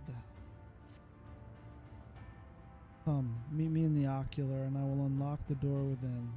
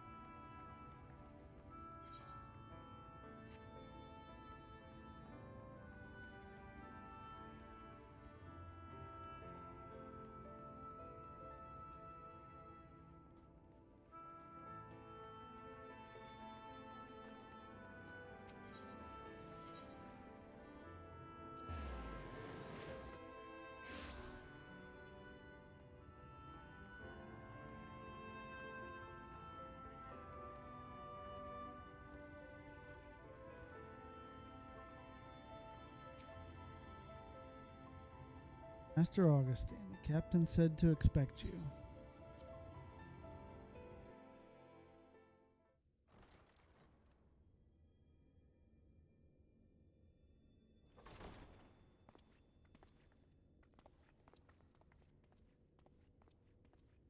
I have unlocked the door to the Umbilicus. You are free to enter. Once you have what you require, I'll see it sealed once more. Until then, I will remain without.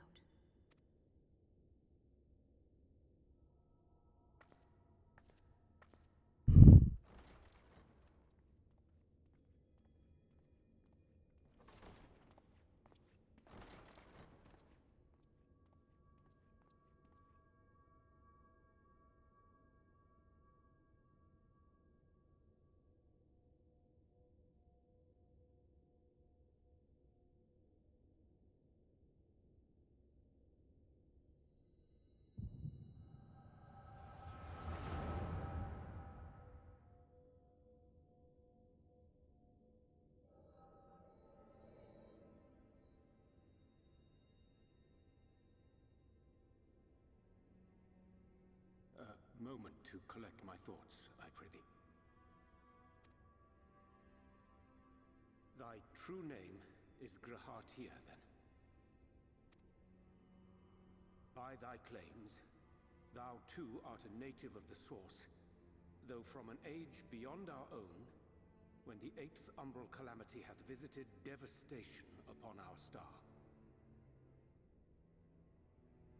Thou hast, by subtle means, reached across the boundaries of time and space to unsow the seeds of catastrophe, ere its creeping vines drag our champion unto an early grave. In essence, yes. A difficult story to swallow, I am sure.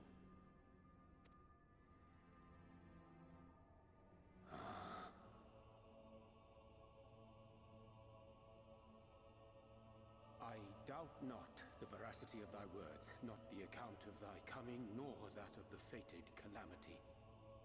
Yet my mind straineth still to apprehend the enormity of this tale. Wouldst thou favor me with a gradual unfolding of its chapters?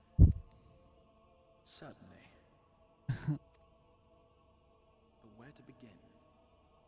I should start with those great minds who survived the calamity. Sid Garland being perhaps the greatest.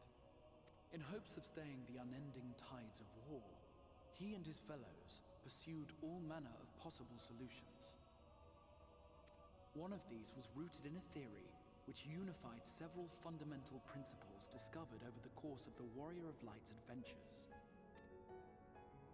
It proposed a method by which one could enter the River of Time, traverse the rift, and leap between worlds. Perfecting that idea, however, was a work which consumed their lifetimes, and thus was it left to future generations to decide whether theory would be put into practice.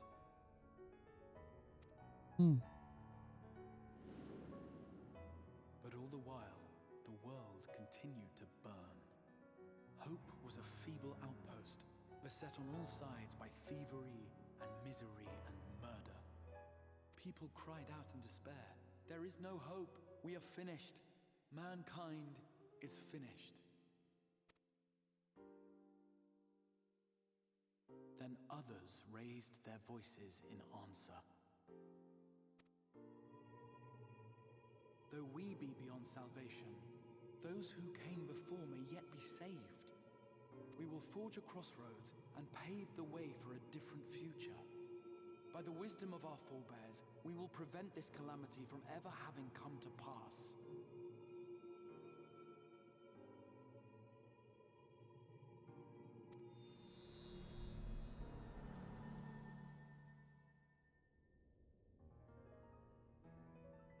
The fighting went on unabated, but some few took up Sid's research and labored to realize those impossible ideas. After 2 centuries of labor, their descendants finally succeeded in awakening the Crystal Tower, an integral part of the process, and, in doing so, roused its caretaker, me. Oh, wow.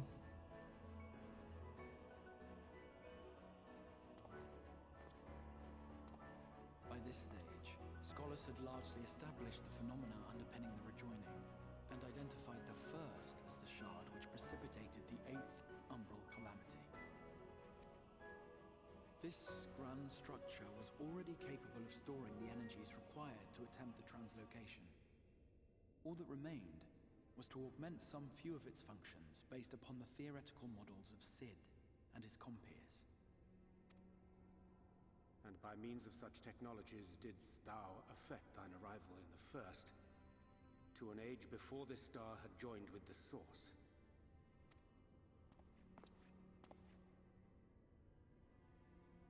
Some while before, as it turned out.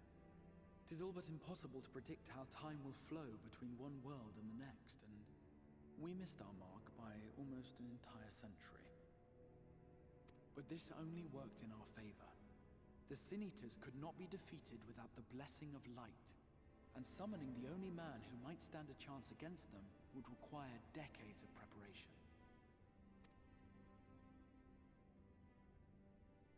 An undertaking of scarce credible endurance. thou hast kept thy plan from falling into disarray these many years bordereth on the miraculous.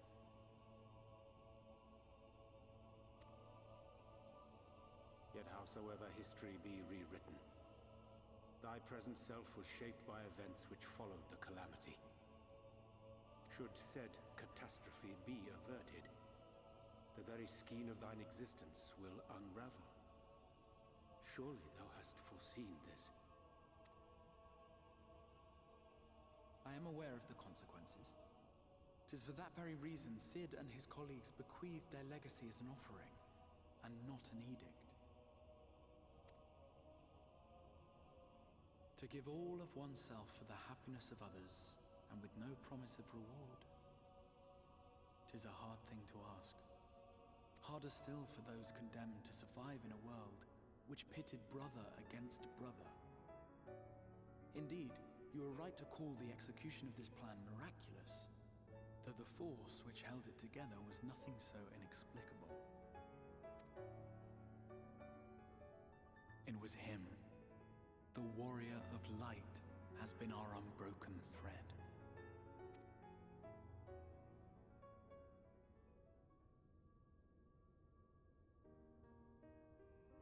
Where others would stumble and fall, he would rise above. Where others would break and run, he would carry on.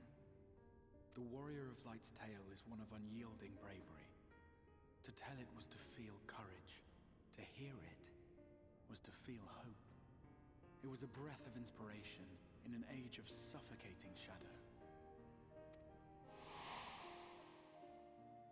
In the histories of a fallen nation was our hero hailed as its greatest ally.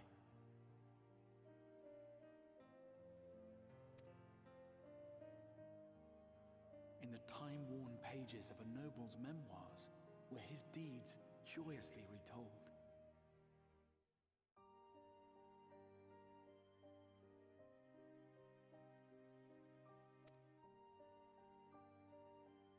For many, these stories were the flame which warmed them through the coldest of nights.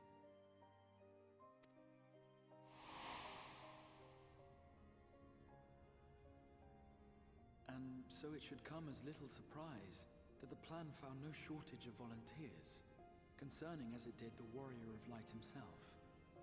It was their chance to add their own verse to the hero's saga.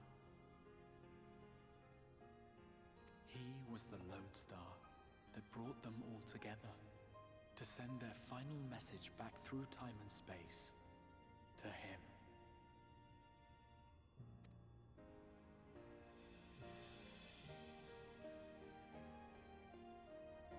The light of your legacy was our torch in the darkness. Burn bright again and live.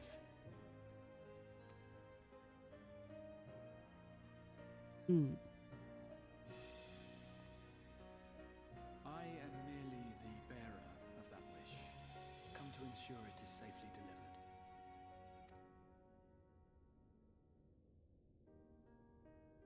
Wherefore sharest thou this burden with me and no other?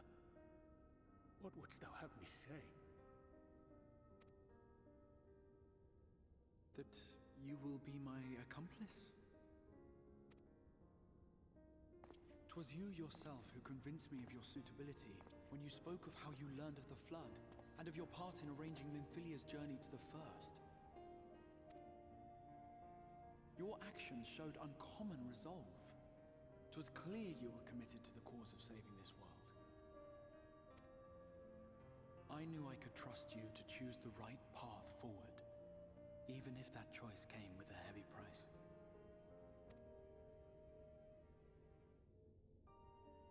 What price?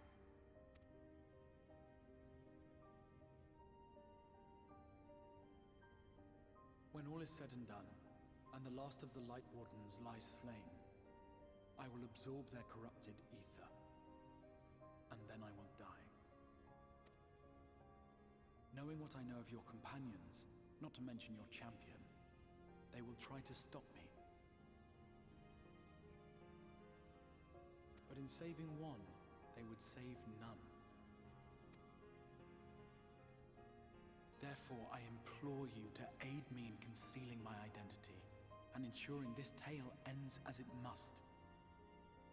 To this end, I would have you take what I have told you of the calamity and make of it a portent, a prophetic vision you beheld in the swirling chaos of the rift.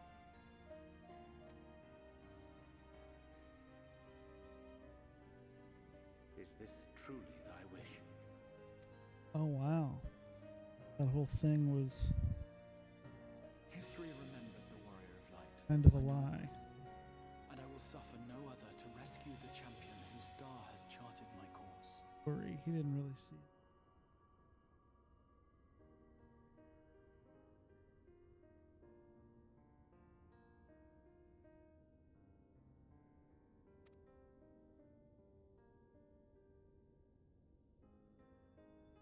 I will see this tale to a happy end, my friend. There has been enough tragedy.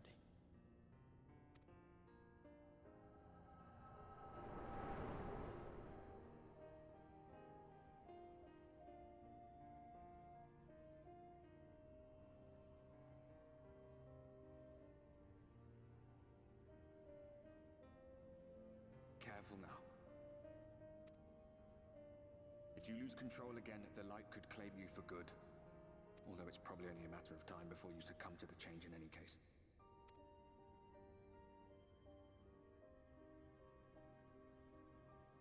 What do you mean to do?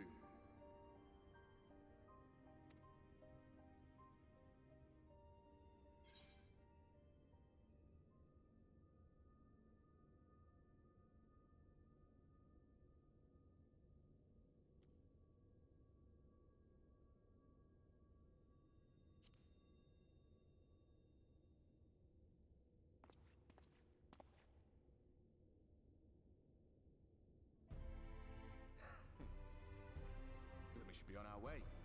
Diassian mentioned the Tempest, did he not? That's the stormy seas around Calusia to you.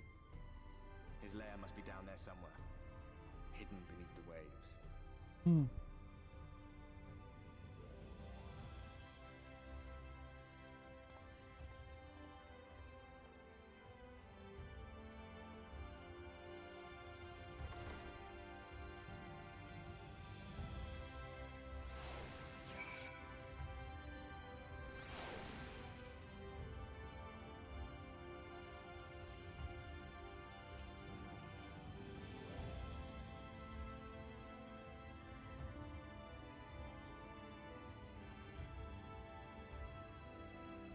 Find the answers you sought. If there's nothing more you need, I will go and lock the door.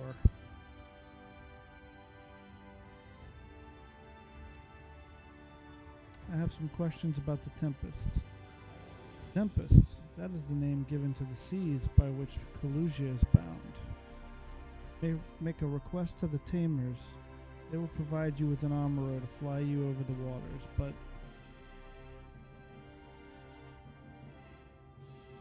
you mean to leave right this moment, alone? Not sure that... Nay, I will not seek to stop you. Go with the blessings of the Shadow. I shall await your safe return.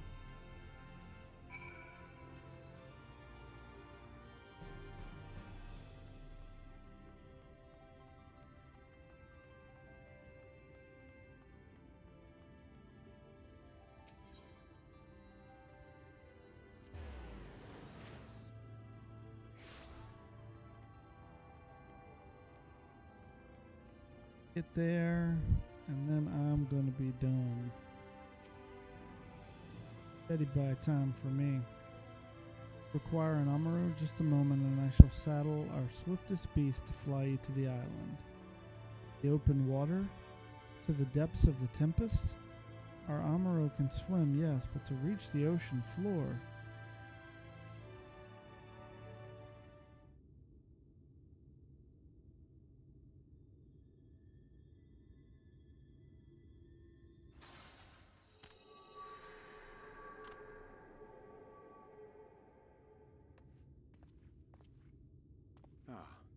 We have found thee.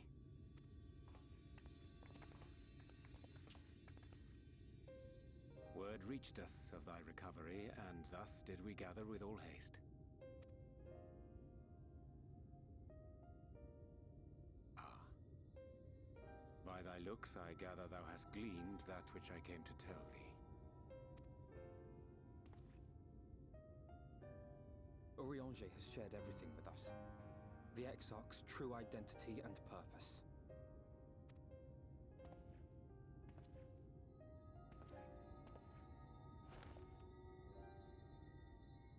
I offer no excuses. When I agreed to aid the Exarch with his plans, 'twas in full acceptance of the condemnation I would face when my duplicity was laid bare. Yet it is not rancor, but resolve that I sense in thee. Thou art fully intent upon walking thy path to its end, art thou not? If thou canst forgive my deception, or, failing that, set aside thy displeasure for a time, I do beg leave to follow thee. What strength and wisdom I possess are thine to command.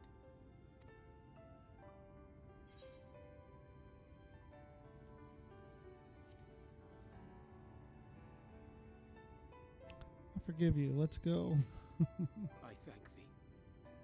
Doubt not but that I will do all in my power to repay thy kindness and fulfill the Exarch's wishes.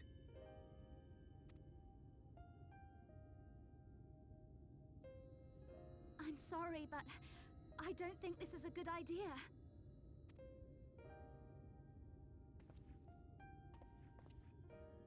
Leaving the Crystarium, I mean, with or without Urianger. What I did for you won't last forever. There's no telling when the light will break free again. Please, you must stay here, at least for a little while longer. We will find a way to cure this, I promise you. How can you make promises? We don't even know where to start. Alize, please. You know Reen was only trying to help. Of course I know! I know only too well! But making promises you have no way of keeping is not a kindness. It's a lie. Plain and simple. We've all searched high and low for an answer, and every one of us came back empty-handed. I am not about to stand in his way now. Not after failing him in his hour of need. No! The least we can do is... Oh.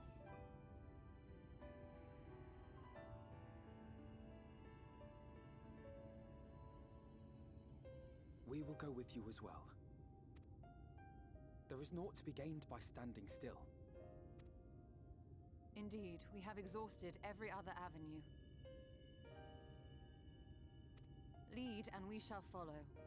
If there is any hope to be found, then we will surely find it at your side. Are we all in agreement, then?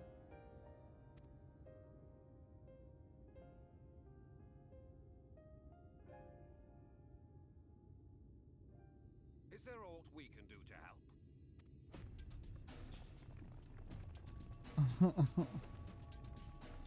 Though we may not know the whole story, we do know you're in for a fight. And while the Exarch's away, it falls to the rest of us to see the Warrior of Darkness is given a proper send-off. You told them! No! Well, not in so many words. Aye, we didn't need it spelled out for us. When the night sky appeared over whichever place you went to, it was harder not to put two and two together. From the moment I heard that you and the Exarch shared the homeland, I had my suspicions. Long had he been waiting for a certain someone to arrive, and I knew at once that it must be you. Exactly. When he went up to meet you, it was clear it was no ordinary visitor. That spring in his step spoke volumes. I could feel his excitement. Eat him! That's right!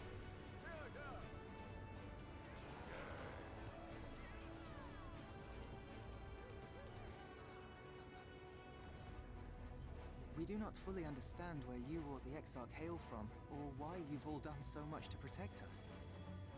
But we are deeply grateful nonetheless. So, if there is anything at all we might do to aid your journey, you need only name it. What would you have of us?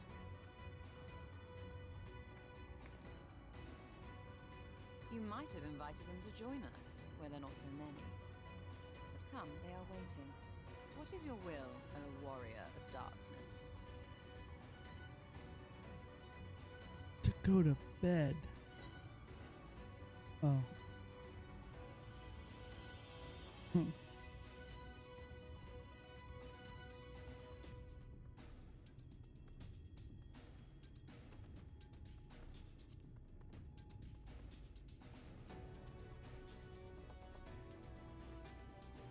In the Crystarium until we return.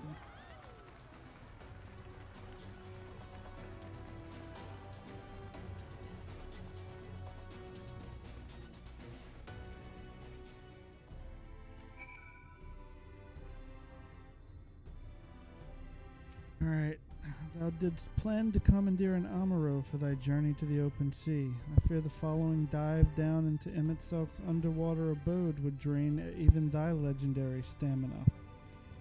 Thus, during thy convalescence, we considered the most efficacious method for reaching the depths of the Tempest, and I believe we have arrived at an elegant solution. Yet ere we discuss this step, I suggest thou dost conclude such pressing business as remains to thee in the Crystarium. Once the sea closeth above our heads, we are unlikely to surface again until our grand deed is done.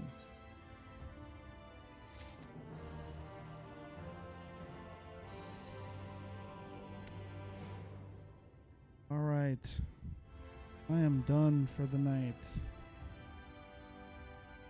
Some more of this later in the week, and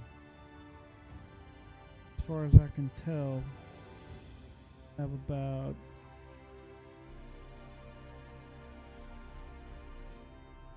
8 quests left in 5.0.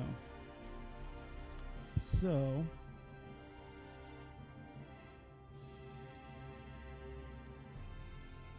I am going to be done for the night. Thank y'all for checking out the stream. I will see you later. Later, y'all.